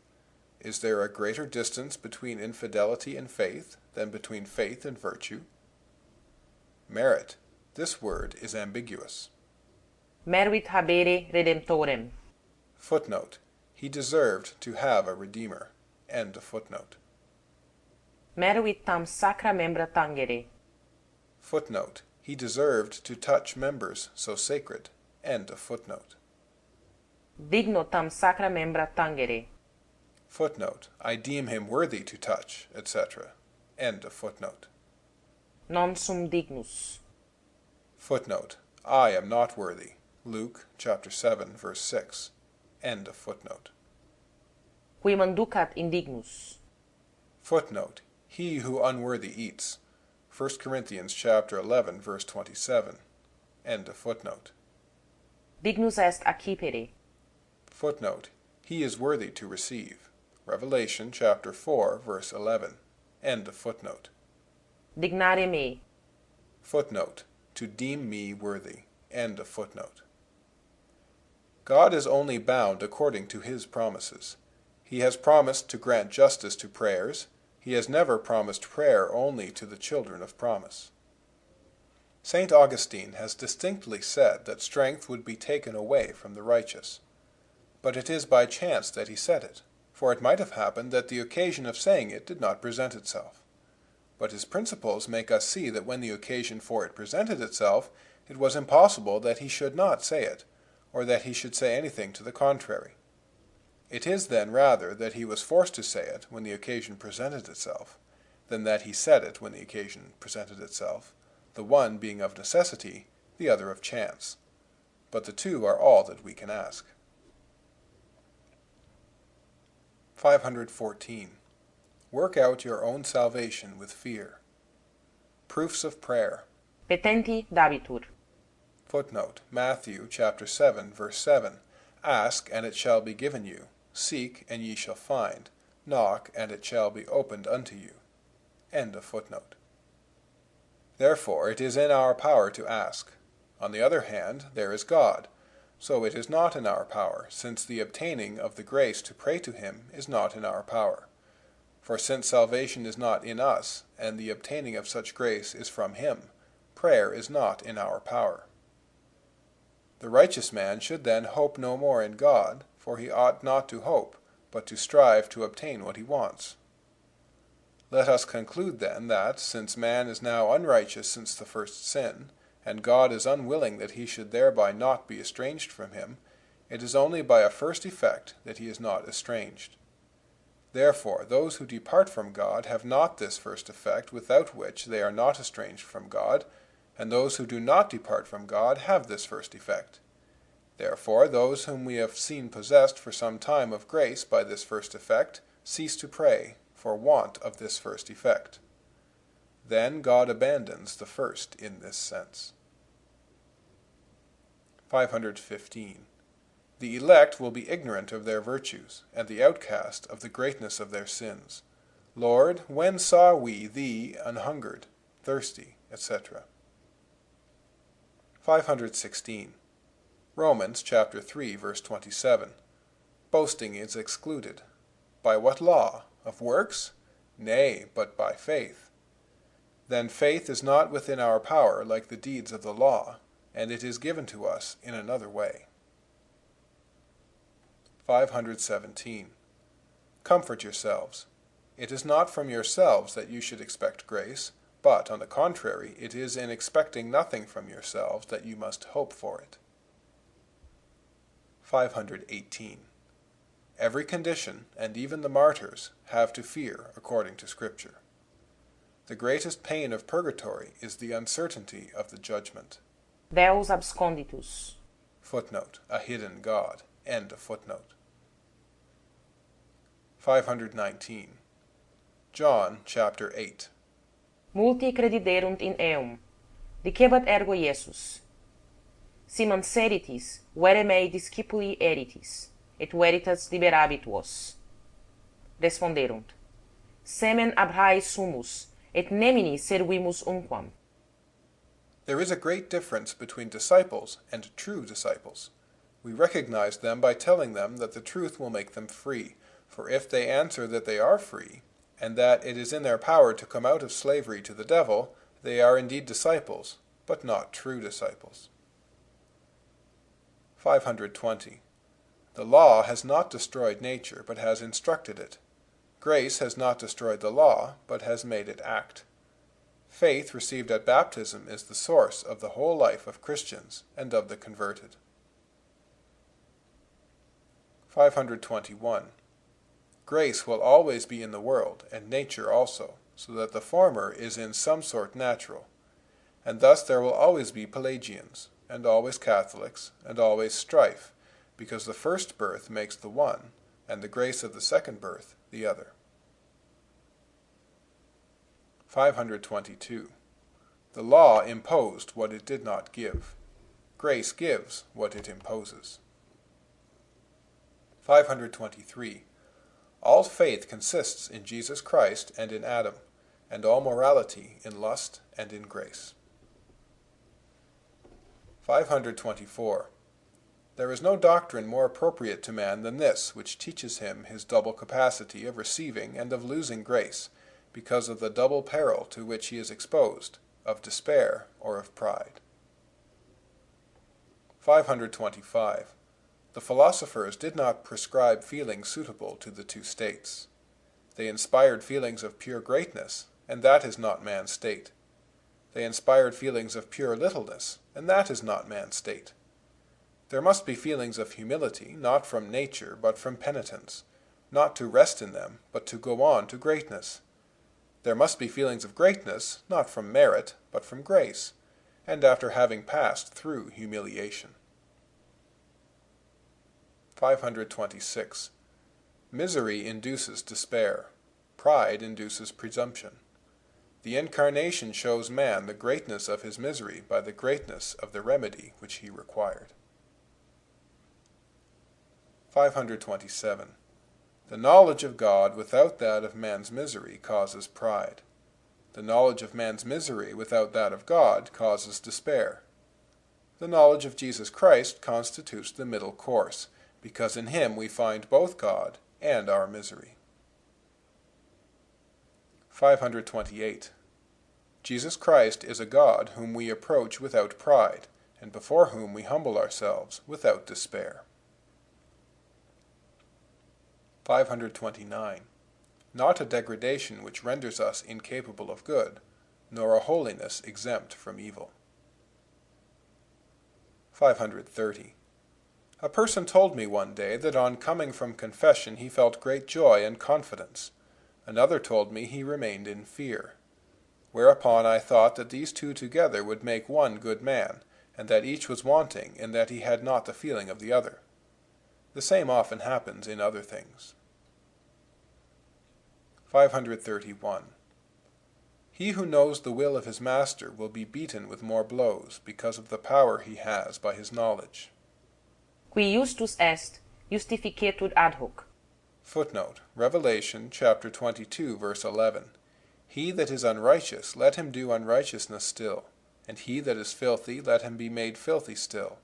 And he that is righteous, let him do righteousness still. And he that is holy, let him be made holy still. End of footnote. Because of the power he has by justice. From him who has received most will the greatest reckoning be demanded, because of the power he has by this help. 532. Scripture has provided passages of consolation and of warning for all conditions. Nature seems to have done the same thing by her two infinites, natural and moral, for we shall always have the higher and the lower, the more clever and the less clever, the most exalted and the meanest, in order to humble our pride and exalt our humility. 533. Comminutum cor. Footnote: A broken heart. End of footnote. St. Paul. This is the Christian character. Alba has named you, I know you no more. Corneille. That is the inhuman character. The human character is the opposite. 534. There are only two kinds of men, the righteous who believe themselves sinners, the rest sinners who believe themselves righteous. 535. We owe a great debt to those who point out faults, for they mortify us. They teach us that we have been despised. They do not prevent our being so in the future, for we have many other faults for which we may be despised. They prepare us for the exercise of correction and freedom from fault. 536. Man is so made that by continually telling him he is a fool, he believes it, and by continually telling it to himself, he makes himself believe it.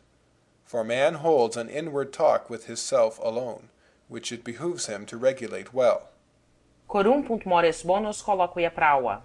Footnote: 1 Corinthians chapter 15, verse 33. Be not deceived, evil companionships corrupt good morals. End of footnote. We must keep silent as much as possible, and talk with ourselves only of God, whom we know to be true, and thus we convince ourselves of the truth.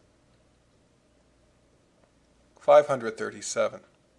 Christianity is strange. It bids man recognize that he is vile, even abominable, and bids him desire to be like God. Without such a counterpoise, this dignity would make him horribly vain, or this humiliation would make him terribly abject. 538. With how little pride does a Christian believe himself united to God? With how little humiliation does he place himself on a level with the worms of What I say to thee is a sign that I will heal thee. In proportion to thy expiation of them, thou wilt know them. And it will be said to thee, Behold, thy sins are forgiven thee. Repent then for thy hidden sins, and for the secret malice of those which thou knowest. Lord, I give thee all. I love thee more ardently than thou hast loved thine abominations. Ut immundus pro luto. Footnote, as foul with clay. End of footnote. To me be the glory, not to thee, worm of the earth. Ask thy confessor when my own words are to the occasion of evil, vanity, or curiosity.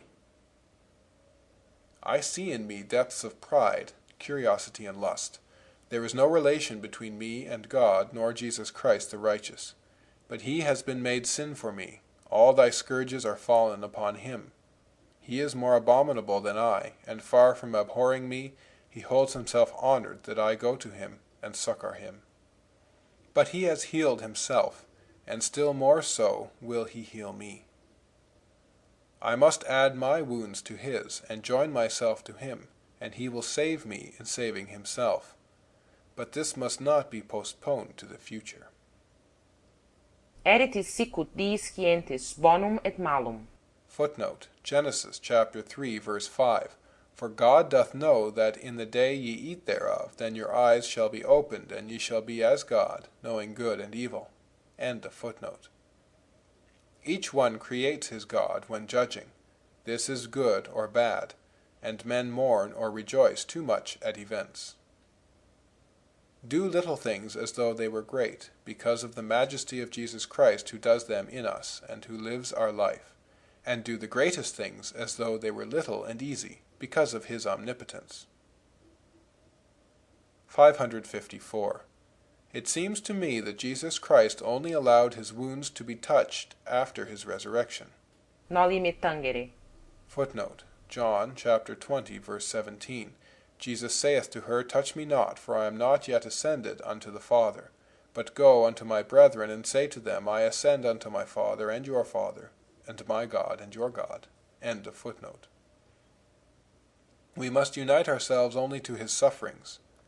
At the Last Supper he gave himself in communion as about to die, to the disciples at Emmaus as risen from the dead, to the whole church as ascended into heaven. 555. Compare not thyself with others, but with me. If thou dost not find me in those with whom thou comparest thyself to one who is abominable. If thou findest me in them, compare thyself to me. But whom wilt thou compare, thyself or me in thee? If it is thyself, it is one who is abominable. If it is I, thou comparest me to myself. Now I am God in all. I speak to thee, and often counsel thee, because thy director cannot speak to thee, for I do not want thee to lack a guide. And perhaps I do so at his prayers, and thus he leads thee without thy seeing it. Thou wouldst not seek me, if thou didst not possess me.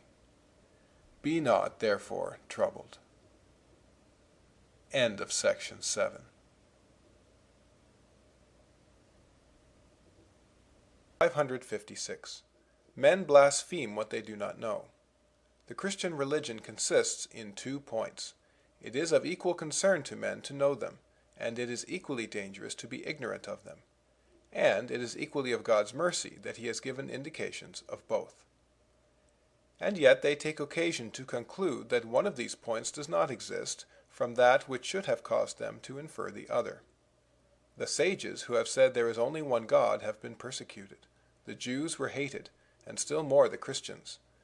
They have seen by the light of nature that if there be a true religion on earth, the course of all things must tend to it as to a center. The whole course of things must have for its object the establishment and the greatness of religion. Men must have within them feelings suited to what religion teaches us. And finally, religion must so be the object and center to which all things tend, that whoever knows the principles of religion can give an explanation both of the whole nature of man in particular, and of the whole course of the world in general. And on this ground they take occasion to revile the Christian religion, because they misunderstand it. They imagine that it consists simply in the worship of a God considered as great, powerful, and eternal, which is strictly deism, almost as far removed from the Christian religion as atheism, which is its exact opposite. And thence they conclude that this religion is not true, because they do not see that all things concur to the establishment of this point, that God does not manifest himself to men with all the evidence which he could show. But let them conclude what they will against deism, they will conclude nothing against the Christian religion, which properly consists in the mystery of the Redeemer, who, uniting in himself the two natures, human and divine, has redeemed men from the corruption of sin in order to reconcile them in his divine person to God. The Christian religion then teaches men these two truths, that there is a God whom men can know, and that there is a corruption in their nature which renders them unworthy of him. It is equally important to men to know both these points, and it is equally dangerous for man to know God without knowing his own wretchedness, and to know his own wretchedness without knowing the Redeemer who can free him from it. The knowledge of only one of these points gives rise either to the pride of philosophers who have known God, and not their own wretchedness, or to the despair of atheists who know their own wretchedness, but not the Redeemer. And, as it is alike necessary to man to know these 2 points, so is it alike merciful of God to have made us know them. The Christian religion does this. It is in this that it consists. Let us herein examine the order of the world, and see if all things do not tend to establish these 2 chief points of this religion. Jesus Christ is the end of all, and the center to which all tends. Whoever knows him knows the reason of everything. Those who fall into error err only through failure to see one of these 2 things. We can then have an excellent knowledge of God without that of our own wretchedness, and of our own wretchedness without that of God. But we cannot know Jesus Christ without knowing at the same time both God and our own wretchedness. Therefore I shall not undertake here to prove by natural reasons either the existence of God, or the Trinity, or the immortality of the soul, or anything of that nature, not only because I should not feel myself sufficiently able to find in nature arguments to convince hardened atheists, but also because such knowledge without Jesus Christ is useless and barren.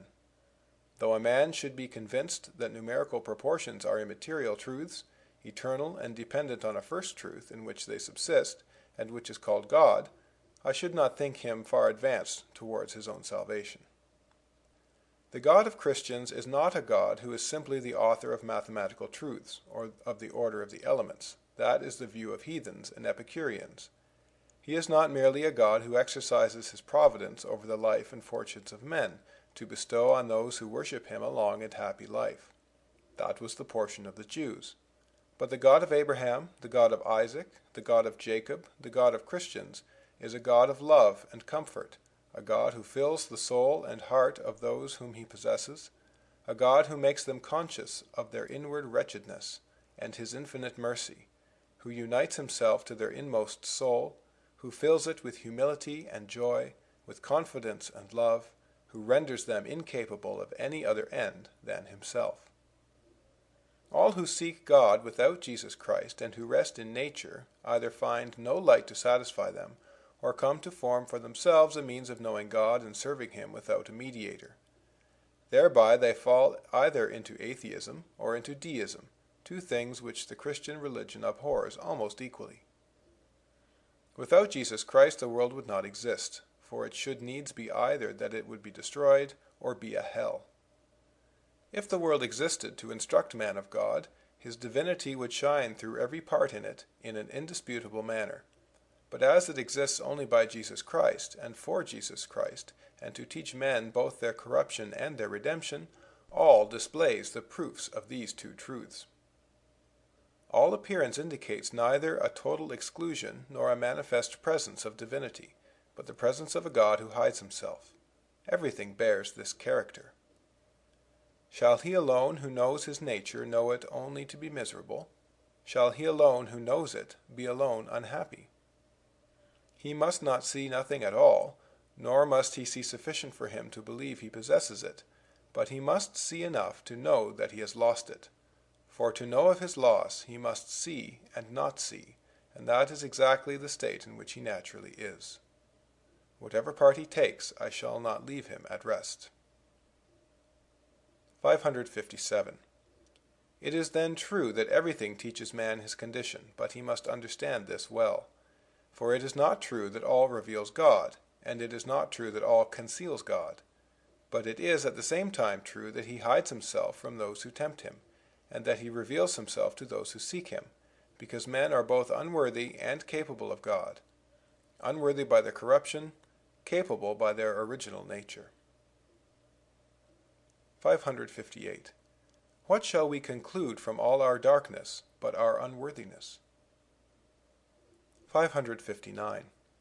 If there had never been any appearance of God, this eternal deprivation would have been equivocal, and might have as well corresponded with the absence of all divinity, as with the unworthiness of men to know him. But his occasional, though not continual, appearances remove the ambiguity. If he appeared once, he exists always, and thus we cannot but conclude both that there is a God, and that men are unworthy of him. 560. We do not understand the glorious state of Adam, nor the nature of his sin, nor the transmission of it to us. These are matters which took place under conditions of a nature altogether different from our own, and which transcend our present understanding. The knowledge of all this is useless to us as a means of escape from it, and all that we are concerned to know is that we are miserable, corrupt, separated from God, but ransomed by Jesus Christ, whereof we have wonderful proofs on earth. So the two proofs of corruption and redemption are drawn from the ungodly, who live in indifference to religion, and from the Jews, who are irreconcilable enemies. 561. There are two ways of proving the truths of our religion, one by the power of reason, the other by the authority of him who speaks. We do not make use of the latter, but of the former. We do not say this must be believed, for Scripture, which says it, is divine. But we say that it must be believed for such and such a reason, which are feeble arguments, as reason may be bent to everything. 562. There is nothing on earth that does not show either the wretchedness of man or the mercy of God, either the weakness of man without God or the strength of man with God. 563. It will be one of the confusions of the damned to see that they are condemned by their own reason, by which they claimed to condemn the Christian religion. 564. The prophecies, the very miracles and proofs of our religion, are not of such a nature that they can be said to be absolutely convincing. But they are also of such a kind that it cannot be said that it is unreasonable to believe them. Thus there is both evidence and obscurity to enlighten some and confuse others.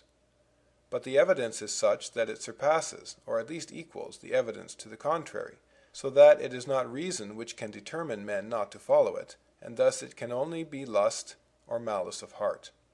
And by this means there is sufficient evidence to condemn, and insufficient to convince, so that it appears in those who follow it that it is grace, and not reason, which makes them follow it, and in those who shun it, that it is lust, not reason, which makes them shun it. Vere discipuli, vere Israelita, vere liberi, vere quibus. Footnote. In allusion to John chapter 8 verse 31, chapter 1 verse 47, chapter 8 verse 36, chapter 6 verse 32. Verily disciples, verily an Israelite, verily children, verily food. End of footnote. 565. Recognize then the truth of religion in the very obscurity of religion, in the little light we have of it, and in the indifference which we have to knowing it. 566. We understand nothing of the works of God, if we do not take as a principle that he has willed to blind some and enlighten others. 567. The two contrary reasons. We must begin with that. Without that we understand nothing, and all is heretical, and we must even add at the end of each truth that the opposite truth is to be remembered. 568. Objection. The Scripture is plainly full of matters not dictated by the Holy Spirit. Answer. Then they do not harm faith. Objection. But the Church has decided that all is of the Holy Spirit. Answer. I answer two things. First, the Church has not so decided. Secondly, if she should so decide, it could be maintained. Do you think that the prophecies cited in the Gospel are related to make you believe? No, it is to keep you from believing. 569. Canonical. The heretical books in the beginning of the Church serve to prove the canonical. 570. To the chapter on the fundamentals must be added that on typology, touching the reason of types. Why Jesus Christ was prophesied as to his first coming, why prophesied obscurely as to the manner. 571. The reason why. Types. They had to deal with a carnal people and to render them the depository of the spiritual covenant. To give faith to the Messiah it was necessary there should have been precedent prophecies, and that these should be conveyed by persons above suspicion, diligent, faithful, unusually zealous, and known to all the world. To accomplish this God chose this carnal people, to whom he entrusted the prophecies which foretell the Messiah as a deliverer, and as a dispenser of those carnal goods which this people loved. And thus they have had an extraordinary passion for their prophets, and, in sight of the whole world, have had charge of these books which foretell their Messiah, assuring all nations that he should come, and in the way foretold in the books, which they held open to the whole world. Yet this people, deceived by the poor and ignominious advent of the Messiah, have been his most cruel enemies. So that they, the people least open to suspicion in the world of favoring us, the most strict and most zealous that can be named for their law and their prophets, have kept the books incorrupt. Hence those who have rejected and crucified Jesus Christ, who has been to them an offense, are those who have charge of the books which testify of him, and state that he will be an offense and rejected. Therefore they have shown it was he by rejecting him, and he has been alike proved both by the righteous Jews who received him, and by the unrighteous who rejected him, both facts having been foretold. Wherefore the prophecies have a hidden and spiritual meaning, to which this people were hostile under the carnal meaning which they loved. If the spiritual meaning had been revealed, they would not have loved it, and, unable to bear it, they would not have been zealous of the preservation of their books and their ceremonies. And if they had loved these spiritual promises, and had preserved them incorrupt till the time of the Messiah, their testimony would have had no force, because they had been his friends. Therefore it was well that the spiritual meaning should be concealed. But, on the other hand, if this meaning had been so hidden as not to appear at all, it could not have served as a proof of the Messiah. What then was done? In a crowd of passages it has been hidden under the temporal meaning, and in a few has been clearly revealed. Besides that, the time and the state of the world have been so clearly foretold that it is clearer than the sun. And in some places this spiritual meaning is so clearly expressed that it would require a blindness like that which the flesh imposes on the spirit when it is subdued by it, not to recognize it. See then what has been the prudence of God. This meaning is concealed in the fact that the Christian religion is not the only religion. So far is this from being a reason for believing that it is not the true one, that, on the contrary, it makes us see that it is so. 590. Men must be sincere in all religions, true heathens, true Jews, true Christians. 591. Note: the text shows an inverted triangle with the words heathens and Mohammed at the top corners, and ignorance of God at the bottom corner. A vertical line extends from the top side to the initials J.C. End of note. 592. The falseness of other religions. They have no witnesses. The Jews have. God defies other religions to produce such signs. Isaiah chapter 43, verse 9, Isaiah chapter 44, verse 8. 593. History of China. I believe only the histories whose witnesses got themselves killed. Which is the more credible of the two, Moses or China? It is not a question of seeing this summarily. 597. Against Muhammad. The Quran is not more of Muhammad than the Gospel is of St. Matthew, for it is cited by many authors from age to age. Even its very enemies, Celsus and Porphyry, never denied it. The Quran says St. Matthew was an honest man. Therefore Muhammad was a false prophet for calling honest men wicked, or for not agreeing with what they have said of Jesus Christ. 598. It is not by that which is obscure in Muhammad, and which may be interpreted in a mysterious sense, that I would have him judged, but by what is clear, as his paradise and the rest. In that he is ridiculous. And since what is clear is ridiculous, it is not right to take his obscurities for mysteries. It is not the same with the Scripture. I agree that there are in it obscurities as strange as those of Muhammad, but there are admirably clear passages, and the prophecies are manifestly fulfilled. The cases are therefore not on a par. We must not confound and put on one level things which only resemble each other in their obscurity, and not in the clearness which requires us to reverence the obscurities. 599. The difference between Jesus Christ and Muhammad. Muhammad was not foretold. Jesus Christ was foretold. Muhammad slew. Jesus Christ caused his own to be slain. Muhammad forbade reading. The apostles ordered reading.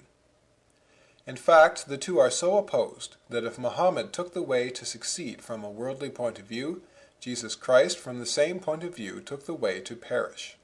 And instead of concluding that, since Muhammad succeeded, Jesus Christ might well have succeeded, we ought to say that since Muhammad succeeded, Jesus Christ should have failed. 600. Any man can do what Muhammad has done, for he performed no miracles, he was not foretold. No man can do what Christ has done. 601. The heathen religion has no foundation at the present day. It is said once to have had a foundation by the oracles which spoke. But what are the books which assure us of this? Are they so worthy of belief on account of the virtue of their authors?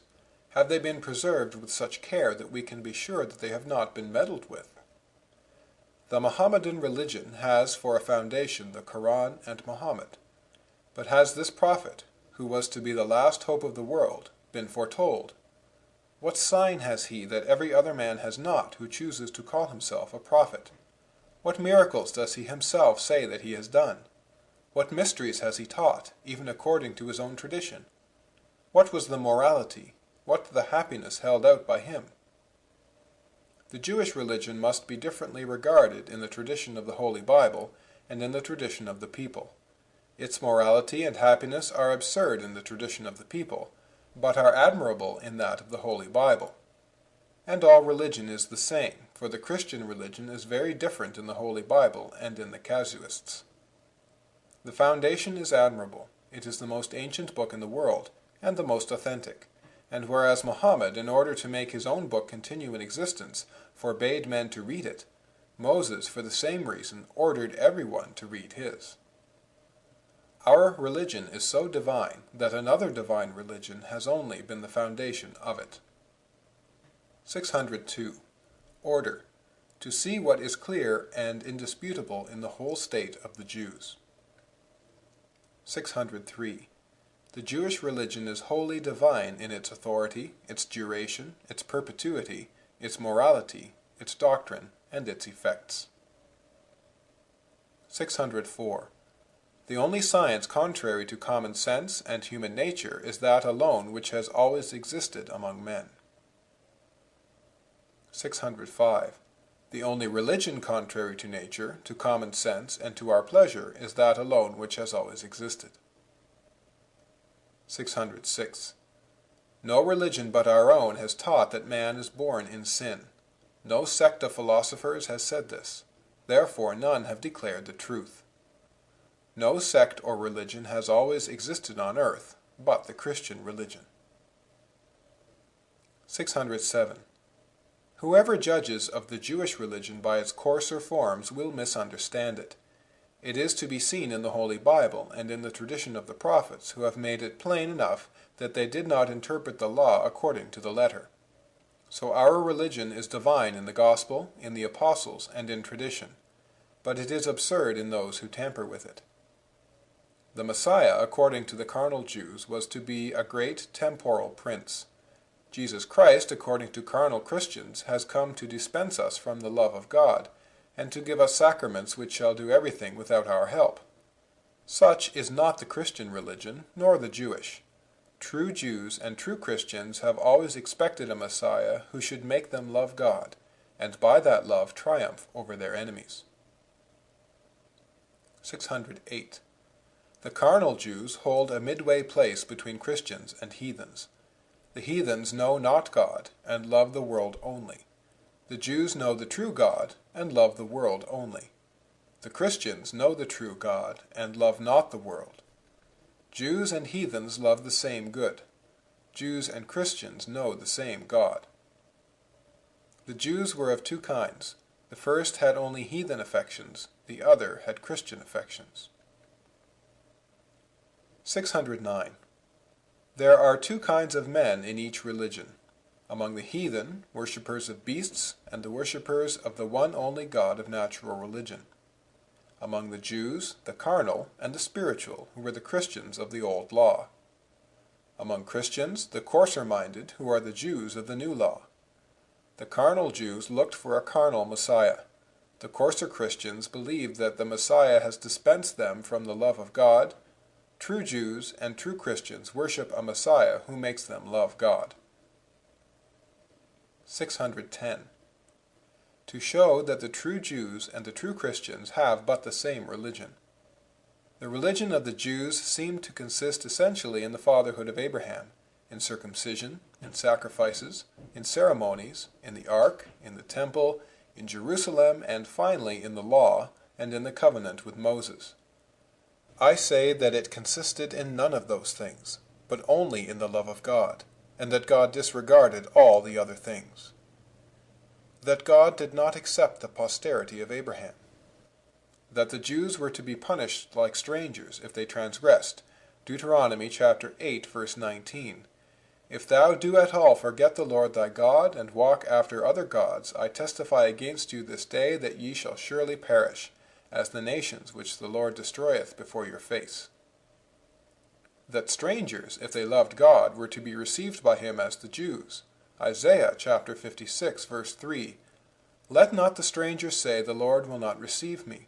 The strangers who join themselves unto the Lord to serve him and love him will I bring unto my holy mountain, and accept therein sacrifices, for mine house is a house of prayer. That the true Jews consider their merit to be from God only, and not from Abraham. Isaiah chapter 63, verse 16. Doubtless thou art our father, though Abraham be ignorant of us, and Israel acknowledge us not. Thou art our father and our Redeemer. Moses himself told them that God would not accept persons. Deuteronomy chapter 10, verse 17. God, said he, regardeth neither persons nor sacrifices. The Sabbath was only a sign. Exodus chapter 31, verse 13. And in memory of the escape from Egypt, Deuteronomy chapter 5, verse 15. Therefore it is no longer necessary, since Egypt must be forgotten. Circumcision was only a sign. Genesis chapter 17, verse 11. And thence it came to pass that, being in the desert, they were not circumcised, because they could not be confounded with other peoples. And after Jesus Christ came, it was no longer necessary. That the circumcision of the heart is commanded. Deuteronomy chapter 10, verse 16, Jeremiah chapter 4, verse 4. Be ye circumcised in heart, take away the superfluities of your heart, and harden yourselves not. For your God is a mighty God, strong and terrible, who accepteth not persons. That God said he would one day do it. Deuteronomy chapter 30, verse 6. God will circumcise thine heart, and the heart of thy seed, that thou mayest love him with all thine heart. That the uncircumcised in heart shall be judged. Jeremiah chapter 9, verse 26. For God will judge the uncircumcised peoples, and all the people of Israel, because he is uncircumcised in heart. That the external is of no avail apart from the internal. Joel chapter 2, verse 13. Scindite corda vestra, etc. Isaiah chapter 58, verses 3, 4, etc. The love of God is enjoined in the whole of Deuteronomy. Deuteronomy chapter 30, verse 19. I call heaven and earth to record that I have set before you life and death, that you should choose life, and love God, and obey him, for God is your life. That the Jews, for lack of that love, should be rejected for their offenses, and the heathen chosen in their stead. Hosea chapter 1, verse 10, Deuteronomy chapter 32, verse 20. I will hide myself from them in view of their latter sins, for they are a froward generation without faith. They have moved me to jealousy with that which is not God, and I will move them to jealousy with those which are not a people, and with an ignorant and foolish nation. Isaiah chapter 65, verse 1. That temporal goods are false, and that the true good is to be united to God. Psalm 143, verse 15. That their feasts are displeasing to God. Amos, verse 21. That the sacrifices of the Jews displeased God. Isaiah chapter 66, verses 1 to 3, chapter 1, verse 11, Jeremiah chapter 6, verse 20, David, miserere, even on the part of the good, expectavi, Psalm 49, verses 8, 9, 10, 11, 12, 13, and 14. That he has established them only for their hardness. Micah, admirably, chapter 6, 1 Kings chapter 15, verse 22, Hosea chapter 6, verse 6. That the sacrifices of the Gentiles will be accepted of God, and that God will take no pleasure in the sacrifices of the Jews. Malachi chapter 1, verse 11. That God will make a new covenant with the Messiah, and the old will be annulled. Jeremiah chapter 31, verse 31. mandata non bona, Ezekiel. That the old things will be forgotten. Isaiah chapter 43, verses 18 and 19. Chapter 65, verses 17 and 18. That the ark will no longer be remembered. Jeremiah chapter 3, verse 15. That the temple should be rejected. Jeremiah chapter 7, verses 12, 13, 14. That the sacrifices should be rejected and other pure sacrifices established. Malachi chapter 1, verse 11. That the order of Aaron's priesthood should be rejected, and that of Melchizedek introduced by the Messiah. dixit Dominus, That this priesthood should be eternal. Ibid. That Jerusalem should be rejected, and Rome admitted. dixit Dominus, That the name of the Jews should be rejected, and a new name given. Isaiah chapter 65, verse 15. That this last name should be more excellent than that of the Jews, and eternal. Isaiah chapter 56, verse 5. That the Jews should be without prophets. Amos. Without a king, without princes, without sacrifice, without an idol. That the Jews should nevertheless always remain a people. Jeremiah chapter 31, verse 36. 611. Republic. The Christian republic, and even the Jewish, has only had God for ruler, as Philo the Jew notices, on monarchy. When they fought, it was for God only. Their chief hope was in God only. They considered their towns as belonging to God only, and kept them for God. 1 Chronicles chapter 19, verse 13. 612. Genesis chapter 17, verse 7. statuam pactum meum inter me et te foedere sempiterno, ut sim Deus tuus. Note, and I will establish my covenant between me and thee and thy seed after thee throughout their generations for an everlasting covenant, to be a God unto thee and to thy seed after thee. End of note. Verse 9. Et tu ergo custodies pactum meum. Note, and God said unto Abraham, And as for thee, thou shalt keep my covenant, thou and thy seed after thee throughout their generations. End of note. 613. Perpetuity. That religion has always existed on earth which consists in believing that man has fallen from a state of glory and of communion with God into a state of sorrow, penitence, and estrangement from God, but that after this life we shall be restored by a Messiah who should have come. All things have passed away, and this has endured, for which all things are. Men have in the first age of the world been carried away into every kind of debauchery, and yet there were saints, as Enoch, Lamech, and others, who waited patiently for the Christ promised from the beginning of the world. Noah saw the wickedness of men at its height, and he was held worthy to save the world in his person, by the hope of the Messiah of whom he was the type. Abraham was surrounded by idolaters when God made known to him the mystery of the Messiah, whom he welcomed from afar. In the time of Isaac and Jacob abomination was spread over all the earth, but these saints lived in faith, and Jacob, dying and blessing his children, cried in a transport which made him break off his discourse, I await, O my God, the Saviour whom thou hast promised. Salutare tuum expectabo, Domine. The Egyptians were infected both with idolatry and magic. The very people of God were led astray by their example. Yet Moses and others believed him whom they saw not, and worshipped him, looking to the eternal gifts which he was preparing for them. The Greeks and Latins then set up false deities. The poets made 100 different theologies, while the philosophers separated into 1,000 different sects. And yet in the heart of Judea there were always chosen men who foretold the coming of this Messiah, which was known to them alone. He came at length in the fullness of time, and time has since witnessed the birth of so many schisms and heresies, so many political revolutions, so many changes in all things, yet this church, which worships him who has always been worshipped, has endured uninterruptedly. It is a wonderful, incomparable, and altogether divine fact that this religion, which has always endured, has always been attacked. It has been 1,000 times on the eve of universal destruction, and every time it has been in that state, God has restored it by extraordinary acts of his power. This is astonishing, as also that it has preserved itself without yielding to the will of tyrants. For it is not strange that a state endures when its laws are sometimes made to give way to necessity, but that, see the passage indicated in Montaigne. 614.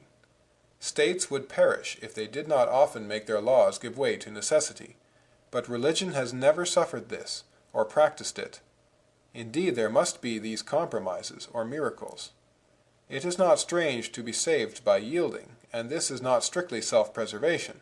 Besides, in the end they perish entirely. None has endured 1,000 years. But the fact that this religion has always maintained itself, inflexible as it is, proves its divinity. 615. Whatever may be said, it must be admitted that the Christian religion has something astonishing in it. Some will say, this is because you were born in it. Far from it. I stiffen myself against it for this very reason, for fear this prejudice bias me. But although I am born in it, I cannot help finding it so. 616. Perpetuity. The Messiah has always been believed in. The tradition from Adam was still fresh in Noah and in Moses. Since then the prophets have foretold him, while at the same time foretelling other things, which, being from time to time fulfilled in the sight of men, showed the truth of their mission, and consequently that of their promises touching the Messiah. Jesus Christ performed miracles, and the apostles also, who converted all the heathen, and all the prophecies being thereby fulfilled, the Messiah is forever proved. 617. Perpetuity.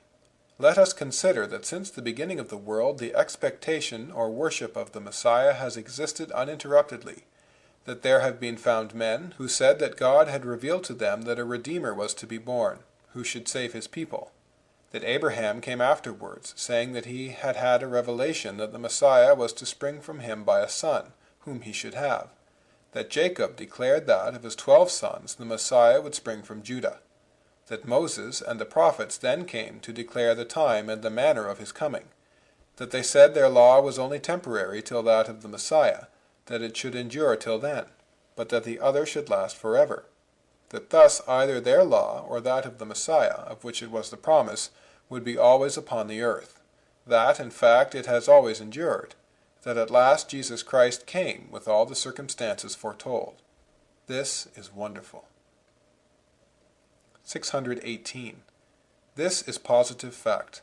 While all philosophers separate into different sects, there is found in one corner of the world the most ancient people in it, declaring that all the world is in error, that God has revealed to them the truth, that they will always exist on the earth.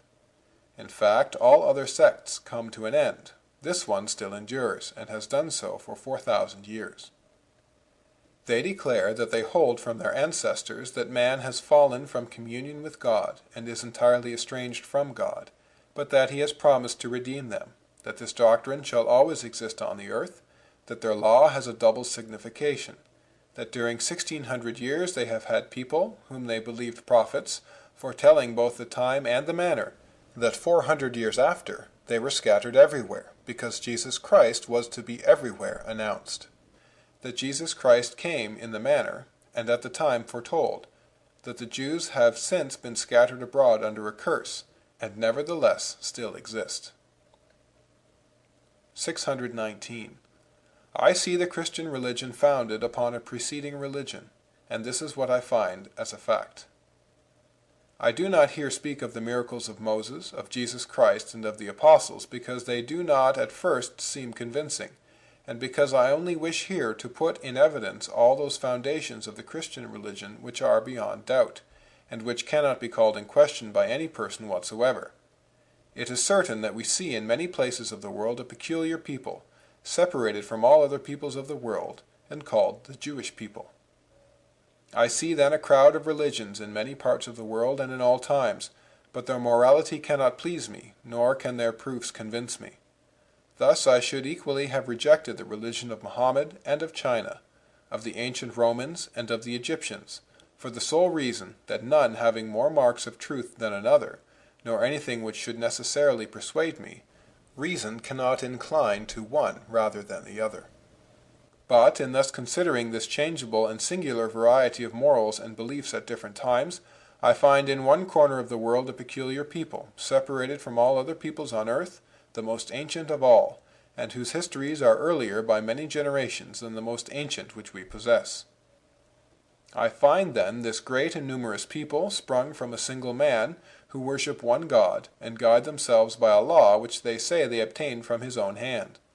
They maintain that they are the only people in the world to whom God has revealed his mysteries, that all men are corrupt and in disgrace with God, that they are all abandoned to their senses and their own imagination, whence come the strange errors and continual changes which happen among them, both of religions and of morals, whereas they themselves remain firm in their conduct, but that God will not leave other nations in this darkness forever, that there will come a Savior for all, that they are in the world to announce him to men, that they are expressly formed to be forerunners and heralds of this great event, and to summon all nations to join with them in the expectation of this Savior.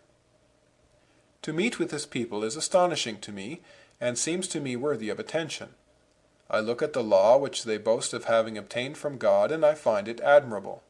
It is the first law of all, and is of such a kind that, even before the term law was in currency among the Greeks, it had for nearly 1,000 years earlier been uninterruptedly accepted and observed by the Jews.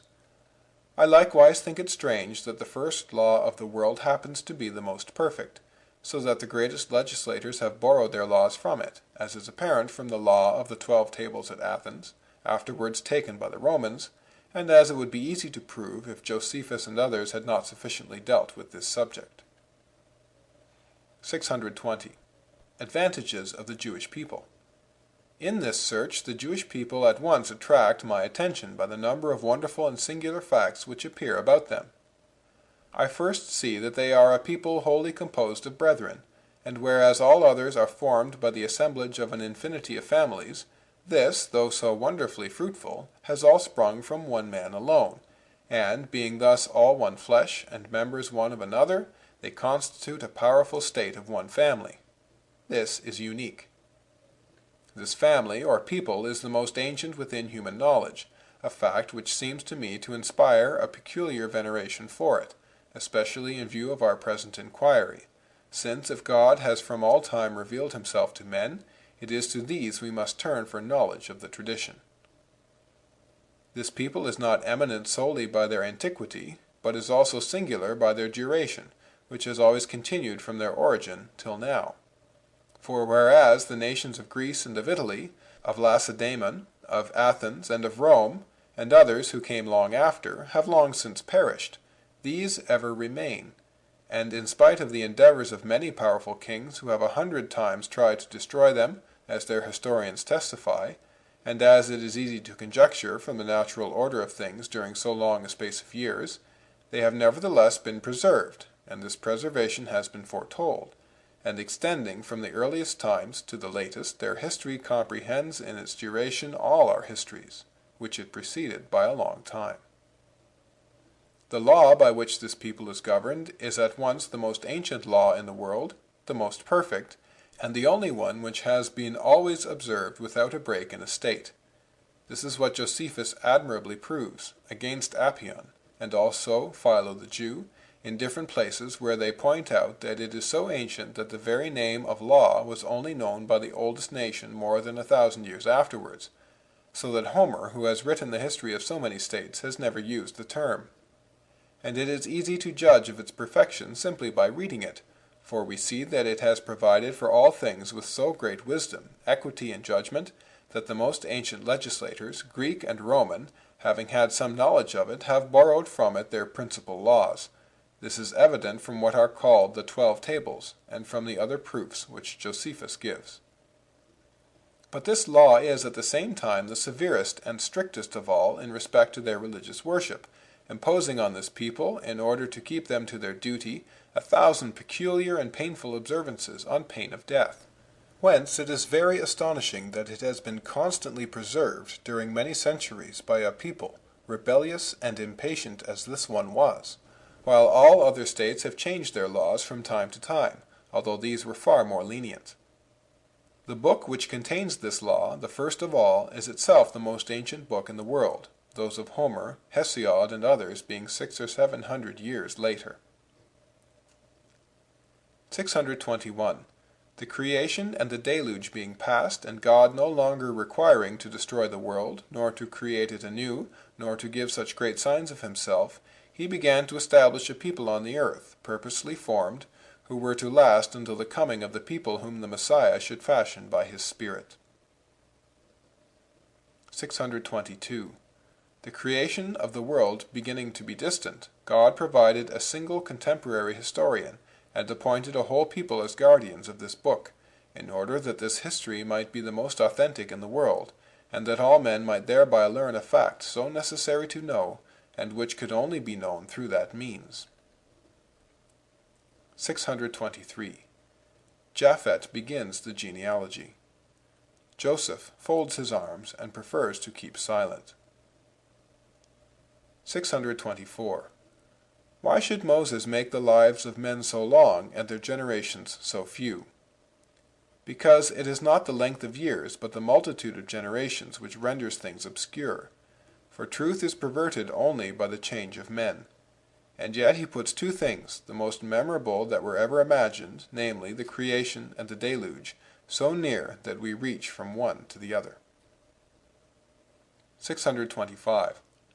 Shem, who saw Lamech, who saw Adam, saw also Jacob, who saw those who saw Moses. Therefore the deluge and the creation are true. This is conclusive among certain people who understand it rightly. 626. The longevity of the patriarchs, instead of causing the loss of past history, conduced, on the contrary, to its preservation. For the reason why we are sometimes insufficiently instructed in the history of our ancestors is that we have never lived long with them, and that they are often dead before we have attained the age of reason. Now, when men lived so long, children lived long with their parents. They conversed long with them. But what else could be the subject of their talk save the history of their ancestors, since to that all history was reduced, and men did not study science or art, which now form a large part of daily conversation. We see also that in these days tribes took particular care to preserve their genealogies. 627. I believe that Joshua was the first of God's people to have this name, as Jesus Christ was the last of God's people. 628. Antiquity of the Jews. What a difference there is between one book and another! I am not astonished that the Greeks made the Iliad, nor the Egyptians and the Chinese their histories. We have only to see how this originates. These fabulous historians are not contemporaneous with the facts about which they write. Homer composes a romance which he gives out as such, and which is received as such. For nobody doubted that Troy and Agamemnon no more existed than did the golden apple. Accordingly, he did not think of making a history, but solely a book to amuse.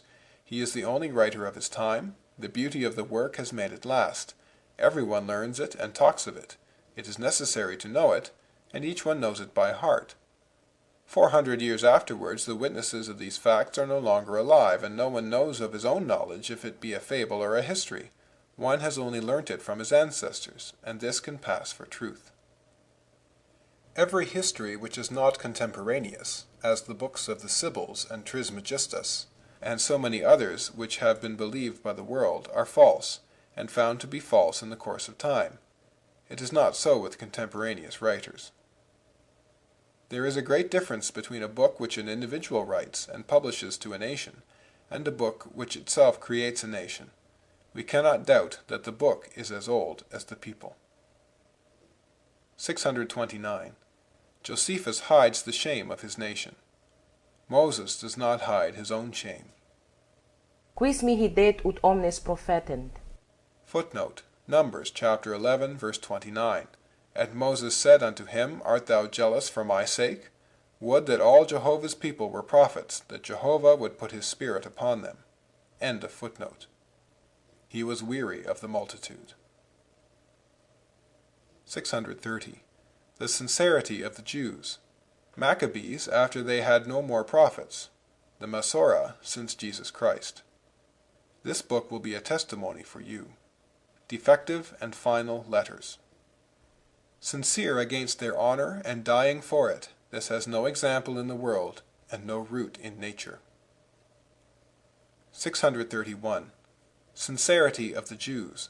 They preserve lovingly and carefully the book in which Moses declares that they have been all their life ungrateful to God, and that he knows they will be still more so after his death, but that he calls heaven and earth to witness against them, and that he has taught them enough.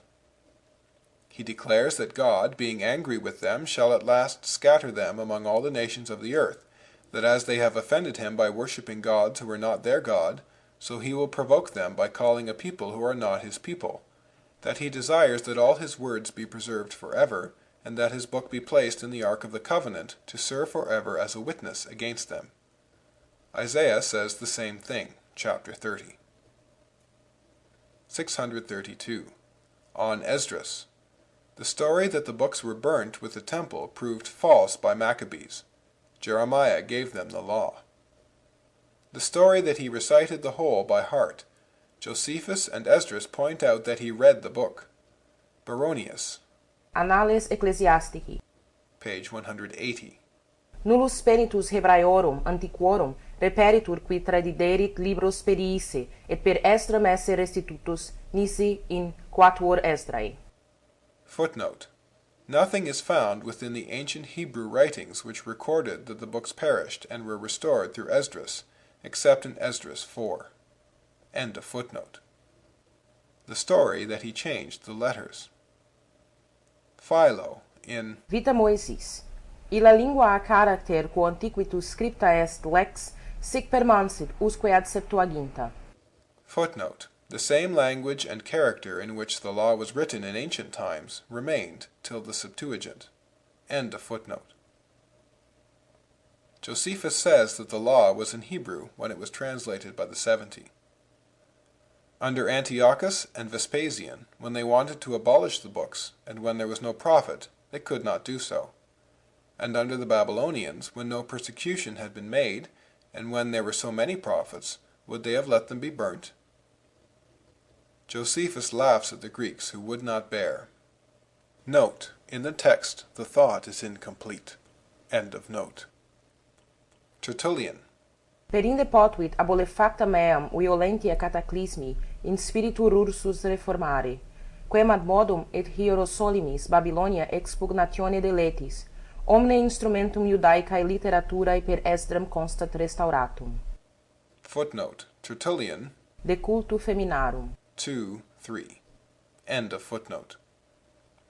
He says that Noah could as easily have restored in spirit the book of Enoch, destroyed by the deluge, as Esdras could have restored the scriptures lost during the captivity. Theos ente epi Nabucodonosor aigmaloia tu lau diaphthareison ton graphon. Enepneuse Esdra toierei ectes lules levi tus ton progelonoton propheton pantas anataxastai logos. Kai apokatastesai tolao tendia museos nomothesian. Footnote: Eusebius, History, Book 5, 58. He alleges this to prove that it is not incredible that the 70 may have explained the Holy Scriptures with that uniformity which we admire in them, and he took that from St. Irenaeus. Latin language reading by Lenny, Rio de Janeiro, Brazil. Pensées by Blaise Pascal, translated by W. F. Trotter. Section 10. Typology.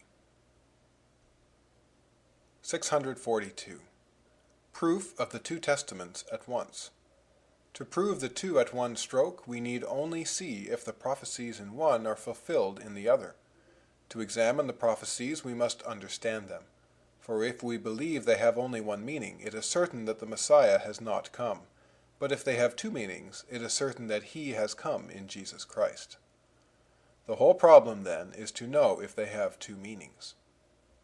That the Scripture has two meanings, which Jesus Christ and the Apostles have given, is shown by the following proofs. 1. Proof by Scripture itself. 2. Proof by the rabbis. Moses Maimonides says that it has two aspects, and that the prophets have prophesied Jesus Christ only. 3. Proof by the Kabbalah. 4. Proof by the mystical interpretation which the rabbis themselves give to Scripture. 5. Proof by the principles of the rabbis that there are two meanings, that there are two advents of the Messiah, a glorious and humiliating one, according to their desert, that the prophets have prophesied of the Messiah only. The law is not eternal, but must change at the coming of the Messiah, that then they shall no more remember the Red Sea, that the Jews and the Gentiles shall be mingled. 6. Proof by the key which Jesus Christ and the Apostles give us. 643. Isaiah 51. The Red Sea an image of the redemption. Ut sciatis quod filius hominis habet potestatem remittendi peccata, tibi dico, surge. Footnote: Mark chapter 2 verses 10 and 11. But that ye may know that the Son of Man hath authority on earth to forgive sins, he saith to the sick of the palsy, I say unto thee, arise, take up thy bed, and go unto thy house. End of footnote. God, wishing to show that he could form a people holy with an invisible holiness, and fill them with an eternal glory, made visible things. As nature is an image of grace, he has done in the bounties of nature what he would do in those of grace, in order that we might judge that he could make the invisible, since he made the visible excellently. Therefore he saved this people from the deluge. He has raised them up from Abraham, redeemed them from their enemies, and set them at rest. The object of God was not to save them from the deluge and raise up a whole people from Abraham, only in order to bring them into a rich land. And even grace is only the type of glory, for it is not the ultimate end. It has been symbolized by the law, and itself symbolizes glory. But it is the type of it, and the origin or cause. The ordinary life of men is like that of the saints. They all seek their satisfaction, and differ only in the object in which they place it. They call those their enemies who hinder them, etc. God has then shown the power which he has of giving invisible blessings, by that which he has shown himself to have over things visible. 644. Types. God, wishing to form for himself a holy people, whom he should separate from all other nations, whom he should deliver from their enemies and should put into a place of rest, has promised to do so, and has foretold by his prophets the time and the manner of his coming. And yet, to confirm the hope of his elect, he has made them see it in an image through all time, without leaving them devoid of assurances of his power and of his will to save them. For at the creation of man, Adam was the witness and guardian of the promise of a Savior, who should be born of woman, when men were still so near the creation that they could not have forgotten their creation and their fall. When those who had seen Adam were no longer in the world, God sent Noah, whom he saved, and drowned the whole earth by a miracle which sufficiently indicated the power which he had to save the world, and the will which he had to do so, and to raise up from the seed of woman him whom he had promised. This miracle was enough to confirm the hope of men. The memory of the deluge being so fresh among men, while Noah was still alive, God made promises to Abraham, and, while Shem was still living, sent Moses, etc. 645. Types. God, willing to deprive his own of perishable blessings, created the Jewish people in order to show that this was not owing to lack of power. 646. The synagogue did not perish because it was a type, but because it was only a type it fell into servitude. The type existed till the truth came, in order that the church should be always visible, either in the sign which promised it or in substance. 647. That the law was figurative. 648. Two errors: 1, to take everything literally; 2, to take everything spiritually. 649. To speak against too greatly figurative language. 650. There are some types clear and demonstrative, but others which seem somewhat far-fetched, and which convince only those who are already persuaded. These are like the apocalyptics. But the difference is that they have none which are certain, so that nothing is so unjust as to claim that theirs are as well founded as some of ours, for they have none so demonstrative as some of ours. The comparison is unfair. We must not put on the same level and confound things, because they seem to agree in one point, while they are so different in another. The clearness in divine things requires us to revere the obscurities in them. It is like men who employ a certain obscure language among themselves. Those who should not understand it would understand only a foolish meaning. 651. Extravagances of the apocalyptics, pre-Adamites, millenarians, etc. He who would base extravagant opinions on Scripture will, for example, base them upon this: it is said that this generation shall not pass till all these things be fulfilled. Upon that I will say that after that generation will come another generation, and so on ever in succession. Solomon and the king are spoken of in the second book of Chronicles as if they were two different persons. I will say that they were two. 652. Particular types: a double law, double tables of the law, a double temple, a double captivity. 653. Types: the prophets prophesied by symbols of a girdle, a beard, and burnt hair, etc. 654. Difference between dinner and supper. In God the word does not differ from the intention, for he is true, nor the word from the effect, for he is powerful, nor the means from the effect, for he is wise. Ultimo sermo in missam. Augustine, De Civitate Dei. Volume 10. This rule is general. God can do everything except those things which, if he could do, he would not be almighty, as dying, being deceived, lying, etc.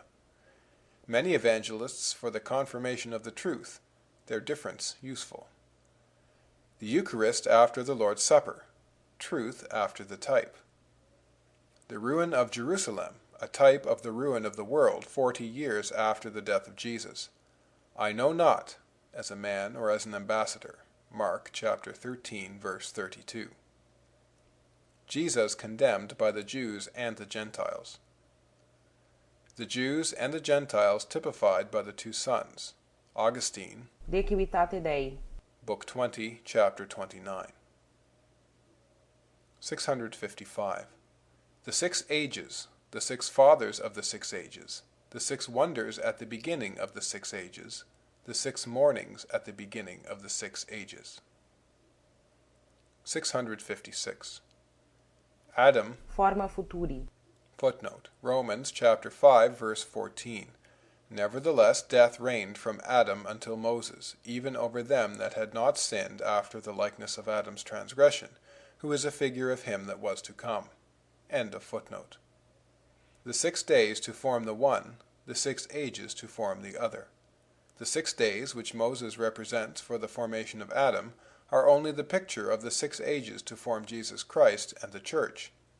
If Adam had not sinned and Jesus Christ had not come, there had been only one covenant, only one age of men, and the creation would have been represented as accomplished at one single time. 657. Types. The Jewish and Egyptian peoples were plainly foretold by the 2 individuals whom Moses met, the Egyptian beating the Jew, Moses avenging him and killing the Egyptian, and the Jew being ungrateful. 658. The symbols of the gospel for the state of the sick soul are sick bodies. But because one body cannot be sick enough to express it well, several have been needed. Thus there are the deaf, the dumb, the blind, the paralytic, the dead Lazarus, the possessed. All this crowd is in the sick soul. 659. Types.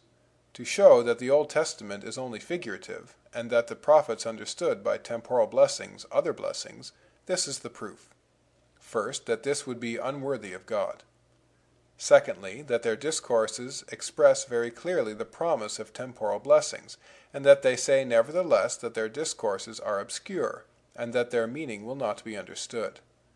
Whence it appears that this secret meaning was not that which they openly expressed, and that consequently they meant to speak of other sacrifices, of another deliverer, etc. They say that they will be understood only in the fullness of time. Jeremiah chapter 30. The third proof is that their discourses are contradictory and neutralize each other, so that if we think that they did not mean by the words law and sacrifice anything else than that of Moses, there is a plain and gross contradiction. Therefore they meant something else, sometimes contradicting themselves in the same chapter. Now, to understand the meaning of an author, note, in the text the thought is incomplete. End of note. 660. Lust has become natural to us and has made our second nature. Thus there are 2 natures in us, the one good, the other bad. Where is God? Where you are not, and the kingdom of God is within you. The Rabbis. 661. Penitence alone of all these mysteries has been manifestly declared to the Jews, and by St. John the forerunner, and then the other mysteries, to indicate that in each man, as in the entire world, this order must be observed. 662. The carnal Jews understood neither the greatness nor the humiliation of the Messiah foretold in their prophecies. They misunderstood him in his foretold greatness, as when he said that the Messiah should be Lord of David, though his son, and that he was before Abraham, who had seen him. They did not believe him so great as to be eternal, and they likewise misunderstood him in his humiliation and in his death. The Messiah, said they, abideth forever, and this man says that he shall die. Therefore they believed him neither mortal nor eternal. They only sought in him for a carnal greatness. 663. Typical. Nothing is so like charity as covetousness, and nothing is so opposed to it. Thus the Jews, full of possessions which flattered their covetousness, were very like Christians, and very contrary. And by this means they had the 2 qualities which it was necessary they should have, to be very like the Messiah to typify him, and very contrary not to be suspected witnesses. 664. Typical. God made use of the lust of the Jews to make them minister to Jesus Christ, who brought the remedy for their lust. 665.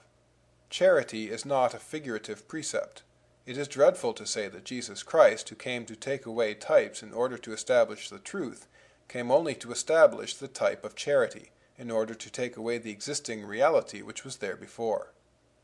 If the light be darkness, how great is that darkness? 666. Fascination. Somnum suum. Footnote: Psalm 76, verse 5. The stout-hearted are made a spoil, they have slept their sleep, and none of the men of might have found their hands. End of footnote. Figura huius mundi. Footnote: 1 Corinthians chapter 7, verse 31. And those that use the world, as not using it to the full, for the fashion of this world passeth away. End of footnote. The Eucharist. Comedes panem tuum. Footnote: Deuteronomy chapter 8, verse 9. A land wherein thou shalt eat bread without scarceness, thou shalt not lack anything in it. A land whose stones are iron, and out of whose hills thou mayest dig copper.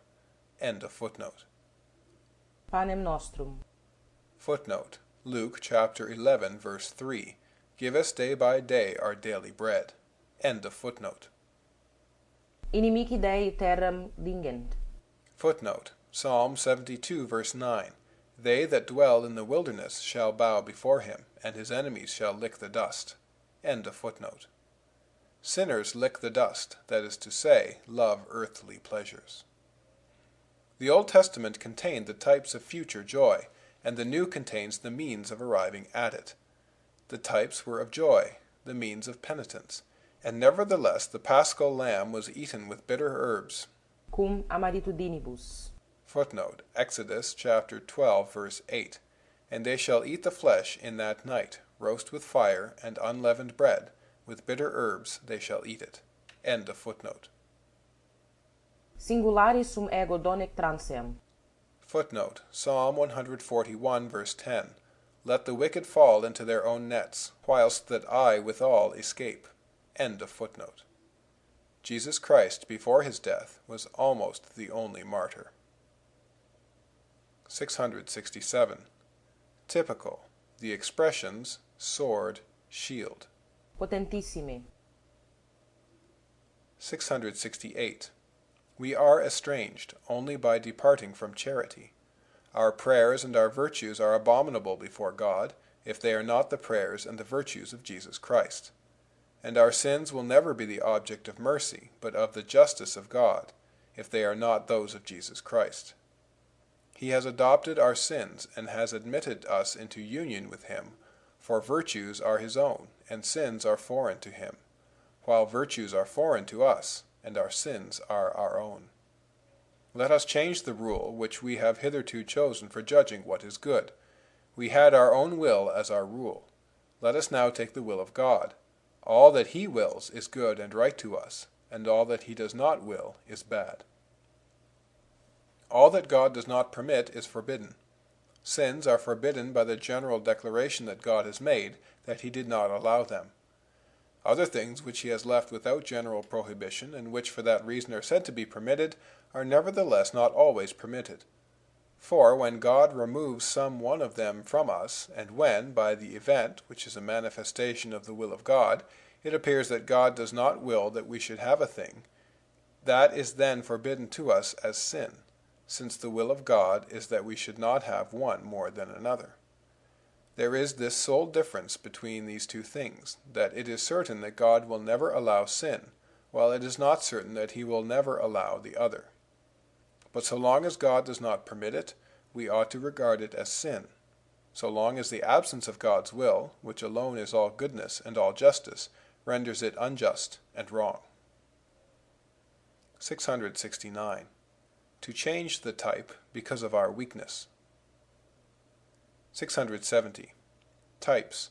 The Jews had grown old in these earthly thoughts, that God loved their father Abraham, his flesh and what sprung from it, that on account of this he had multiplied them, and distinguished them from all other nations, without allowing them to intermingle, that when they were languishing in Egypt, he brought them out with all these great signs in their favor, that he fed them with manna in the desert, and led them into a very rich land, that he gave them kings and a well-built temple in order to offer up beasts before him, by the shedding of whose blood they should be purified, and that at last he was to send them the Messiah to make them masters of all the world, and foretold the time of his coming.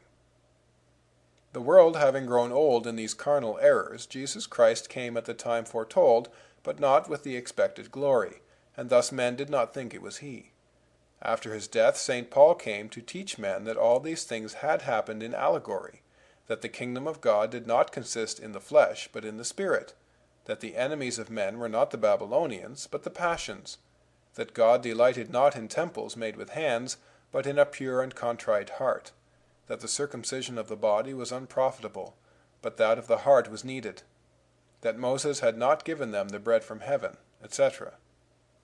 But God, not having desired to reveal these things to this people who were unworthy of them, and having nevertheless desired to foretell them, in order that they might be believed, foretold the time clearly, and expressed the things sometimes clearly, but very often in figures, in order that those who loved symbols might consider them, and those who loved what was symbolized might see it therein. All that tends not to charity is figurative. The sole aim of the Scripture is charity. All which tends not to the sole end is the type of it. For since there is only one end, all which does not lead to it in express terms is figurative. God thus varies that sole precept of charity to satisfy our curiosity, which seeks for variety, by that variety which still leads us to the one thing needful. For one thing alone is needful, and we love variety, and God satisfies both by these varieties, which lead to the one thing needful. The Jews have so much loved the shadows, and have so strictly expected them, that they have misunderstood the reality when it came in the time and manner foretold. The rabbis take the breasts of the spouse for types, and all that does not express the only end they have, namely temporal good. And Christians take even the Eucharist as a type of the glory at which they aim. 671. The Jews, who have been called to subdue nations and kings, have been the slaves of sin, and the Christians, whose calling has been to be servants and subjects, are free children. 672. A formal point. When St. Peter and the apostles deliberated about abolishing circumcision, where it was a question of acting against the law of God, they did not heed the prophets, but simply the reception of the Holy Spirit in the persons uncircumcised. They thought it more certain that God approved of those whom he filled with his Spirit than it was that the law must be obeyed.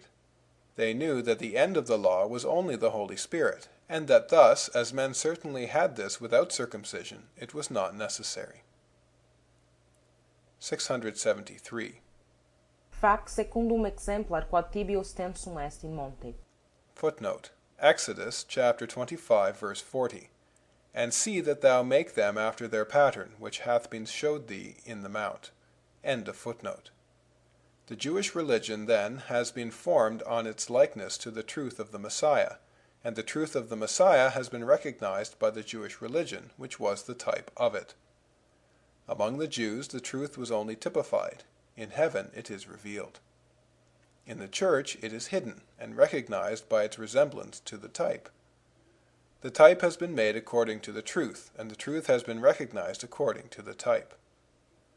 St. Paul says himself that people will forbid to marry, and he himself speaks of it to the Corinthians in a way which is a snare.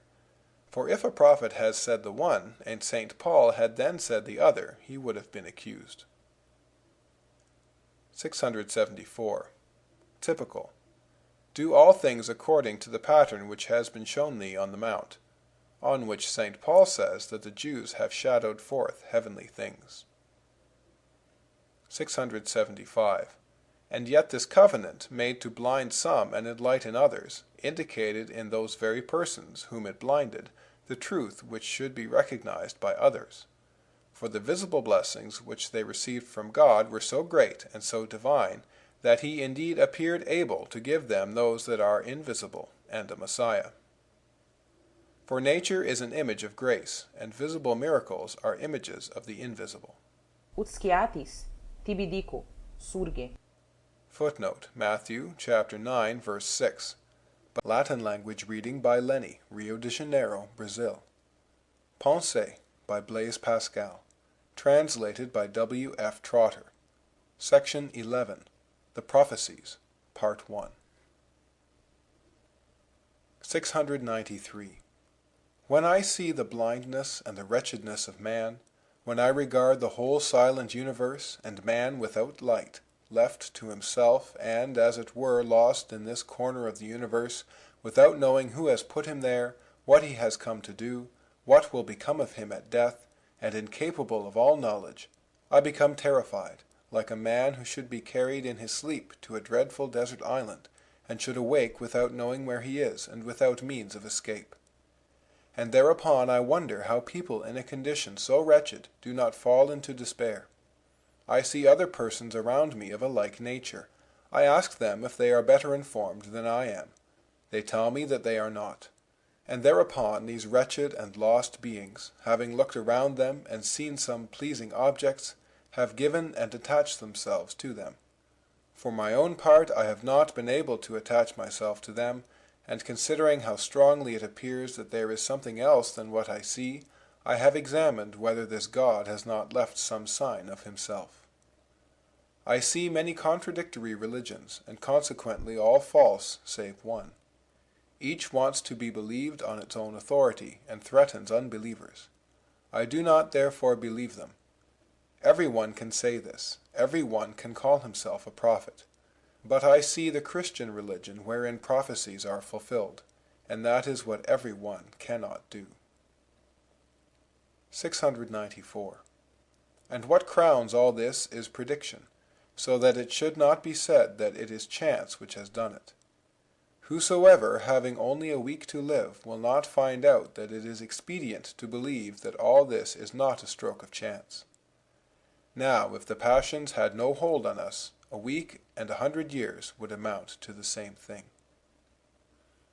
695. Prophecies. Great Pan is dead. 696. Susceperunt verbum cum omni auditate, scrutantes scripturas, si ita se haberent. Footnote. Acts chapter 17, verse 11. Now these were more noble than those in Thessalonica, in that they received the word with all readiness of the mind, examining the Scriptures daily, whether these things were so. End of footnote. 697. Prodita lege, in pleta cerne, implenda collige. Footnote. Read what has been handed down. Note what has been fulfilled. Bring together what is to be fulfilled. End of footnote. 698. We understand the prophecies only when we see the events happen. Thus the proofs of retreat, discretion, silence, etc. are proofs only to those who know and believe them. Joseph so internal, in a law so external. Outward penances dispose to inward, as humiliations to humility. Thus the note. In the text, the thought is incomplete. End of note. 699. The synagogue has preceded the church, the Jews the Christians. The prophets have foretold the Christians, St. John, Jesus Christ. 700. It is glorious to see with the eyes of faith the history of Herod and of Caesar. 701. The zeal of the Jews for their law and their temple, Josephus, and Philo the Jew, ad Caum. What other people had such a zeal? It was necessary they should have it. Jesus Christ foretold as to the time and the state of the world, the ruler taken from the thigh, and the fourth monarchy. How lucky we are to see this light amidst this darkness. How fine it is to see, with the eyes of faith, Darius and Cyrus, Alexander, the Romans, Pompey, and Herod working, without knowing it, for the glory of the gospel. 702. Zeal of the Jewish people for the law, especially after there were no more prophets. 703. While the prophets were for maintaining the law, the people were indifferent. but since there have been no more prophets, zeal has succeeded them. 704. The devil troubled the zeal of the Jews before Jesus Christ, because he would have been their salvation, but not since. The Jewish people scorned by the Gentiles, the Christian people persecuted.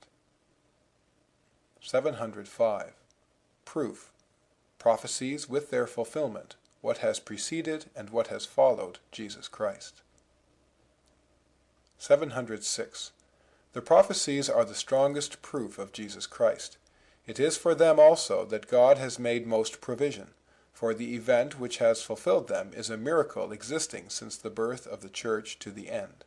So God has raised up prophets during 1600 years, and during 400 years afterwards he has scattered all these prophecies among all the Jews, who carried them into all parts of the world.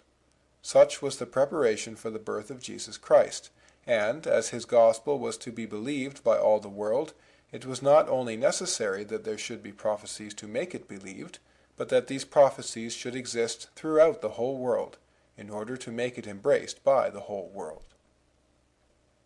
707. But it was not enough that the prophecies should exist. It was necessary that they should be distributed throughout all places, and preserved throughout all times. And in order that this agreement might not be taken for an effect of chance, it was necessary that this should be foretold.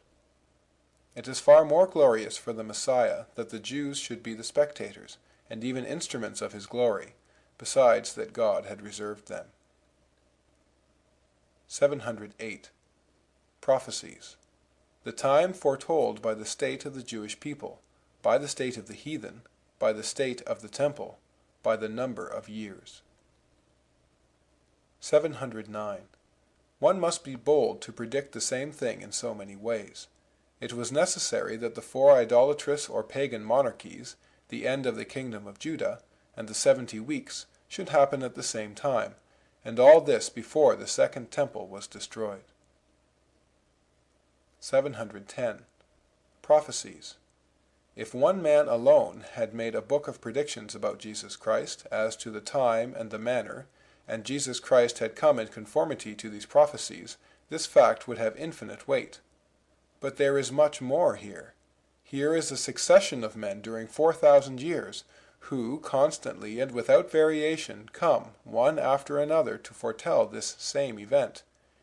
Here is a whole people who announce it, and who have existed for 4,000 years, in order to give corporate testimony of the assurances which they have, and from which they cannot be diverted by whatever threats and persecutions people may make against them.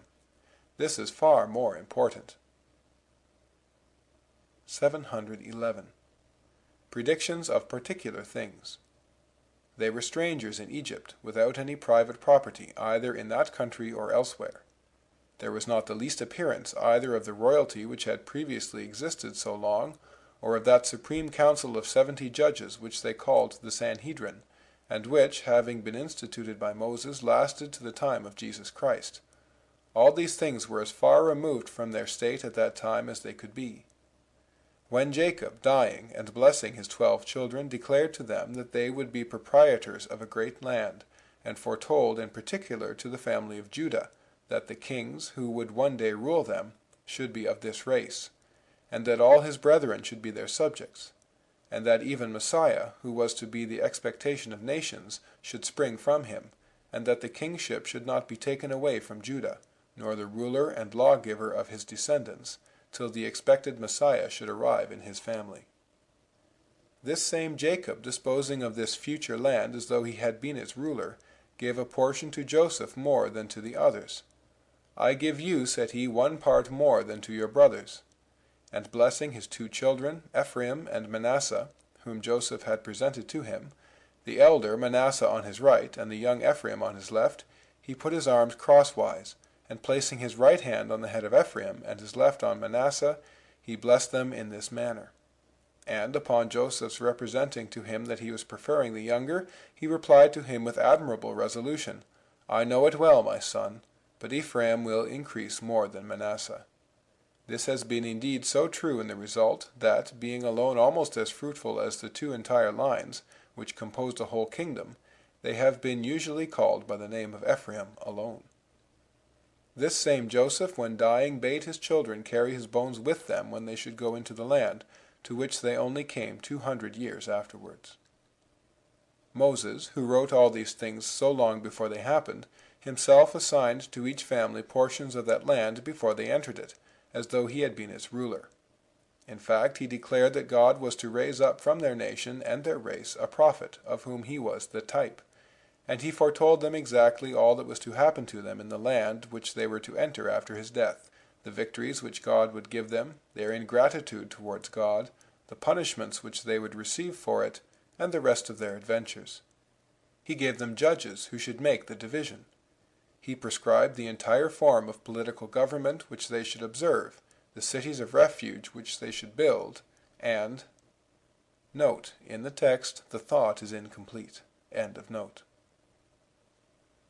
712. The prophecies about particular things are mingled with those about the Messiah, so that the prophecies of the Messiah should not be without proofs, nor the special prophecies without fruit. 713. Perpetual captivity of the Jews. Jeremiah chapter 11, verse 11.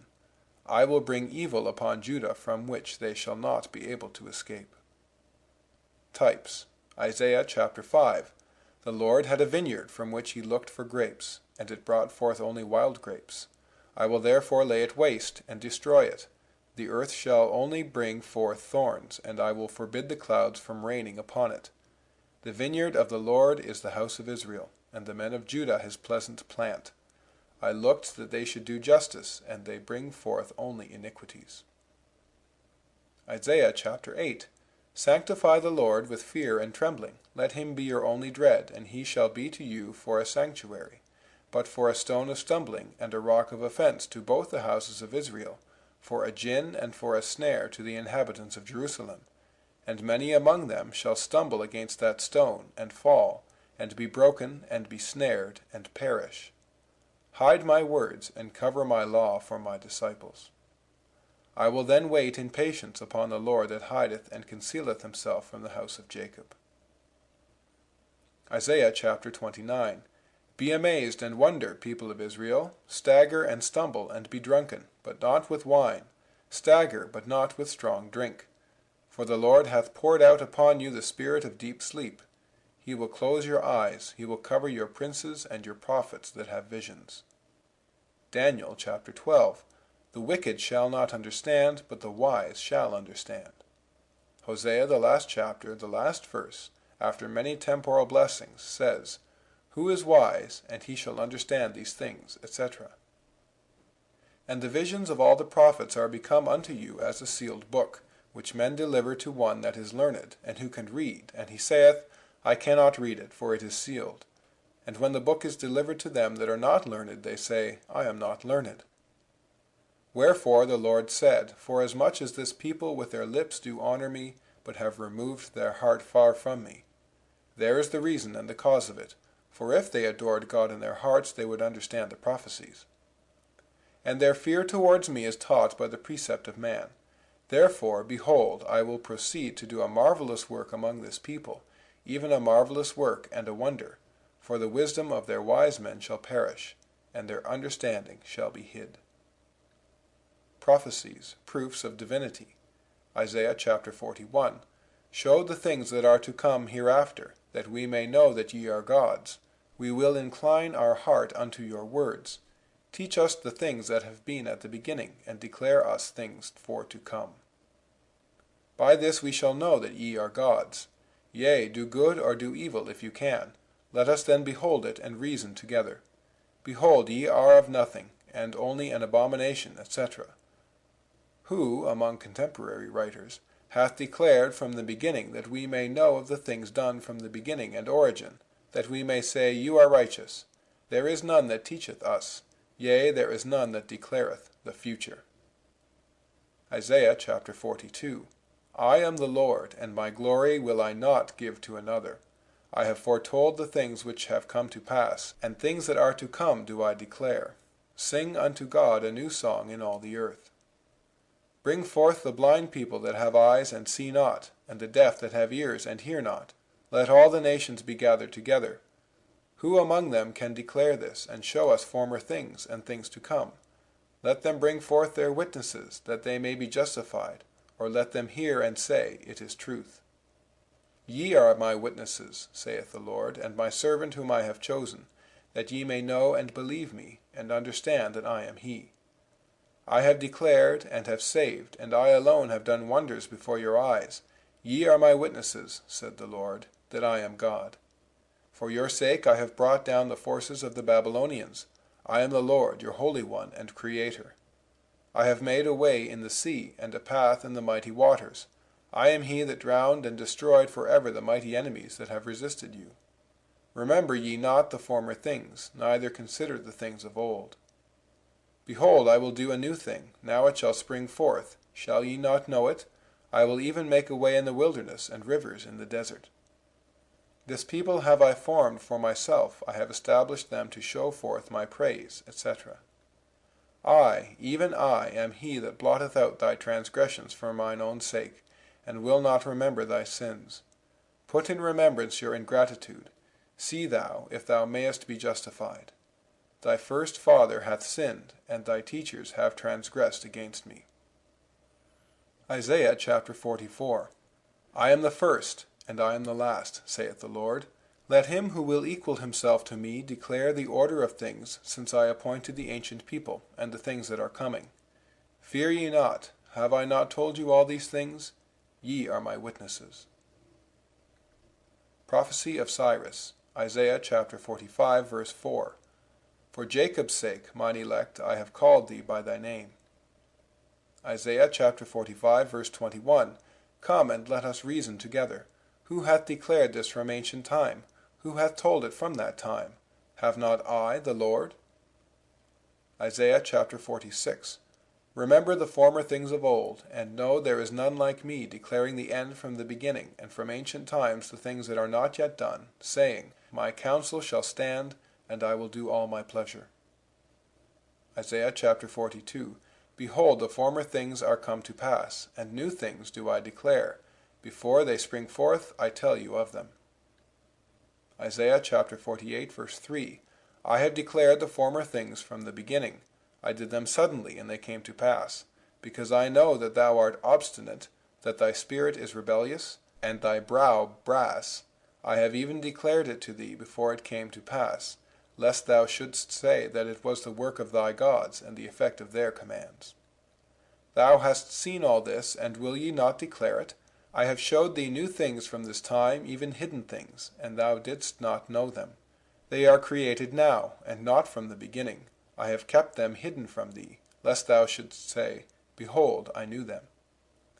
Yea, thou knewest not, yea, thou heardest not, yea, from that time that thine ear was not opened. For I knew that thou wouldst deal very treacherously, and wast called a transgressor from the womb. Reprobation of the Jews and conversion of the Gentiles. Isaiah chapter 65. I am sought of them that asked not for me. I am found of them that sought me not.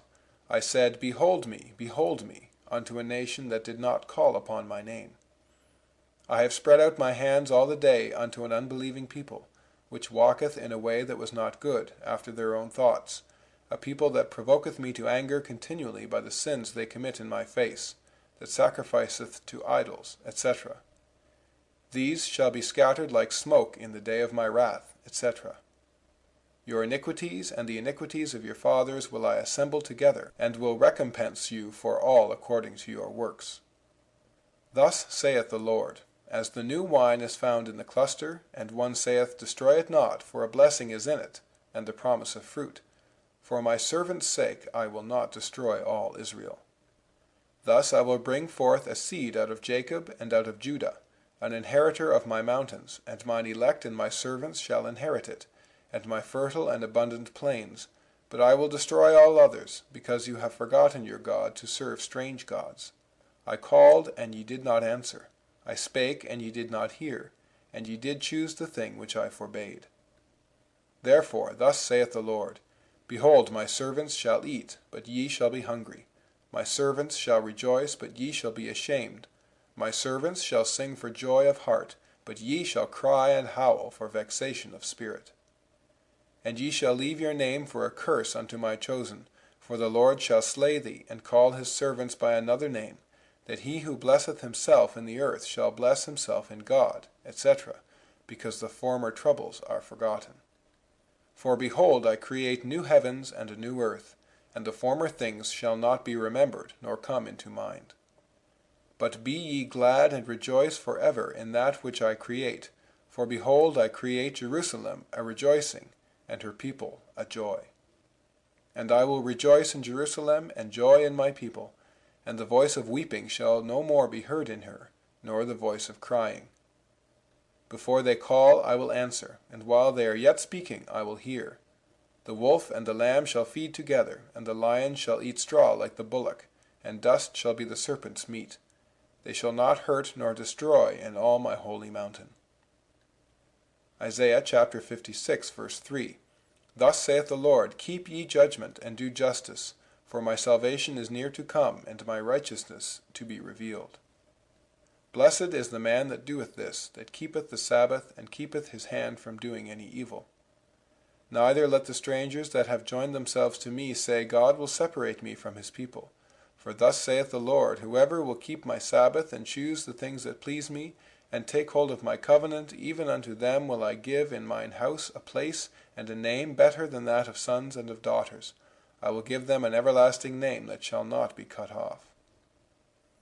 Isaiah chapter 59, verse 9. Therefore, for our iniquities is justice far from us. We wait for light, but behold obscurity; for brightness, but we walk in darkness. We grope for the wall like the blind. We stumble at noonday as in the night. We are in desolate places as dead men. We roar all like bears, and we mourn sore like doves. We look for judgment, but there is none; for salvation, but it is far from us. Isaiah chapter 66, verse 18. But I know their works and their thoughts. It shall come that I will gather all nations and tongues, and they shall see my glory. And yet I will set a sign among them, and I will send those that escape of them unto the nations, to Africa, to Lydia, to Italy, to Greece, and to the people that have not heard my fame, neither have seen my glory, and they shall bring your brethren. Jeremiah chapter 7. Reprobation of the temple. Go ye unto Shiloh, where I set my name at the first, and see what I did to it for the wickedness of my people. And now, because ye have done all these works, saith the Lord, I will do unto this house wherein my name is called upon, wherein ye trust, and unto the place which I gave to your priests, as I have done to Shiloh.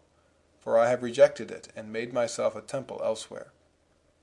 And I will cast you out of my sight, as I have cast out all your brethren, even the seed of Ephraim, rejected forever. Therefore pray not for this people. Jeremiah chapter 7, verse 22. What avails it you to add sacrifice to sacrifice? For I spake not unto your fathers, when I brought them out of the land of Egypt, concerning burnt offerings or sacrifices. But this thing commanded I them, saying, Obey and be faithful to my commandments, and I will be your God, and ye shall be my people. It was only after they had sacrificed to the golden calf that I gave myself sacrifices to turn into good and evil custom. Jeremiah chapter 7, verse 4. Trust ye not in lying words, saying, The temple of the Lord, the temple of the Lord, the temple of the Lord are these. 714. The Jews witnesses for God. Isaiah chapter 43, verse 9, chapter 44, verse 8. Prophecies fulfilled. 1 Kings chapter 13, verse 2. 1 Kings chapter 23, verse 16. Joshua chapter 6, verse 26. 1 Kings chapter 16, verse 34. Deuteronomy chapter 23. Malachi chapter 1, verse 11. The sacrifice of the Jews rejected, and the sacrifice of the heathen, even out of Jerusalem, and in all places. Moses, before dying, foretold the calling of the Gentiles, Deuteronomy chapter 32, verse 21, and the reprobation of the Jews. Moses foretold what would happen to each tribe. Prophecy. Your name shall be a curse unto mine elect, and I will give them another name. Make their heart fat. And how? By flattering their lust and making them hope to satisfy it. 715. Prophecy. Amos and Zechariah. They have sold the just one, and therefore will not be recalled. Jesus Christ betrayed. They shall no more remember Egypt. See Isaiah chapter 43, verses 16 to 19. Jeremiah chapter 23, verses 6 and 7. Prophecy. The Jews shall be scattered abroad. Isaiah chapter 27, verse 6. A new law. Jeremiah chapter 31, verse 32. Malachi. Grotius. The second temple glorious. Jesus Christ will come. Haggai chapter 2, verses 7 to 10. The calling of the Gentiles. Joel chapter 2, verse 28. Hosea chapter 2, verse 24. Deuteronomy chapter 32, verse 21. Malachi chapter 1, verse 11. 716. Hosea chapter 3. Isaiah chapters 42, 48, 54, 60, 61, last verse. I foretold it long since, that they might know that it is I. Jadis to Alexander. 717. Prophecies. The promise that David will always have descendants. Jeremiah chapter 13, verse 13. 718. The external reign of the race of David. 2 Chronicles. By all the prophecies, and with an oath. And it was not temporarily fulfilled. Jeremiah chapter 23, verse 20. 719. We might perhaps think that, when the prophets foretold that the scepter should not depart from Judah until the eternal king came, they spoke to flatter the people, and that their prophecy was proved false by Herod. But to show that this was not their meaning, and that on the contrary they knew well that this temporal kingdom should cease, they said that they would be without a king and without a prince, and for a long time. Hosea chapter 3, verse 4. 720. Non habemus regem, nisi Caesarem. Footnote. John chapter 19, verse 15. They therefore cried out, Away with him! Away with him! Crucify him! Pilate saith unto them, Shall I crucify your king? The chief priests answered, We have no king but Caesar. End of footnote. Therefore Jesus Christ was the Messiah, since they had no longer any king but a stranger, and would have no other. 721. We have no king but Caesar. End of section 11, part 1.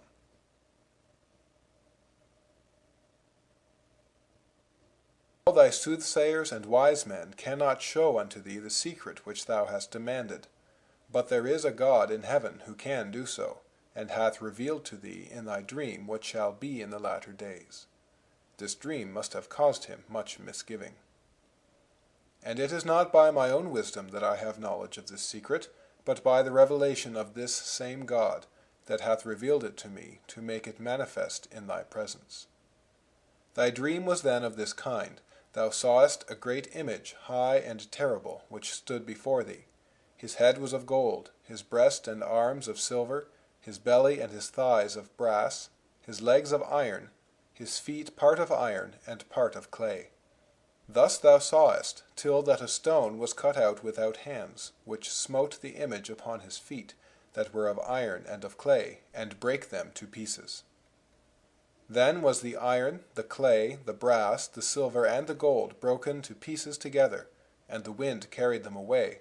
But this stone that smote the image became a great mountain, and filled the whole earth. This is the dream, and now I will give thee the interpretation thereof. Thou, who art the greatest of kings, and to whom God hath given a power so vast that thou art renowned among all people, art the head of gold which thou hast seen. But after thee shall arise another kingdom inferior to thee, and another third kingdom of brass, which shall bear rule over all the earth. But the fourth kingdom shall be strong as iron, and even as iron breaketh in pieces, and subdueth all things, so shall this empire break in pieces, and bruise all. And whereas thou sawest the feet and toes, part of clay and part of iron, the kingdom shall be divided, but there shall be in it of the strength of iron, and of the weakness of clay. But as iron cannot be firmly mixed with clay, so they who are represented by the iron and by the clay shall not cleave one to another, though united by marriage. Now in the days of these kings shall God set up a kingdom which shall never be destroyed, nor ever be delivered up to other people.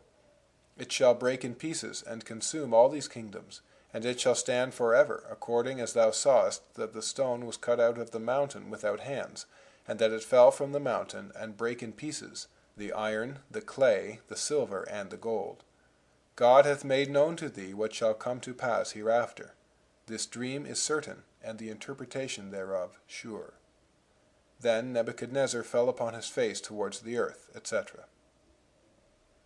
Daniel chapter 8, verse 8. Daniel, having seen the combat of the ram and of the he-goat, who vanquished him and ruled over the earth, whereof the principal horn being broken, 4 others came up toward the 4 winds of heaven, and out of one of them came forth a little horn, which waxed exceeding great toward the south, and toward the east, and toward the land of Israel. And it waxed great even to the host of heaven, and it cast down some of the stars, and stamped upon them, and at last overthrew the prince, and by him the daily sacrifice was taken away, and the place of his sanctuary was cast down. This is what Daniel saw. He sought the meaning of it, and a voice cried in this manner, Gabriel, make this man to understand the vision. And Gabriel said, The ram which thou sawest is the king of the Medes and Persians, and the he-goat is the king of Greece, and the great horn that is between his eyes is the first king of this monarchy. Now that being broken, whereas 4 stood up for it, 4 kingdoms shall stand up out of the nation, but not in his power. And in the latter time of their kingdom, when iniquities are come to the full, there shall arise a king, insolent and strong, but not by his own power, to whom all things shall succeed after his own will, and he shall destroy the holy people. And through his policy also he shall cause craft to prosper in his hand, and he shall destroy many. He shall also stand up against the prince of princes, but he shall perish miserably, and nevertheless by a violent hand. Daniel chapter 9, verse 20. Whilst I was praying with all my heart, and confessing my sin and the sin of all my people, and prostrating myself before my God, even Gabriel, whom I had seen in the vision at the beginning, came to me and touched me about the time of the evening oblation, and he informed me and said, O Daniel, I am now come forth to give thee the knowledge of things. At the beginning of thy supplications I came to show that which thou didst desire, for thou art greatly beloved. Therefore understand the matter and consider the vision. 70 weeks are determined upon thy people, and upon thy holy city, to finish the transgression, and to make an end of sins, and to abolish iniquity, and to bring in everlasting righteousness, to accomplish the vision and the prophecies, and to anoint the most holy. After which this people shall be no more thy people, nor this city the holy city. The times of wrath shall be past, and the years of grace shall come forever. Know therefore and understand that, from the going forth of the commandment to restore and to build Jerusalem unto the Messiah the Prince, shall be 7 weeks, and 62 weeks. The Hebrews were accustomed to divide numbers, and to place the small first. Thus 7 and 62 make 69. Of this 70 there will then remain the 70th, that is to say, the 7 last years of which he will speak next. The street shall be built again, and the wall even in troublous times. And after 62 weeks, which have followed the first 7, Christ will then be killed after the 69 weeks, that is to say, in the last week. The Christ shall be cut off, and a people of the prince that shall come shall destroy the city and the sanctuary, and overwhelm all, and the end of that war shall accomplish the desolation.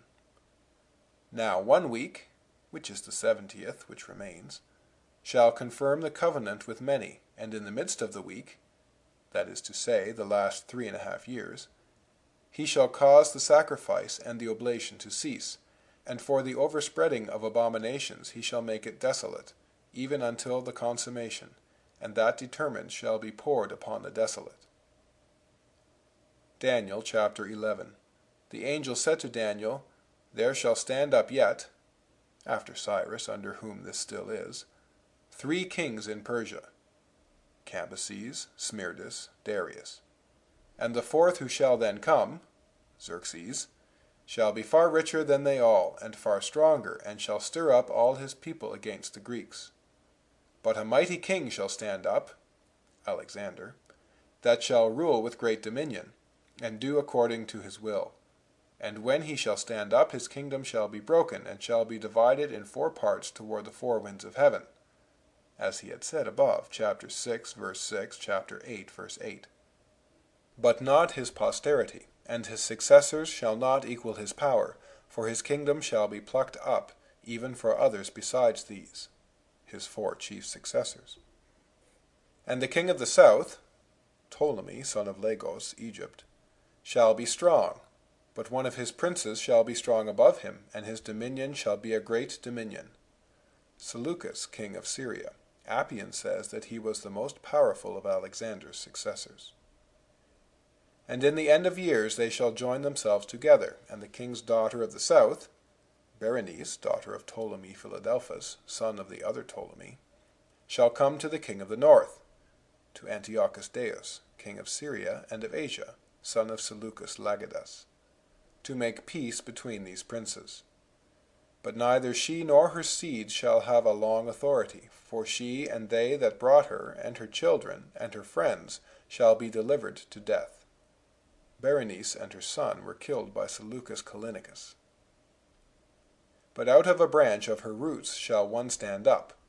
Ptolemy Euergetes was the issue of the same father as Berenice, which shall come with a mighty army into the land of the king of the north, where he shall put all under subjection, and he shall also carry captive into Egypt their gods, their princes, their gold, their silver, and all their precious spoils. If he had not been called into Egypt by domestic reasons, says Justin, he would have entirely stripped Seleucus. And he shall continue several years, when the king of the north can do naught against him. And so he shall return into his kingdom. But his sons shall be stirred up, and shall assemble a multitude of great forces.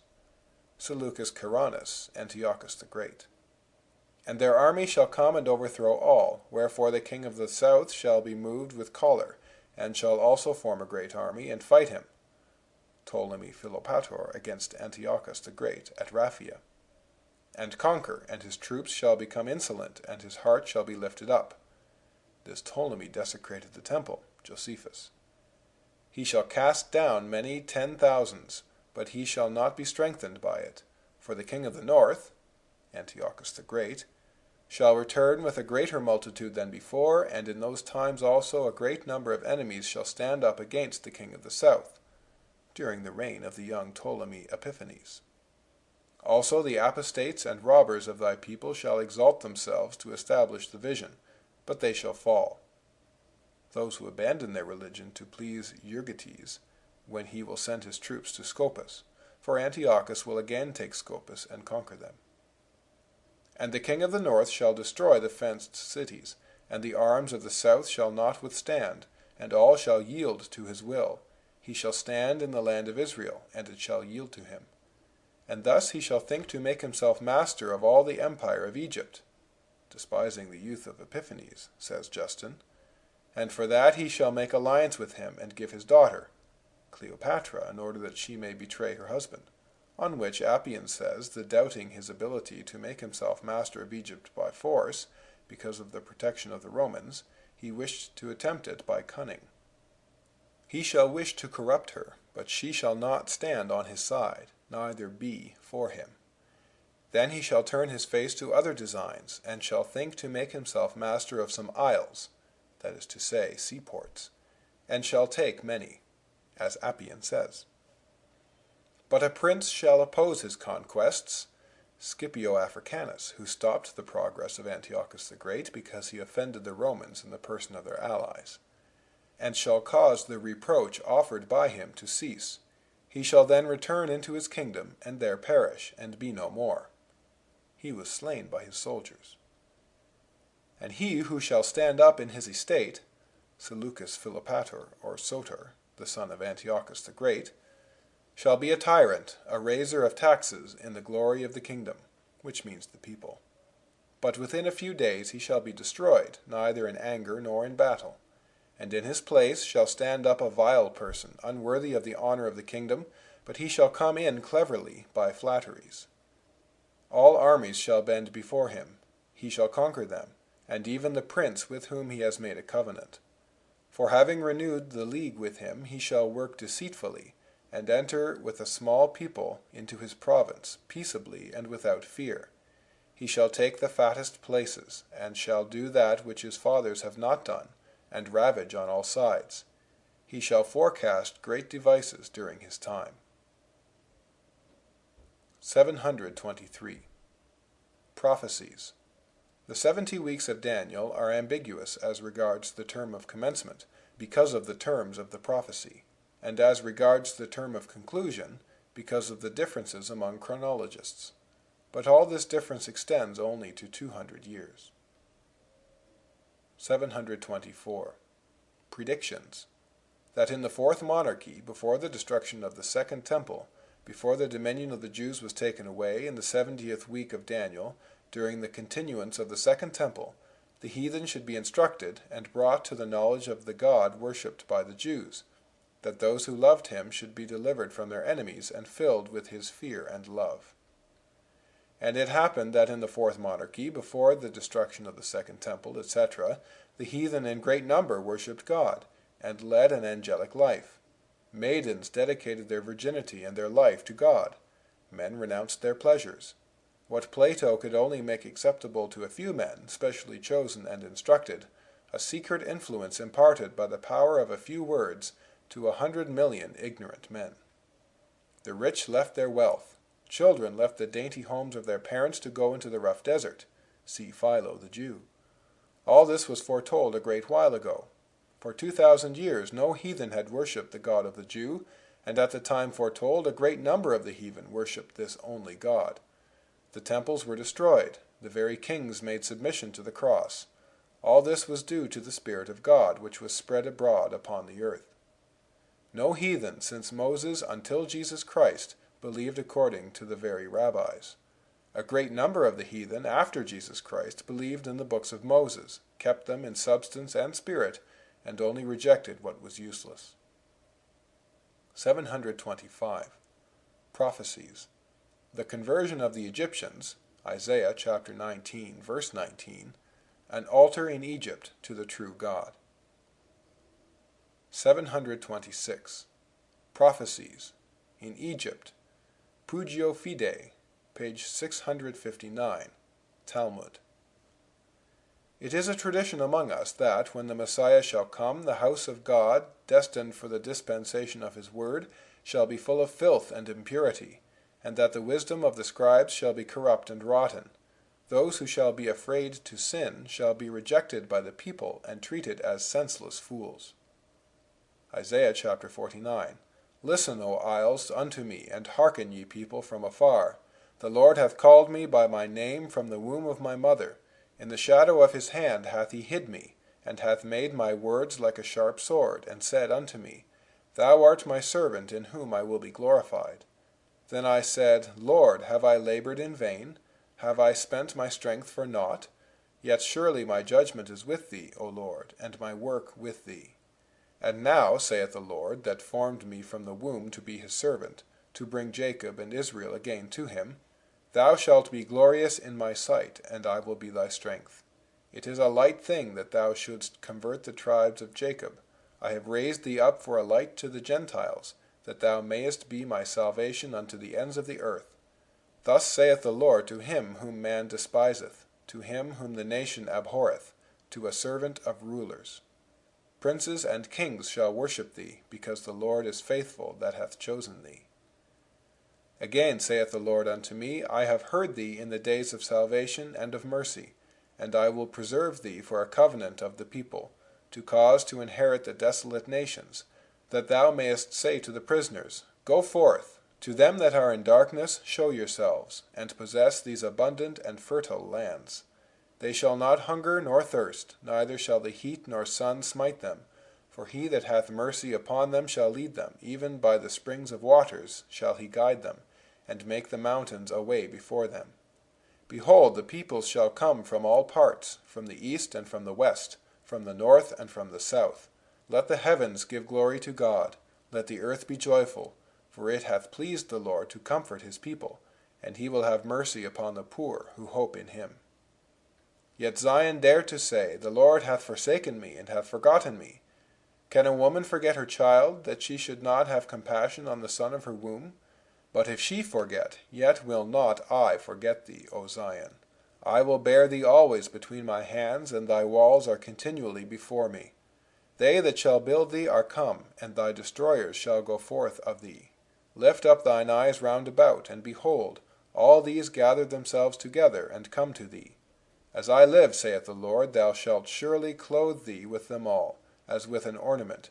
Thy waste and thy desolate places, and the land of thy destruction, shall even now be too narrow by reason of the inhabitants. And the children thou shalt have after thy barrenness shall say again in thy ears, The place is too strait for me, give place to me that I may dwell. Then shalt thou say in thy heart, Who hath begotten me these, seeing I have lost my children, and am desolate, a captive, and removing to and fro? And who brought up these? Behold, I was left alone. Where had they been?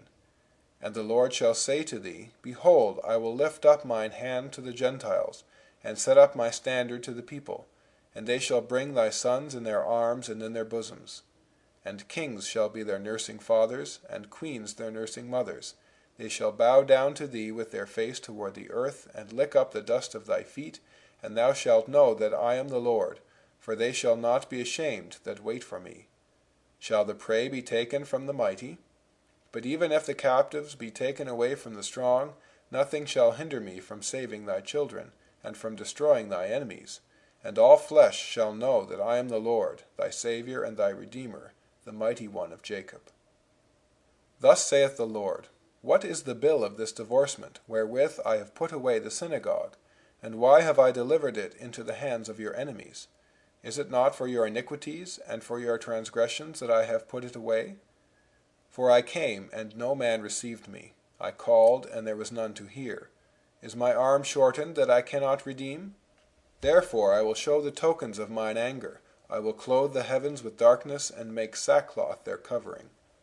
The Lord hath given me the tongue of the learned, that I should know how to speak a word in season to him that is weary. He hath opened mine ear, and I have listened to him as a master. The Lord hath revealed his will, and I was not rebellious. I gave my body to the smiters, and my cheeks to outrage. I hid not my face from shame and spitting. But the Lord hath helped me, therefore I have not been confounded. He is near that justifieth me. Who will contend with me? Who will be mine adversary, and accuse me of sin? God himself being my protector. All men shall pass away, and be consumed by time. Let those that fear God hearken to the voice of his servant. Let him that languisheth in darkness put his trust in the Lord. But as for you, ye do but kindle the wrath of God upon you. Ye walk in the light of your fire, and in the sparks that ye have kindled. This shall ye have of mine hand. Ye shall lie down in sorrow. Hearken to me, ye that follow after righteousness, ye that seek the Lord.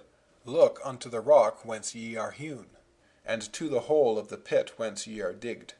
Look unto Abraham your father, and unto Sarah that bare you, for I called him alone, when childless, and increased him. Behold, I have comforted Zion, and heaped upon her blessings and consolations.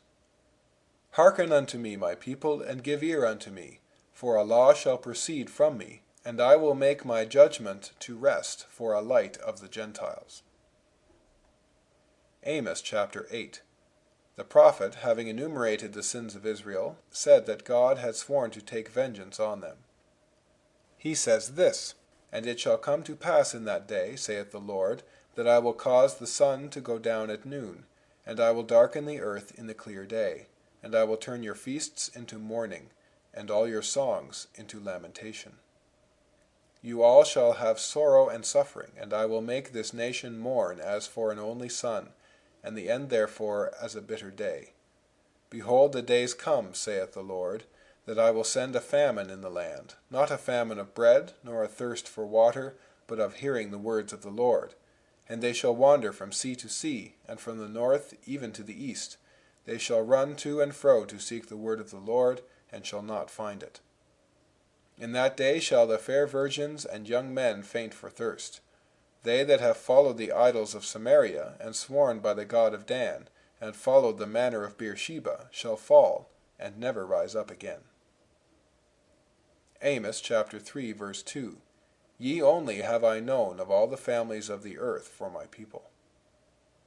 Daniel chapter 12, verse 7. Having described all the extent of the reign of the Messiah, he says, All these things shall be finished, when the scattering of the people of Israel shall be accomplished. Haggai chapter 2, verse 4. Ye, who comparing this second house with the glory of the first, despise it, be strong, saith the Lord. Be strong, O Zerubbabel, and O Jesus, the high priest, be strong, all ye people of the land, and work. For I am with you, saith the Lord of hosts. According to the word that I covenanted with you when ye came out of Egypt, so my spirit remaineth among you. Fear ye not, for thus saith the Lord of hosts, Yet one little while, and I will shake the heavens, and the earth, and the sea, and the dry land. A way of speaking to indicate a great and an extraordinary change. And I will shake all nations, and the desire of all the Gentiles shall come, and I will fill this house with glory, saith the Lord. The silver is mine, and the gold is mine, saith the Lord. That is to say, it is not by that I wish to be honored, as it is said elsewhere. All the beasts of the field are mine. What advantages me that they are offered to me in sacrifice?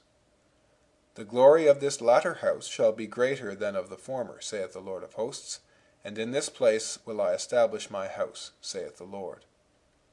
According to all that thou desirest in Horeb in the day of the assembly, saying, Let us not hear again the voice of the Lord, neither let us see this fire any more, that we die not. And the Lord said unto me, Their prayer is just. I will raise them up a prophet from among their brethren, like unto thee, and will put my words in his mouth, and he shall speak unto them all that I shall command him. And it shall come to pass, that whosoever will not hearken unto my words which he will speak in my name, I will require it of him. Genesis chapter 49. Judah, thou art he whom thy brethren shall praise, and thou shalt conquer thine enemies. Thy father's children shall bow down before thee. Judah is a lion's whelp. From the prey, my son, thou art gone up, and art couched as a lion, and as a lioness that shall be roused up. The scepter shall not depart from Judah, nor a lawgiver from between his feet, until Shiloh come, and unto him shall the gathering of the people be. 727. During the life of the Messiah. Enigmatis. Ezekiel chapter 17. His forerunner, Malachi chapter 3. He will be born an infant, Isaiah chapter 9. He will be born in the village of Bethlehem, Micah chapter 5. He will appear chiefly in Jerusalem, and will be a descendant of the family of Judah and of David. He is to blind the learned and the wise, Isaiah chapters 6, 8, 29, etc., and to preach the gospel to the lowly, Isaiah chapter 29, to open the eyes of the blind, give health to the sick, and to bring light to those that languish in darkness, Isaiah chapter 61. He is to show the perfect way, and be the teacher of the Gentiles, Isaiah chapter 55, chapter 42, verses 1 to 7. The prophecies are to be unintelligible to the wicked, Daniel chapter 12, Hosea chapter 14, verse 10, but they are to be intelligible to those who are well informed. The prophecies which represent him as poor represent him as master of the nations, Isaiah chapter 52, verse 14, etc., chapter 53, Zechariah chapter 9, verse 9. The prophecies which foretell the time foretell him only as master of the nations and suffering, and not as in the clouds nor as judge. And those which represent him thus as judge and in glory do not mention the time. When the Messiah is spoken of as great and glorious, it is as the judge of the world, and not its redeemer. He is to be the victim for the sins of the world, Isaiah chapters 39, 53, etc. He is to be the precious cornerstone, Isaiah chapter 28, verse 16. He is to be a stone of stumbling and offense, Isaiah chapter 8. Jerusalem is to dash against this stone. The builders are to reject this stone, Psalm 117, verse 22. God is to make this stone the chief cornerstone, and this stone is to grow into a huge mountain and fill the whole earth. Daniel chapter 2. So he is to be rejected, despised, betrayed, Psalm 107 verse 8, sold, Zechariah chapter 11 verse 12, spit upon, buffeted, mocked, afflicted in innumerable ways, given gall to drink, Psalm 68, pierced, Zechariah chapter 12, his feet and his hands pierced, slain, and lots cast for his raiment. He will rise again, Psalm 15, the third day, Hosea chapter 6 verse 3. He will ascend to heaven to sit on the right hand, Psalm 110. The kings will arm themselves against him, Psalm 2. Being on the right hand of the Father, he will be victorious over his enemies. The kings of the earth and all nations will worship him, Isaiah chapter 60. The Jews will continue as a nation, Jeremiah. They will wander without kings, etc., Hosea chapter 3, without prophets, Amos, looking for salvation and finding it not, Isaiah. Calling of the Gentiles by Jesus Christ, Isaiah chapter 52 verse 15, chapter 55 verse 5, chapter 60, etc. Psalm 81. Hosea chapter 1 verse 9. Ye are not my people, and I will not be your God, when ye are multiplied after the dispersion. In the places where it was said, Ye are not my people, I will call them my people. 728. It was not lawful to sacrifice outside of Jerusalem, which was the place that the Lord has chosen, nor even to eat the tithes elsewhere. Deuteronomy chapter 12 verse 5, etc., chapter 14 verse 23, etc., chapter 15 verse 20, chapter 16 verses 2, 7, 11, and 15. Hosea foretold that they should be without a king, without a prince, without a sacrifice, and without an idol, and this prophecy is now fulfilled, as they cannot make a lawful sacrifice out of Jerusalem. 729. Predictions. It was foretold that, in the time of the Messiah, he should come to establish a new covenant, which should make them forget the escape from Egypt. Jeremiah chapter 23 verse 5, Isaiah chapter 43 verse 16. That he should place his law not in externals but in the heart, that he should put his fear, which had only been from without, in the midst of the heart. Who does not see the Christian law in all this? 730. That then idolatry would be overthrown, that this Messiah would cast down all idols, and bring men into the worship of the true God. That the temples of the idols would be cast down, and that among all nations, and in all places of the earth, he would be offered a pure sacrifice, not of beasts. That he would be king of the Jews and Gentiles. And we see this king of the Jews and Gentiles oppressed by both, who conspire his death, and ruler of both, destroying the worship of Moses in Jerusalem, which was its center, where he made his first church, and also the worship of idols in Rome, the center of it, where he made his chief church. 731. Prophecies. That Jesus Christ will sit on the right hand till God has subdued his enemies. Therefore he will not subdue them himself. 732. Then they shall teach no more every man his neighbor, saying, Here is the Lord, for God shall make himself known to all. Your sons shall prophesy, I will put my spirit and my fear in your heart. All that is the same thing. To prophesy is to speak of God, not from outward proofs, but from an inward and immediate feeling.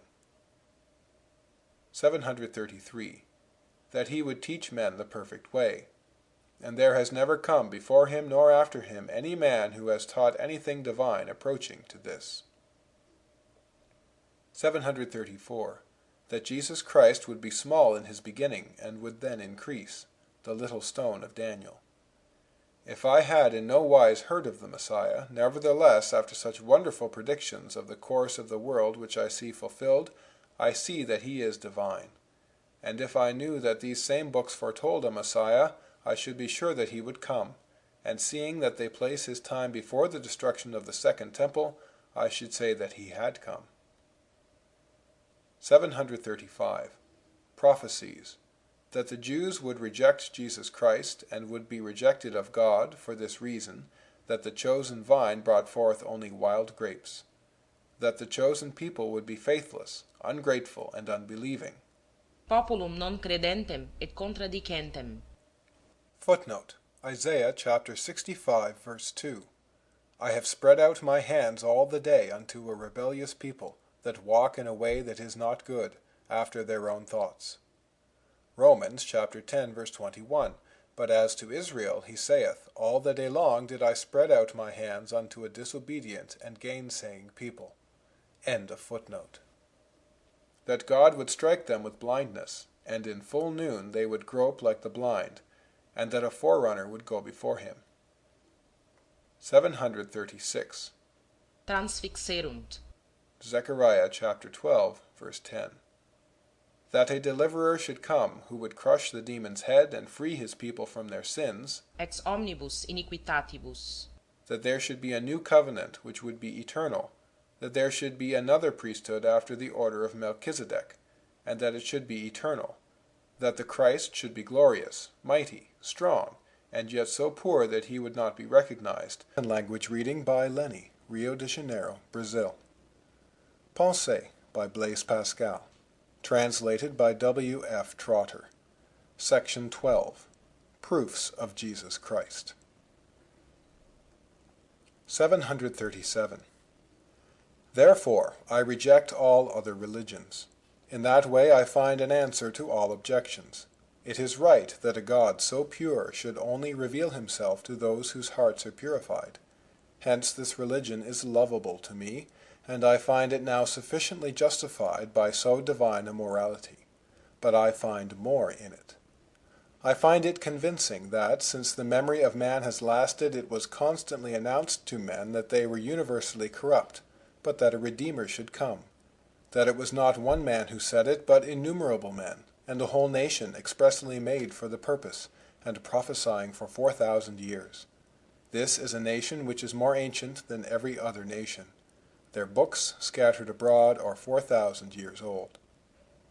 The more I examine them, the more truths I find in them. An entire nation foretell him before his advent, and an entire nation worship him after his advent. What has preceded and what has followed.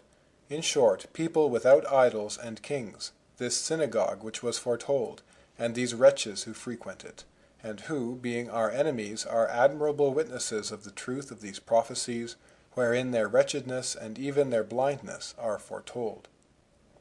I find this succession, this religion, wholly divine in its authority, in its duration, in its perpetuity, in its morality, in its conduct, in its doctrine, in its effects. The frightful darkness of the Jews was foretold. Eris falcans in meridie. Footnote: Deuteronomy chapter 28, verse 29. And thou shalt grope at noonday, as the blind gropeth in darkness, and thou shalt not prosper in thy ways, and thou shalt be only oppressed and robbed alway, and there shall be none to save thee. End of footnote. Dabitur liber scienti litteras, et dicet, non possum legere. Footnote: Isaiah chapter 29, verse 12. And the book is delivered to him that is not learned, saying, Read this, I pray thee. And he saith, I am not learned. End of footnote. While the scepter was still in the hands of the first foreign usurper, there is the report of the coming of Jesus Christ. So I hold out my arms to my Redeemer, who, having been foretold for 4,000 years, has come to suffer and to die for me on earth, at the time and under all the circumstances foretold. By his grace I await death in peace, in the hope of being eternally united to him. Yet I live with joy, whether in the prosperity which it pleases him to bestow upon me, or in the adversity which he sends for my good, and which he has taught me to bear by his example.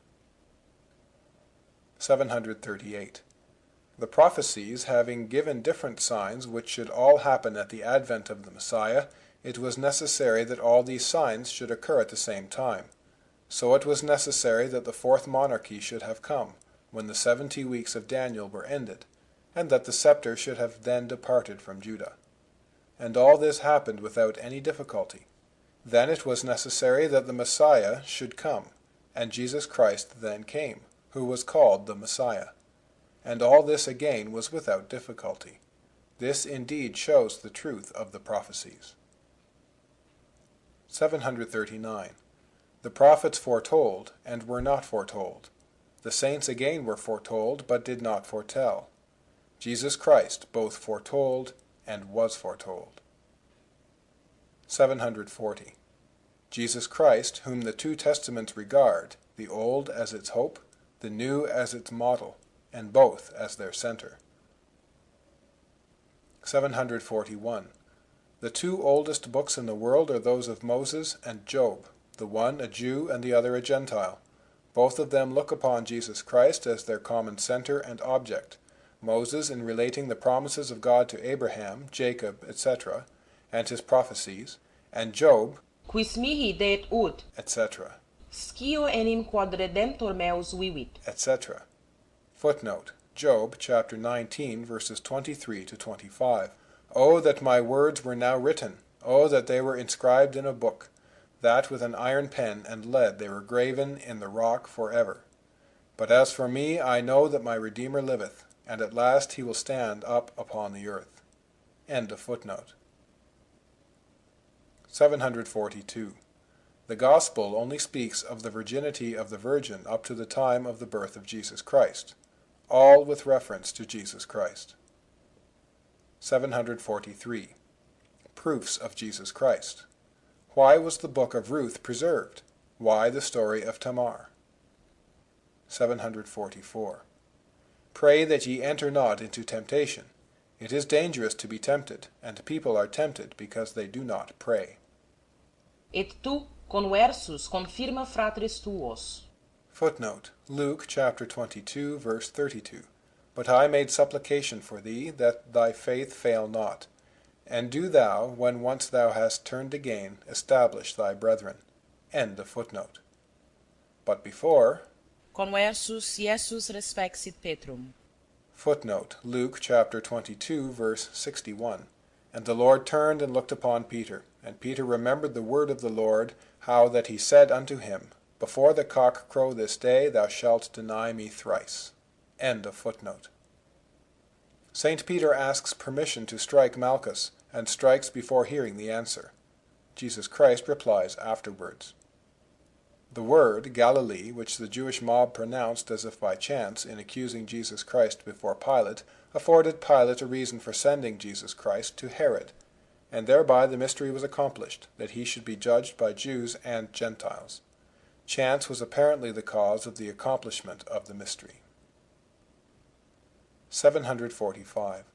Those who have a difficulty in believing seek a reason in the fact that the Jews do not believe. Were this so clear, say they, why did the Jews not believe? And they almost wish that they had believed, so as not to be kept back by the example of their refusal. But it is their very refusal that is the foundation of our faith. We should be much less disposed to the faith if they were on our side. We should then have a more ample pretext. The wonderful thing is to have made the Jews great lovers of the things foretold, and great enemies of their fulfillment. 746. Bestowed upon us their spoil. He does not give riches. Is this all they have to say? It is in this respect that he is lovable to me. I would not desire him whom they fancy. It is evident that it is only his life which has prevented them from accepting him, and through this rejection they are irreproachable witnesses, and, what is more, they thereby accomplish the prophecies. By means of the fact that this people have not accepted him, this miracle here has happened. The prophecies were the only lasting miracles which could be wrought, but they were liable to be denied. 761. The Jews, in slaying him in order not to receive him as the Messiah, have given him the final proof of being the Messiah. And in continuing not to recognize him, they made themselves irreproachable witnesses. Both in slaying him and in continuing to deny him, they have fulfilled the prophecies. Isaiah chapter 60, Psalm 71. 762. What could the Jews, his enemies, do? If they receive him, they give proof of him by their reception, for then the guardians of the expectation of the Messiah receive him. If they reject him, they give proof of him by their rejection. 763. The Jews, in testing if he were God, have shown that he was man. 764. The Church has had as much difficulty in showing that Jesus Christ was man, against those who denied it, as in showing that he was God, and the probabilities were equally great. 765. Source of contradictions. A God humiliated even to the death on the cross. A Messiah triumphing over death by his own death. Two natures in Jesus Christ. Two advents, two states of man's nature. 766. Types. Savior, Father, Sacrificer, Offering, Food, King, Wise, Lawgiver, Afflicted, Poor, having to create a people whom he must lead and nourish and bring into his land.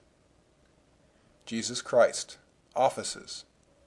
He alone had to create a great people, elect, holy, and chosen, to lead, nourish, and bring it into the place of rest and holiness, to make it holy to God, to make it the temple of God, to reconcile it to and save it from the wrath of God, to free it from the slavery of sin which visibly reigns in man, to give laws to this people and engrave these laws on their heart, to offer himself to God for them, and sacrifice himself for them, to be a victim without blemish and himself the sacrificer, having to offer himself, his body, and his blood, and yet to offer bread and wine to God.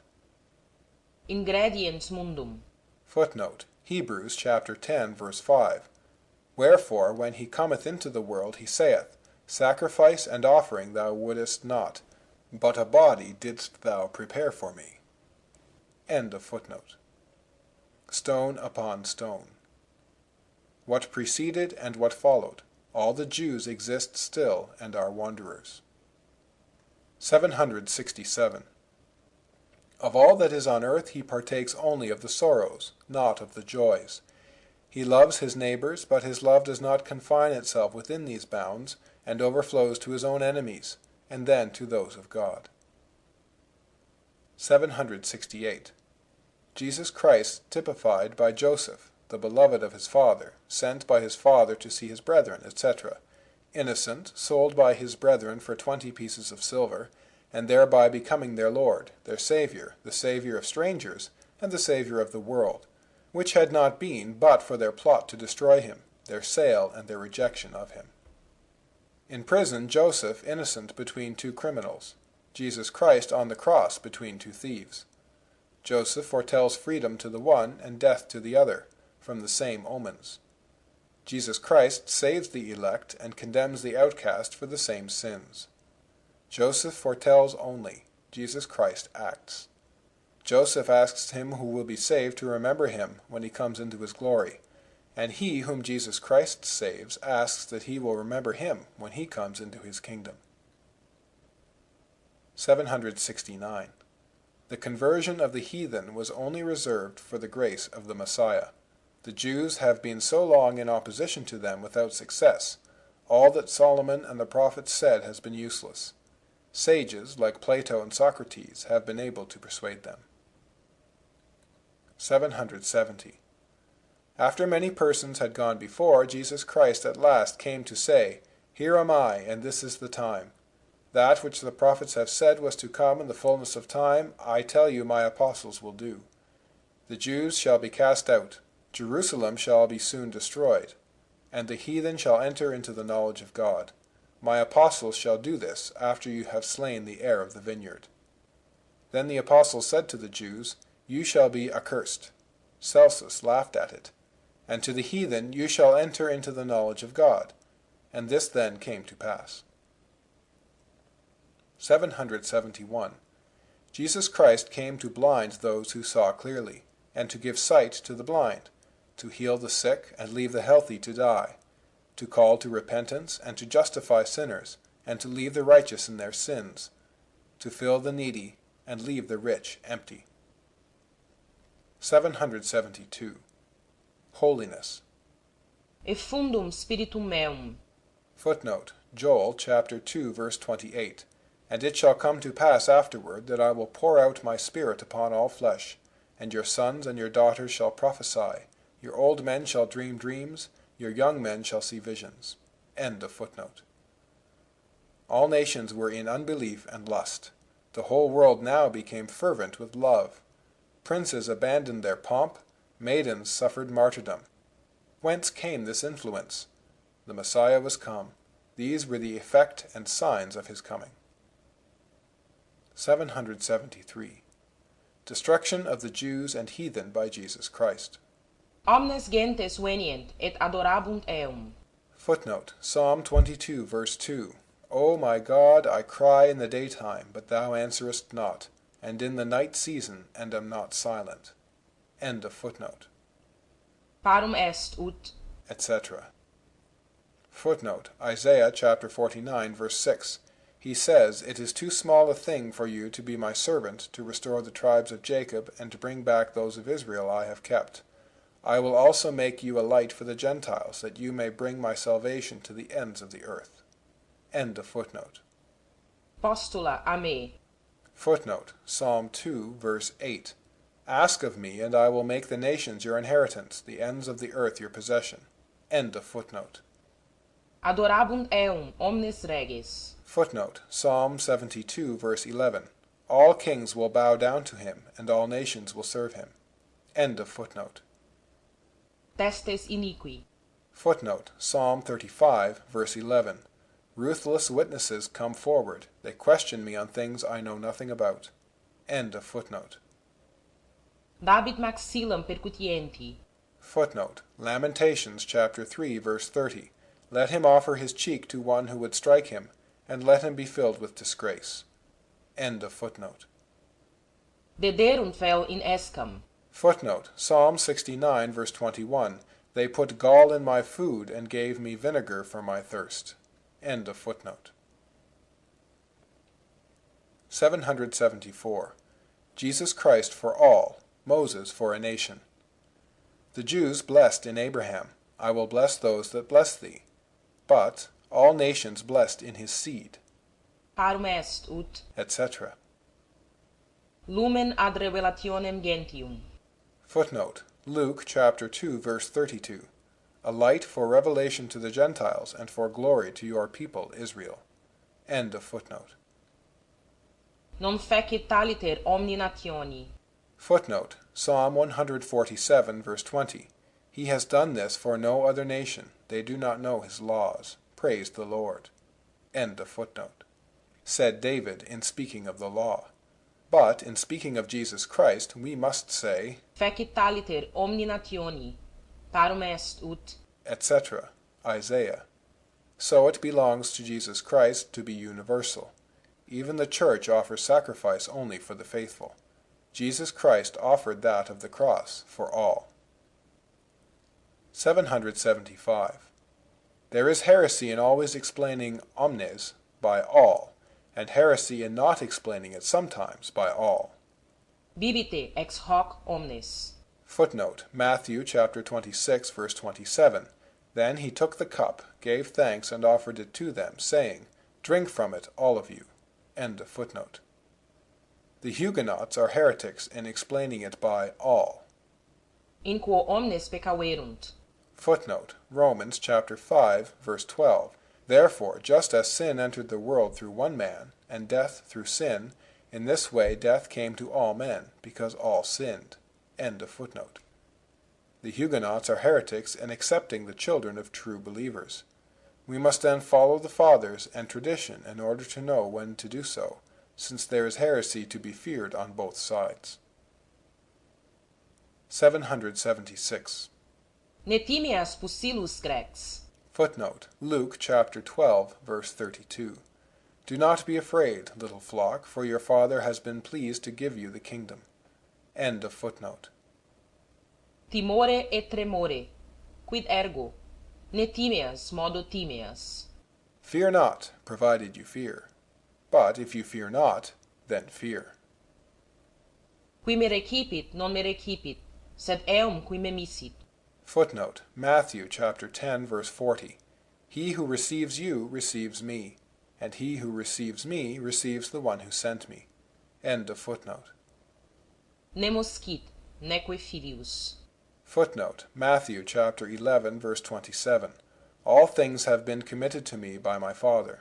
No one knows the Son except the Father, and no one knows the Father except the Son, and those to whom the Son chooses to reveal him. End of footnote. Nubes lucida obumbravit. Footnote, Matthew chapter 17, verse 5. While he was still speaking, a bright cloud enveloped them, and a voice from the cloud said, This is my Son, whom I love. With him I am well pleased. Listen to him. End of footnote.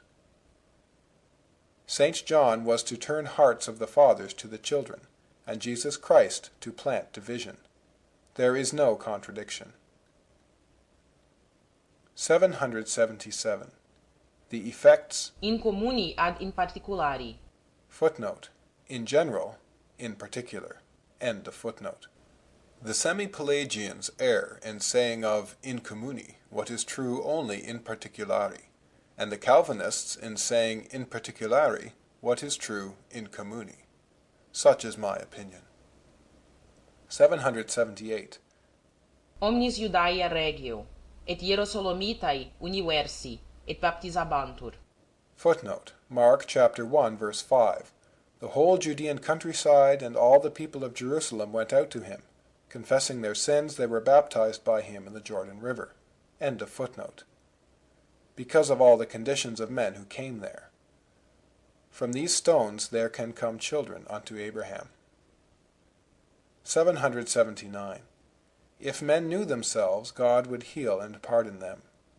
Ne convertantur et sanem eos, et dimittantur eis peccata. Footnote, Mark chapter 4, verse 12.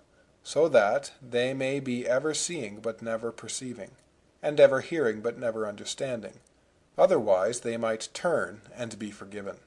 End of footnote. 780. Jesus Christ never condemned without hearing. To Judas, Amice, ad quid venisti? Footnote, Matthew chapter 26, verse 50. Jesus replied, Friend, do what you came for. End of footnote. To him that had not on the wedding garment, the same. 781. The types of the completeness of the redemption, as that the Son gives light to all, indicate only completeness. But the types of exclusions, as of the Jews elected to the exclusion of the Gentiles, indicate exclusion. Jesus Christ, the Redeemer of all. Yes, for he has offered like a man who has ransomed all those who were willing to come to him. If any die on the way, it is their misfortune, but, so far as he was concerned, he offered them redemption. That holds good in this example, where he who ransoms and he who prevents death are two persons, but not of Jesus Christ, who does both these things. No, for Jesus Christ, in the quality of Redeemer, is not perhaps master of all, and thus, insofar as it is in him, he is the Redeemer of all. When it is said that Jesus Christ did not die for all, you take undue advantage of a fault in men who at once apply this exception to themselves, and this is to favor despair, instead of turning them from it to favor hope. For men thus accustom themselves to inward virtues by outward customs. 782. The victory over death. What is a man advantaged if he gain the whole world and lose his own soul?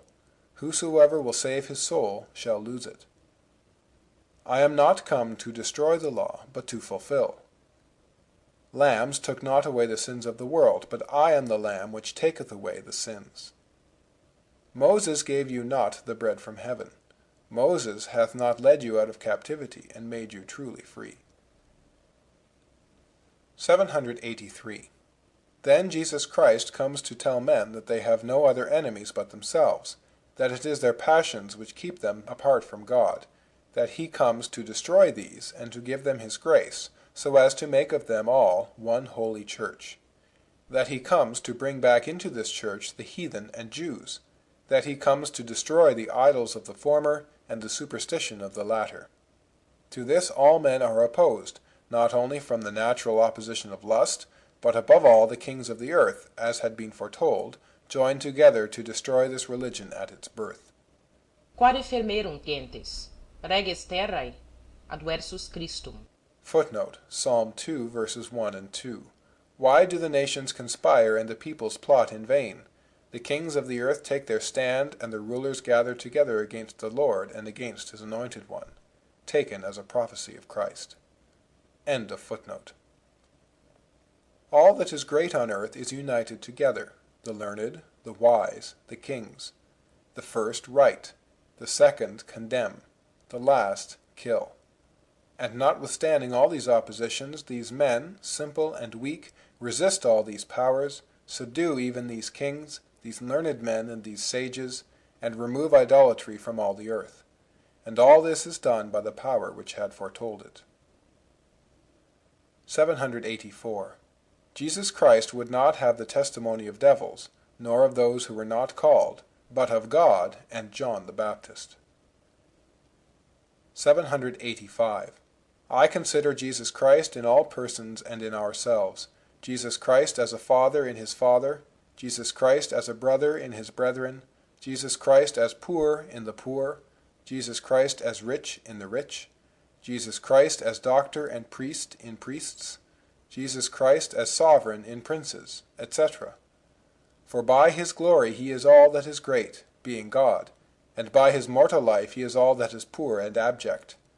Therefore he has taken this unhappy condition, so that he could be in all persons, and the model of all conditions. 786. Jesus Christ is an obscurity, according to what the world calls obscurity, such that historians, writing only of important matters of states, have hardly noticed him. 787. On the fact that neither Josephus, nor Tacitus, nor other historians have spoken of Jesus Christ. So far is this from telling against Christianity, that on the contrary it tells for it. For it is certain that Jesus Christ has existed, that his religion has made a great talk, and that these persons were not ignorant of it. Thus it is plain that they purposely concealed it, or that, if they did speak of it, their account has been suppressed or changed. 788. I have reserved me 7,000. I love the worshippers unknown to the world, and to the very prophets. 789. As Jesus Christ remained unknown among men, so his truth remains among common opinions without external difference. Thus the Eucharist among ordinary bread. 790. Jesus would not be slain without the forms of justice, for it is far more ignominious to die by justice than by an unjust sedition. 791. The false justice of Pilate only serves to make Jesus Christ suffer, for he causes him to be scourged by his false justice, and afterwards puts him to death. It would have been better to have put him to death at once. Thus it is with the falsely just. They do good and evil works to please the world, and to show that they are not altogether of Jesus Christ, for they are ashamed of him. And at last, under great temptations and on great occasions, they kill him. 792. What man ever had more renown? The whole Jewish people foretell him before his coming. The Gentile people worship him after his coming. The two peoples, Gentile and Jewish, regard him as their center. And yet what man enjoys this renown less? Of 33 years he lives 30 without appearing. For 3 years he passes as an impostor. The priests and the chief people reject him. His friends and his nearest relatives despise him. Finally he dies, betrayed by one of his own disciples, denied by another, and abandoned by all. What part then has he in this renown? Never had man so much renown, never had man more ignominy. All that renown has served only for us to render us capable of recognizing him, and he had none of it for himself. 793. The infinite distance between body and mind is a symbol of the infinitely more infinite distance between mind and charity, for charity is supernatural. All the glory of greatness has no luster for people who are in search of understanding.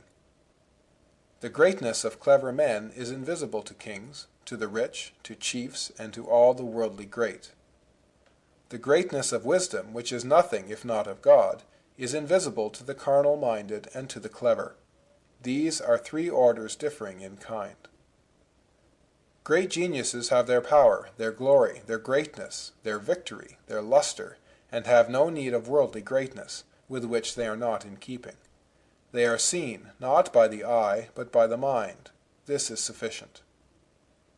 The saints have their power, their glory, their victory, their luster, and need no worldly or intellectual greatness, with which they have no affinity, for these neither add anything to them, nor take away anything from them. They are seen of God and the angels, and not of the body, nor of the curious mind. God is enough for them. Archimedes, apart from his rank, would have the same veneration. He fought no battles for the eyes to feast upon, but he has given his discoveries to all men. Oh, how brilliant he was to the mind! Jesus Christ, without riches and without any external exhibition of knowledge, is in his own order of holiness. He did not invent, he did not reign, but he was humble, patient, holy, holy to God, terrible to devils, without any sin. Oh, in what great pomp, and in what wonderful splendor he is come to the eyes of the heart, which perceive wisdom. It would have been useless for Archimedes to have acted the prince in his books on geometry, although he was a prince. It would have been useless for our Lord Jesus Christ to come like a king in order to shine forth in his kingdom of holiness, but he came there appropriately in the glory of his own order. It is most absurd to take offense at the lowliness of Jesus Christ, as if his lowliness were in the same order as the greatness which he came to manifest. If we consider this greatness in his life, in his passion, in his obscurity, in his death, in the choice of his disciples, in their desertion, in his secret resurrection, and Latin language reading by Lenny, Rio de Janeiro, Brazil. Pensées by Blaise Pascal. Translated by W. F. Trotter. Section 13. The Miracles. 803. The Beginning. Miracles enable us to judge of doctrine, and doctrine enables us to judge of miracles. There are false miracles and true. There must be a distinction in order to know them, otherwise they would be useless. Now they are not useless. On the contrary, they are fundamental. Now the rule which is given to us must be such that it does not destroy the proof which the true miracles give of the truth, which is the chief end of the miracles. Moses has given two rules: that the prediction does not come to pass, Deuteronomy chapter 18, and that they do not lead to idolatry, Deuteronomy chapter 13, and Jesus Christ 1. If doctrine regulates miracles, miracles are useless for doctrine. If miracles regulate, note in the text, the thought is incomplete, end of note. Objection to the rule, the distinction of the times.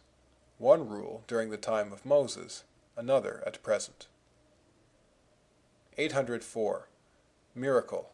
It is an effect which exceeds the natural power of the means which are employed for it, and what is not a miracle is an effect which does not exceed the natural power of the means which are employed for it.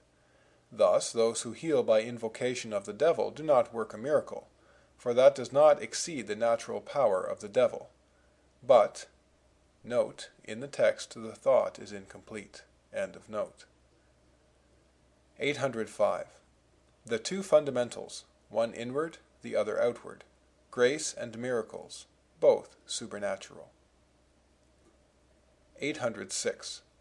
Miracles and truth are necessary, because it is necessary to convince the entire man in body and soul. 807. In all times, either men have spoken of the true God, or the true God has spoken to men. 808. Jesus Christ has verified that he was the Messiah, never in verifying his doctrine by Scripture and the prophecies, but always by his miracles. He proves by a miracle that he remits sins. Rejoice not in your miracles, said Jesus Christ, but because your names are written in heaven.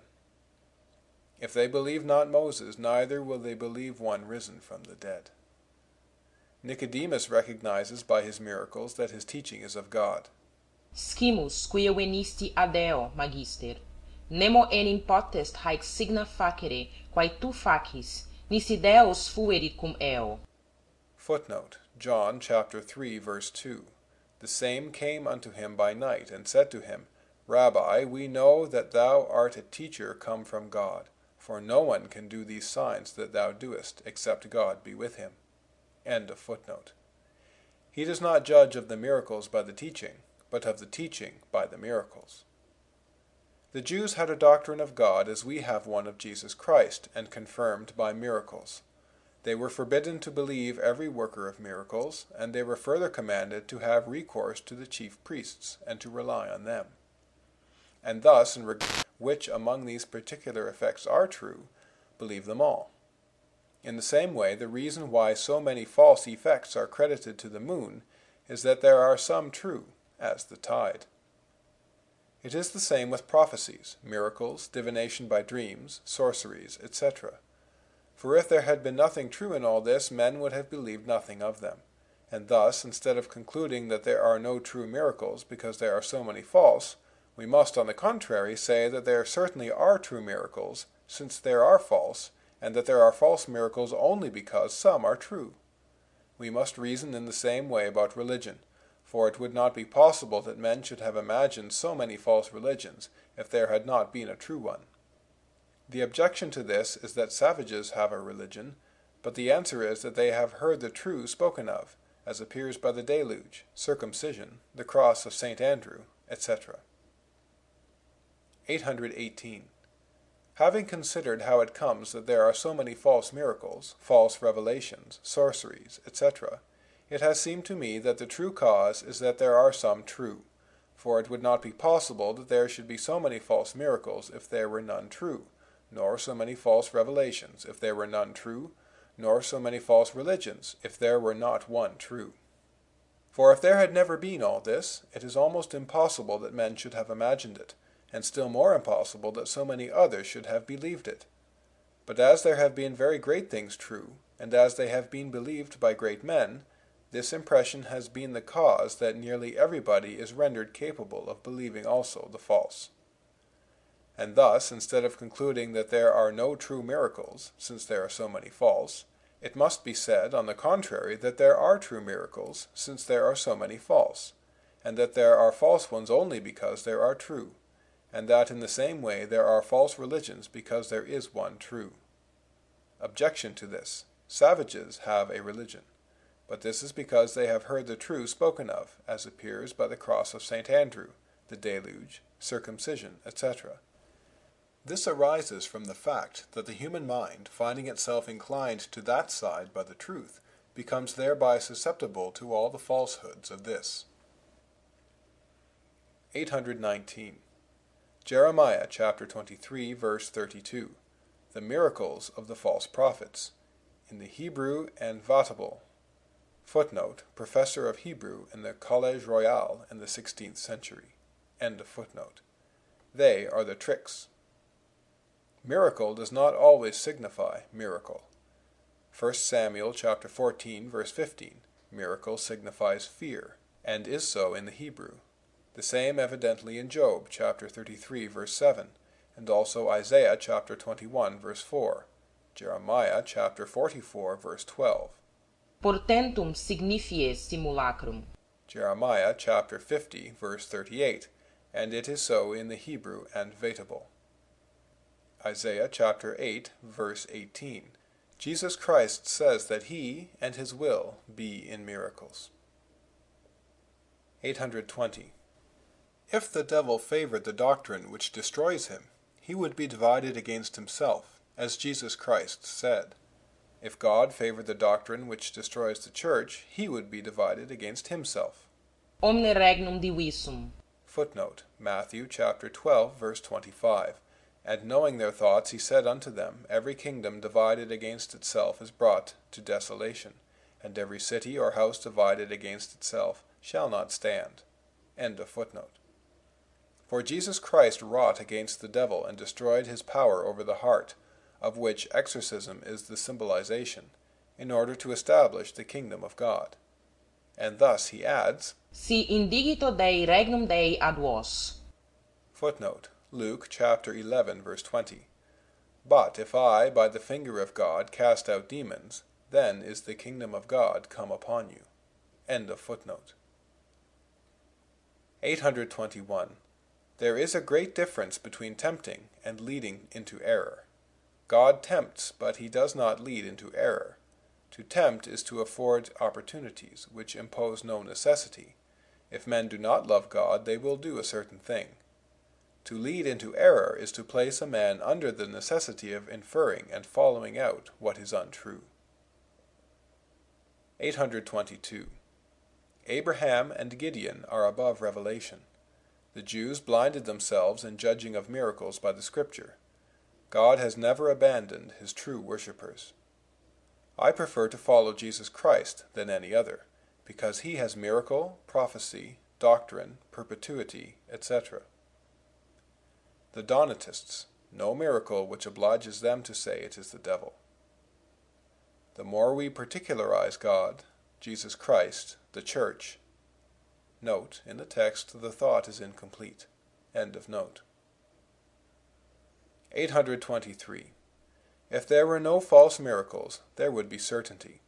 If there were no rule to judge of them, miracles would be useless, and there would be no reason for believing.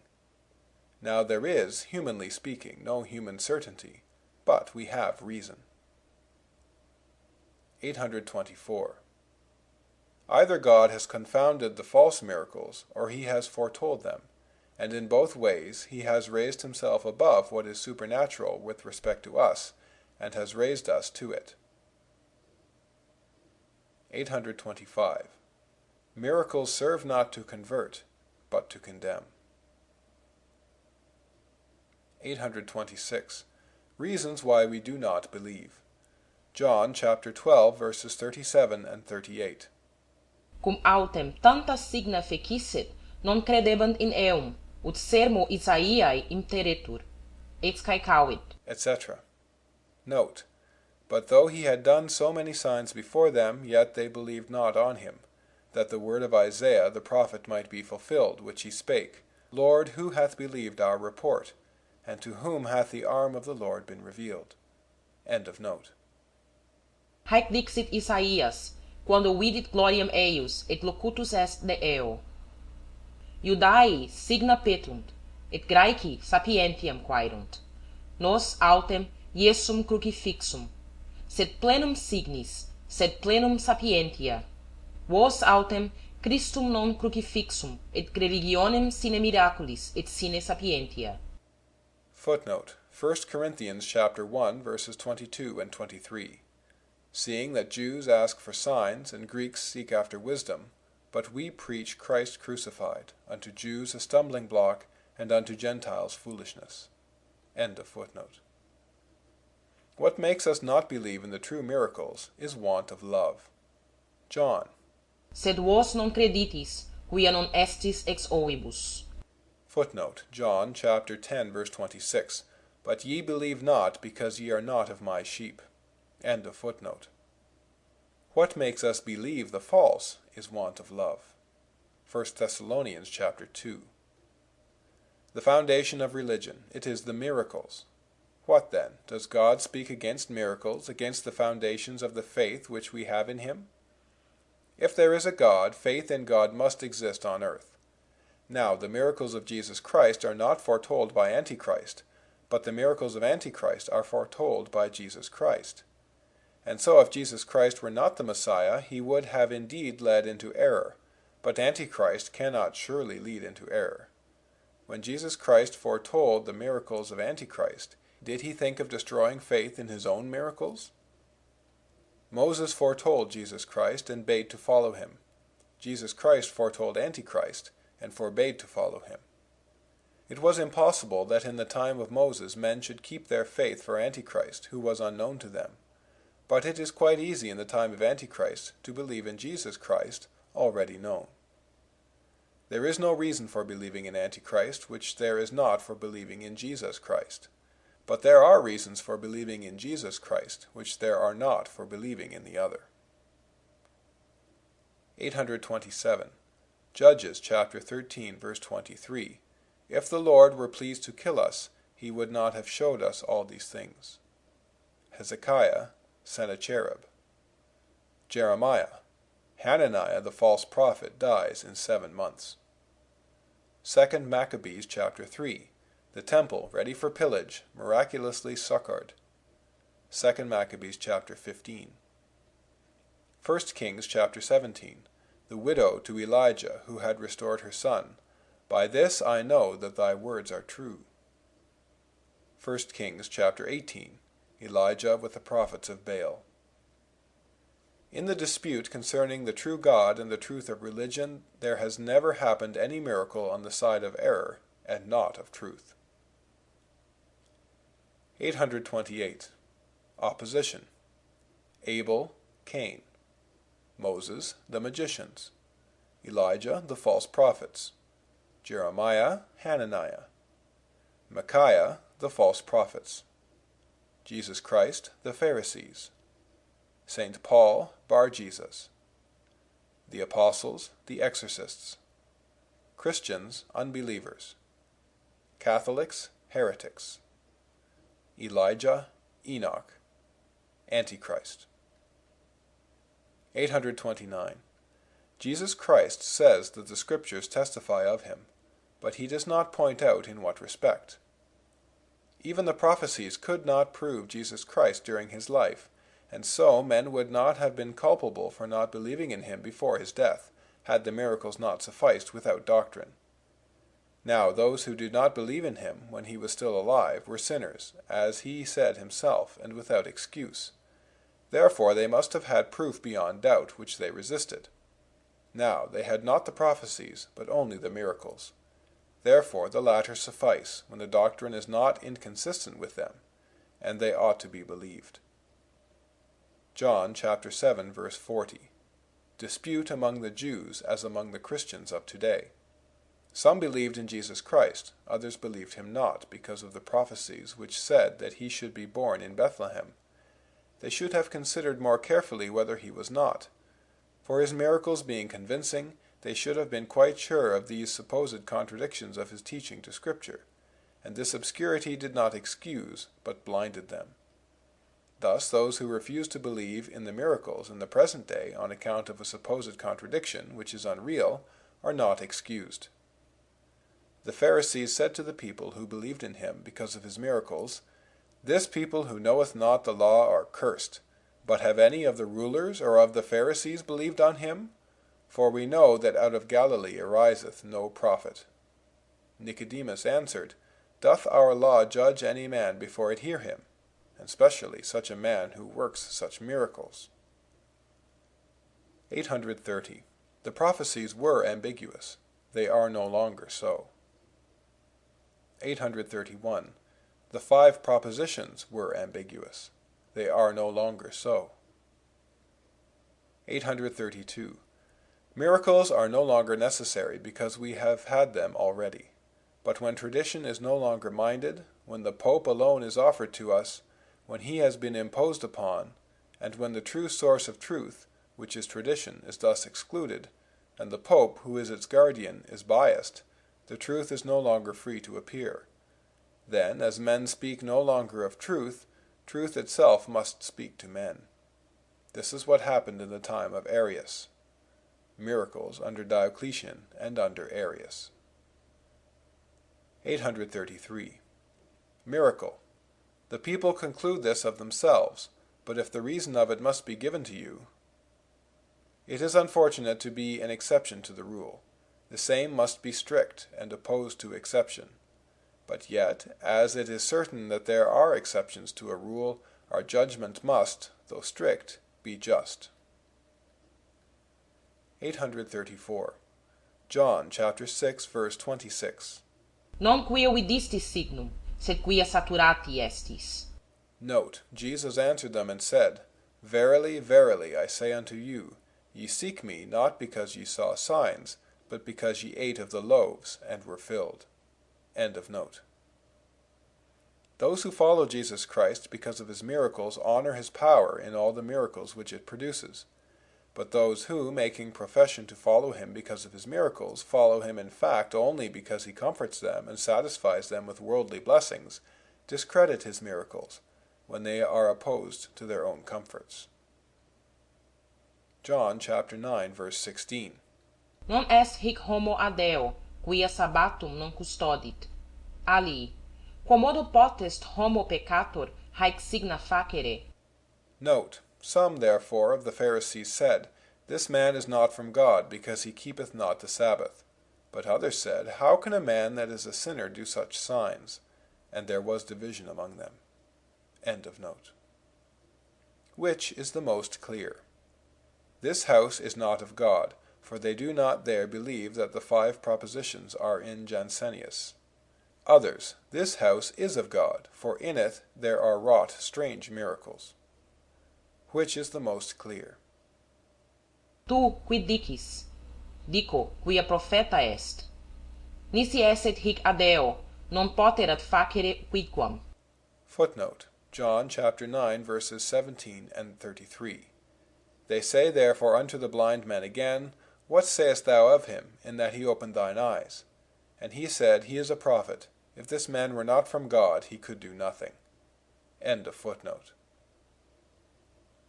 835. In the Old Testament, when they will turn you from God. In the New, when they will turn you from Jesus Christ. These are the occasions for excluding particular miracles from belief. No others need be excluded. Does it therefore follow that they would have the right to exclude all the prophets who came to them? No, they would have sinned in not excluding those who denied God, and would have sinned in excluding those who did not deny God. So soon, then, as we see a miracle, we must either assent to it or have striking proofs to the contrary. We must see if it denies a God, or Jesus Christ, or the Church. 836. There is a great difference between not being for Jesus Christ and saying so, and not being for Jesus Christ and pretending to be so. The one party can do miracles, not the others. For it is clear of the one party that they are opposed to the truth, but not of the others, and thus miracles are clearer. 837. That we must love one God only is a thing so evident that it does not require miracles to prove it. 838.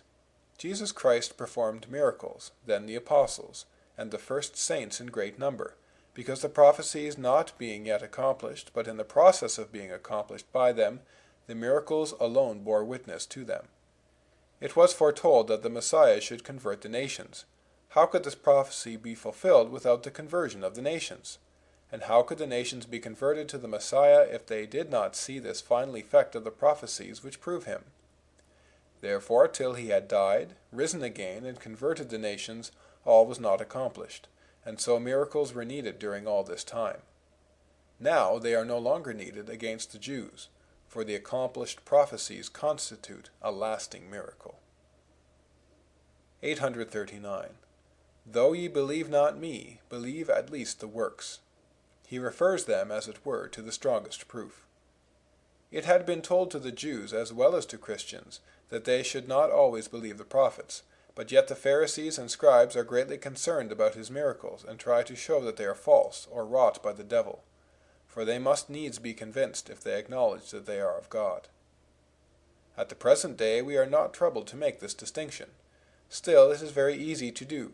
Those who deny neither God nor Jesus Christ do no miracles which are not certain. Nemo facit virtutem in nomine meo, et cito possit de me male loqui. Footnote: Mark chapter 9, verse 39. But Jesus said, Forbid him not, for there is no man who shall do a mighty work in my name, and be able quickly to speak evil of me. End of footnote. But we have not to draw this distinction. Here is a sacred relic. Here is a thorn from the crown of the Savior of the world, over whom the prince of this world has no power, which works miracles by the peculiar power of the blood shed for us. Now God himself chooses this house in order to display conspicuously therein his power. These are not men who do miracles by an unknown and doubtful virtue, which makes a decision difficult for us. It is God himself. It is the instrument of the passion of his only Son, who, being in many places, chooses this, and makes men come from all quarters there to receive these miraculous alleviations in their weaknesses. Rio de Janeiro, Brazil. Pensées, by Blaise Pascal. Translated by W. F. Trotter. Section 14. Appendix. Polemical Fragments. 857. Clearness, obscurity. There would be too great darkness if truth had not visible signs. This is a wonderful one, that it has always been preserved in one church and one visible assembly of men. There would be too great clearness if there were only one opinion in this church.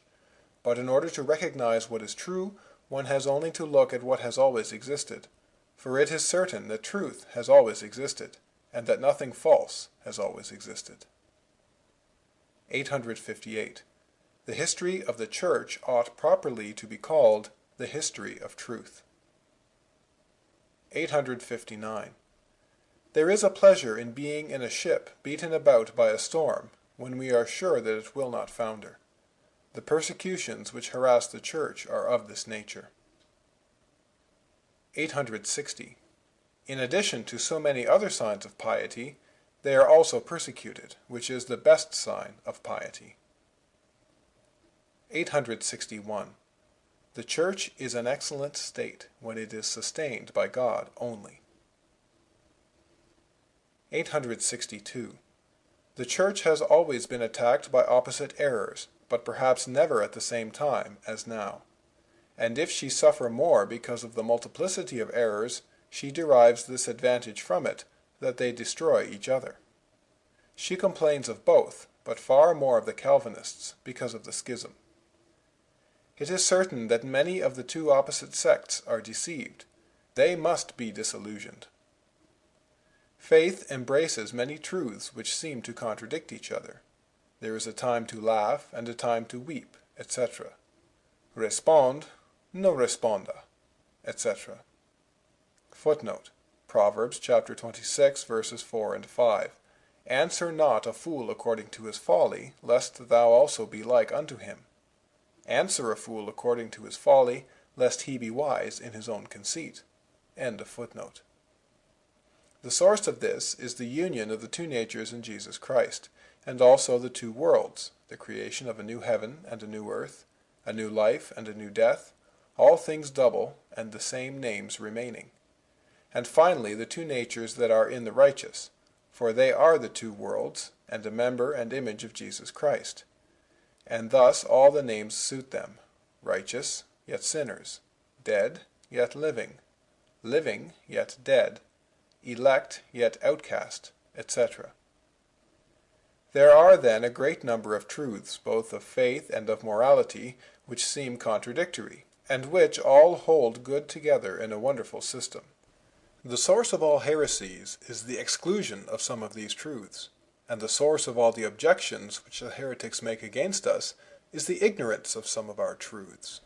And it generally happens that, unable to conceive the connection of two opposite truths, and believing that the admission of one involves the exclusion of the other, they adhere to the one, exclude the other, and think of us as opposed to them. Now exclusion is the cause of their heresy, and ignorance that we hold the other truth causes their objections. First example: Jesus Christ is God and man. The Arians, unable to reconcile these things, which they believe incompatible, say that he is man. In this they are Catholics. But they deny that he is God. In this they are heretics. They allege that we deny his humanity. In this they are ignorant. Second example: on the subject of the Holy Sacrament. We believe that, the substance of the bread being changed, and being consubstantial with that of the body of our Lord, Jesus Christ is therein really present. That is one truth. Another is that this sacrament is also a type of the cross and of glory, and a commemoration of the two. That is the Catholic faith, which comprehends these two truths which seem opposed. The heresy of today, not conceiving that this sacrament contains at the same time both the presence of Jesus Christ and a type of him, and that it is a sacrifice and a commemoration of a sacrifice, believes that neither of these truths can be admitted without excluding the other for this reason. They fasten to this point alone, that this sacrament is typical, and in this they are not heretics. They think that we exclude this truth, Hence it comes that they raise so many objections to us out of the passages of the Fathers which assert it. Finally, they deny the presence, and in this they are heretics. Third example, indulgences. The shortest way, therefore, to prevent heresies is to instruct in all truths, and the surest way to refute them is to declare them all. For what will the heretics say? In order to know whether an opinion is a father's, note, in the text the thought is incomplete. End of note. 863. All err the more dangerously as they each follow a truth. Their fault is not in following a falsehood, but in not following another truth. 864. Truth is so obscure in these times, and falsehood so established, that unless we love the truth, we cannot know it. 865. If there is ever a time in which we must make profession of two opposite truths, it is when we are reproached for omitting one. Therefore the Jesuits and Jansenists are wrong in concealing them, but the Jansenists more so, for the Jesuits have better made profession of the two. 866. Two kinds of people make things equal to one another, as feasts to working days, Christians to priests, all things among them, etc. And hence the one party conclude that what is then bad for priests is also so for Christians, and the other that what is not bad for Christians is lawful for priests. 867. If the ancient church was in error, the church is fallen. If she should be in error today, it is not the same thing, for she has always the superior maxim of tradition from the hand of the ancient church. And so this submission and this conformity to the ancient church prevail and correct all. But the ancient church did not assume the future church, and did not consider her as we assume and consider the ancient. 868. That which hinders us in comparing what formerly occurred in the Church with what we see there now is that we generally look upon St. Athanasius, St. Teresa, and the rest as crowned with glory and acting towards us as gods. Now that time has cleared up things, it does so appear. But at the time when he was persecuted, this great saint was a man called Athanasius, and St. Teresa was a nun. Elias was a man subject to like passions as we are, says St. James, to disabuse Christians of that false idea which makes us reject the example of the saints as disproportioned to our state. They were saints, say we, they are not like us. What then actually happened? St. Athanasius was a man called Athanasius, accused of many crimes, condemned by such and such a council for such and such a crime. All the bishops assented to it, and finally the Pope. What said they to those who opposed this? That they disturbed the peace, and that they created schism, etc. Zeal, light. 4 kinds of persons. Zeal without knowledge, knowledge without zeal, neither knowledge nor zeal, both zeal and knowledge. The first 3 condemned him. The last acquitted him, were excommunicated by the Church, and yet saved the Church. 869. If St. Augustine came at the present time, and was as little authorized as his defenders, he would accomplish nothing. God directs his Church well by having sent him before with authority. 870. God has not wanted to absolve without the Church. As she has part in the offense, he desires her to have part in the pardon. He associates her with this power, as kings their parliaments. But if she absolves or binds without God, she is no longer the Church. For, as in the case of Parliament, even if the king have pardoned a man, it must be ratified. But if Parliament ratifies without the king, or refuses to ratify on the order of the king, it is no longer the Parliament of the king, but a rebellious assembly. 871. The Church, the Pope. Unity, plurality. Considering the Church as a unity, the Pope, who is its head, is as the whole. Considering it as a plurality, the Pope is only a part of it. The Fathers have considered the Church now in the one way, now in the other, and thus they have spoken differently of the Pope. St. Cyprian, Sacerdos Dei. But in establishing one of these truths they have not excluded the other. Plurality which is not reduced to unity is confusion. Unity which does not depend on plurality is tyranny. There is scarcely any other country than France in which it is permissible to say that the Council is above the Pope. 872. The Pope is head. Who else is known of all? Who else is recognized by all, having power to insinuate himself into all the body, because he holds the principal shoot, which insinuates itself everywhere? How easy it was to make this degenerate into tyranny! That is why Christ has laid down for them this precept. Vos autem non sic. Footnote: Luke chapter 22, verse 26. But ye shall not be so, but he that is the greater among you, let him become as the younger, and he that is chief, as he that doth serve. End of footnote. 873. The Pope hates and fears the learned, who do not submit to him at will. 874. We must not judge of what the Pope is by some words of the Fathers, as the Greeks said in council important rules, but by the acts of the Church and the Fathers, and by the canons. Duo aut tres in unum. Footnote: John chapter 10, verse 30. I and the Father are one. 1 John chapter 5, verse 8. For there are three who bear witness, the Spirit, and the water, and the blood, and the three agree in one. End of footnote. Unity and plurality. It is an error to exclude one of the two, as the Papists do who exclude plurality, or the Huguenots who exclude unity. Restraint wearies these good fathers. They desire, like other people, to have liberty to follow their own imaginations. It is in vain that we cry to them, as the prophet said to the Jews of old, Enter into the church, acquaint yourselves with the precepts which the men of old left to her, and follow these paths.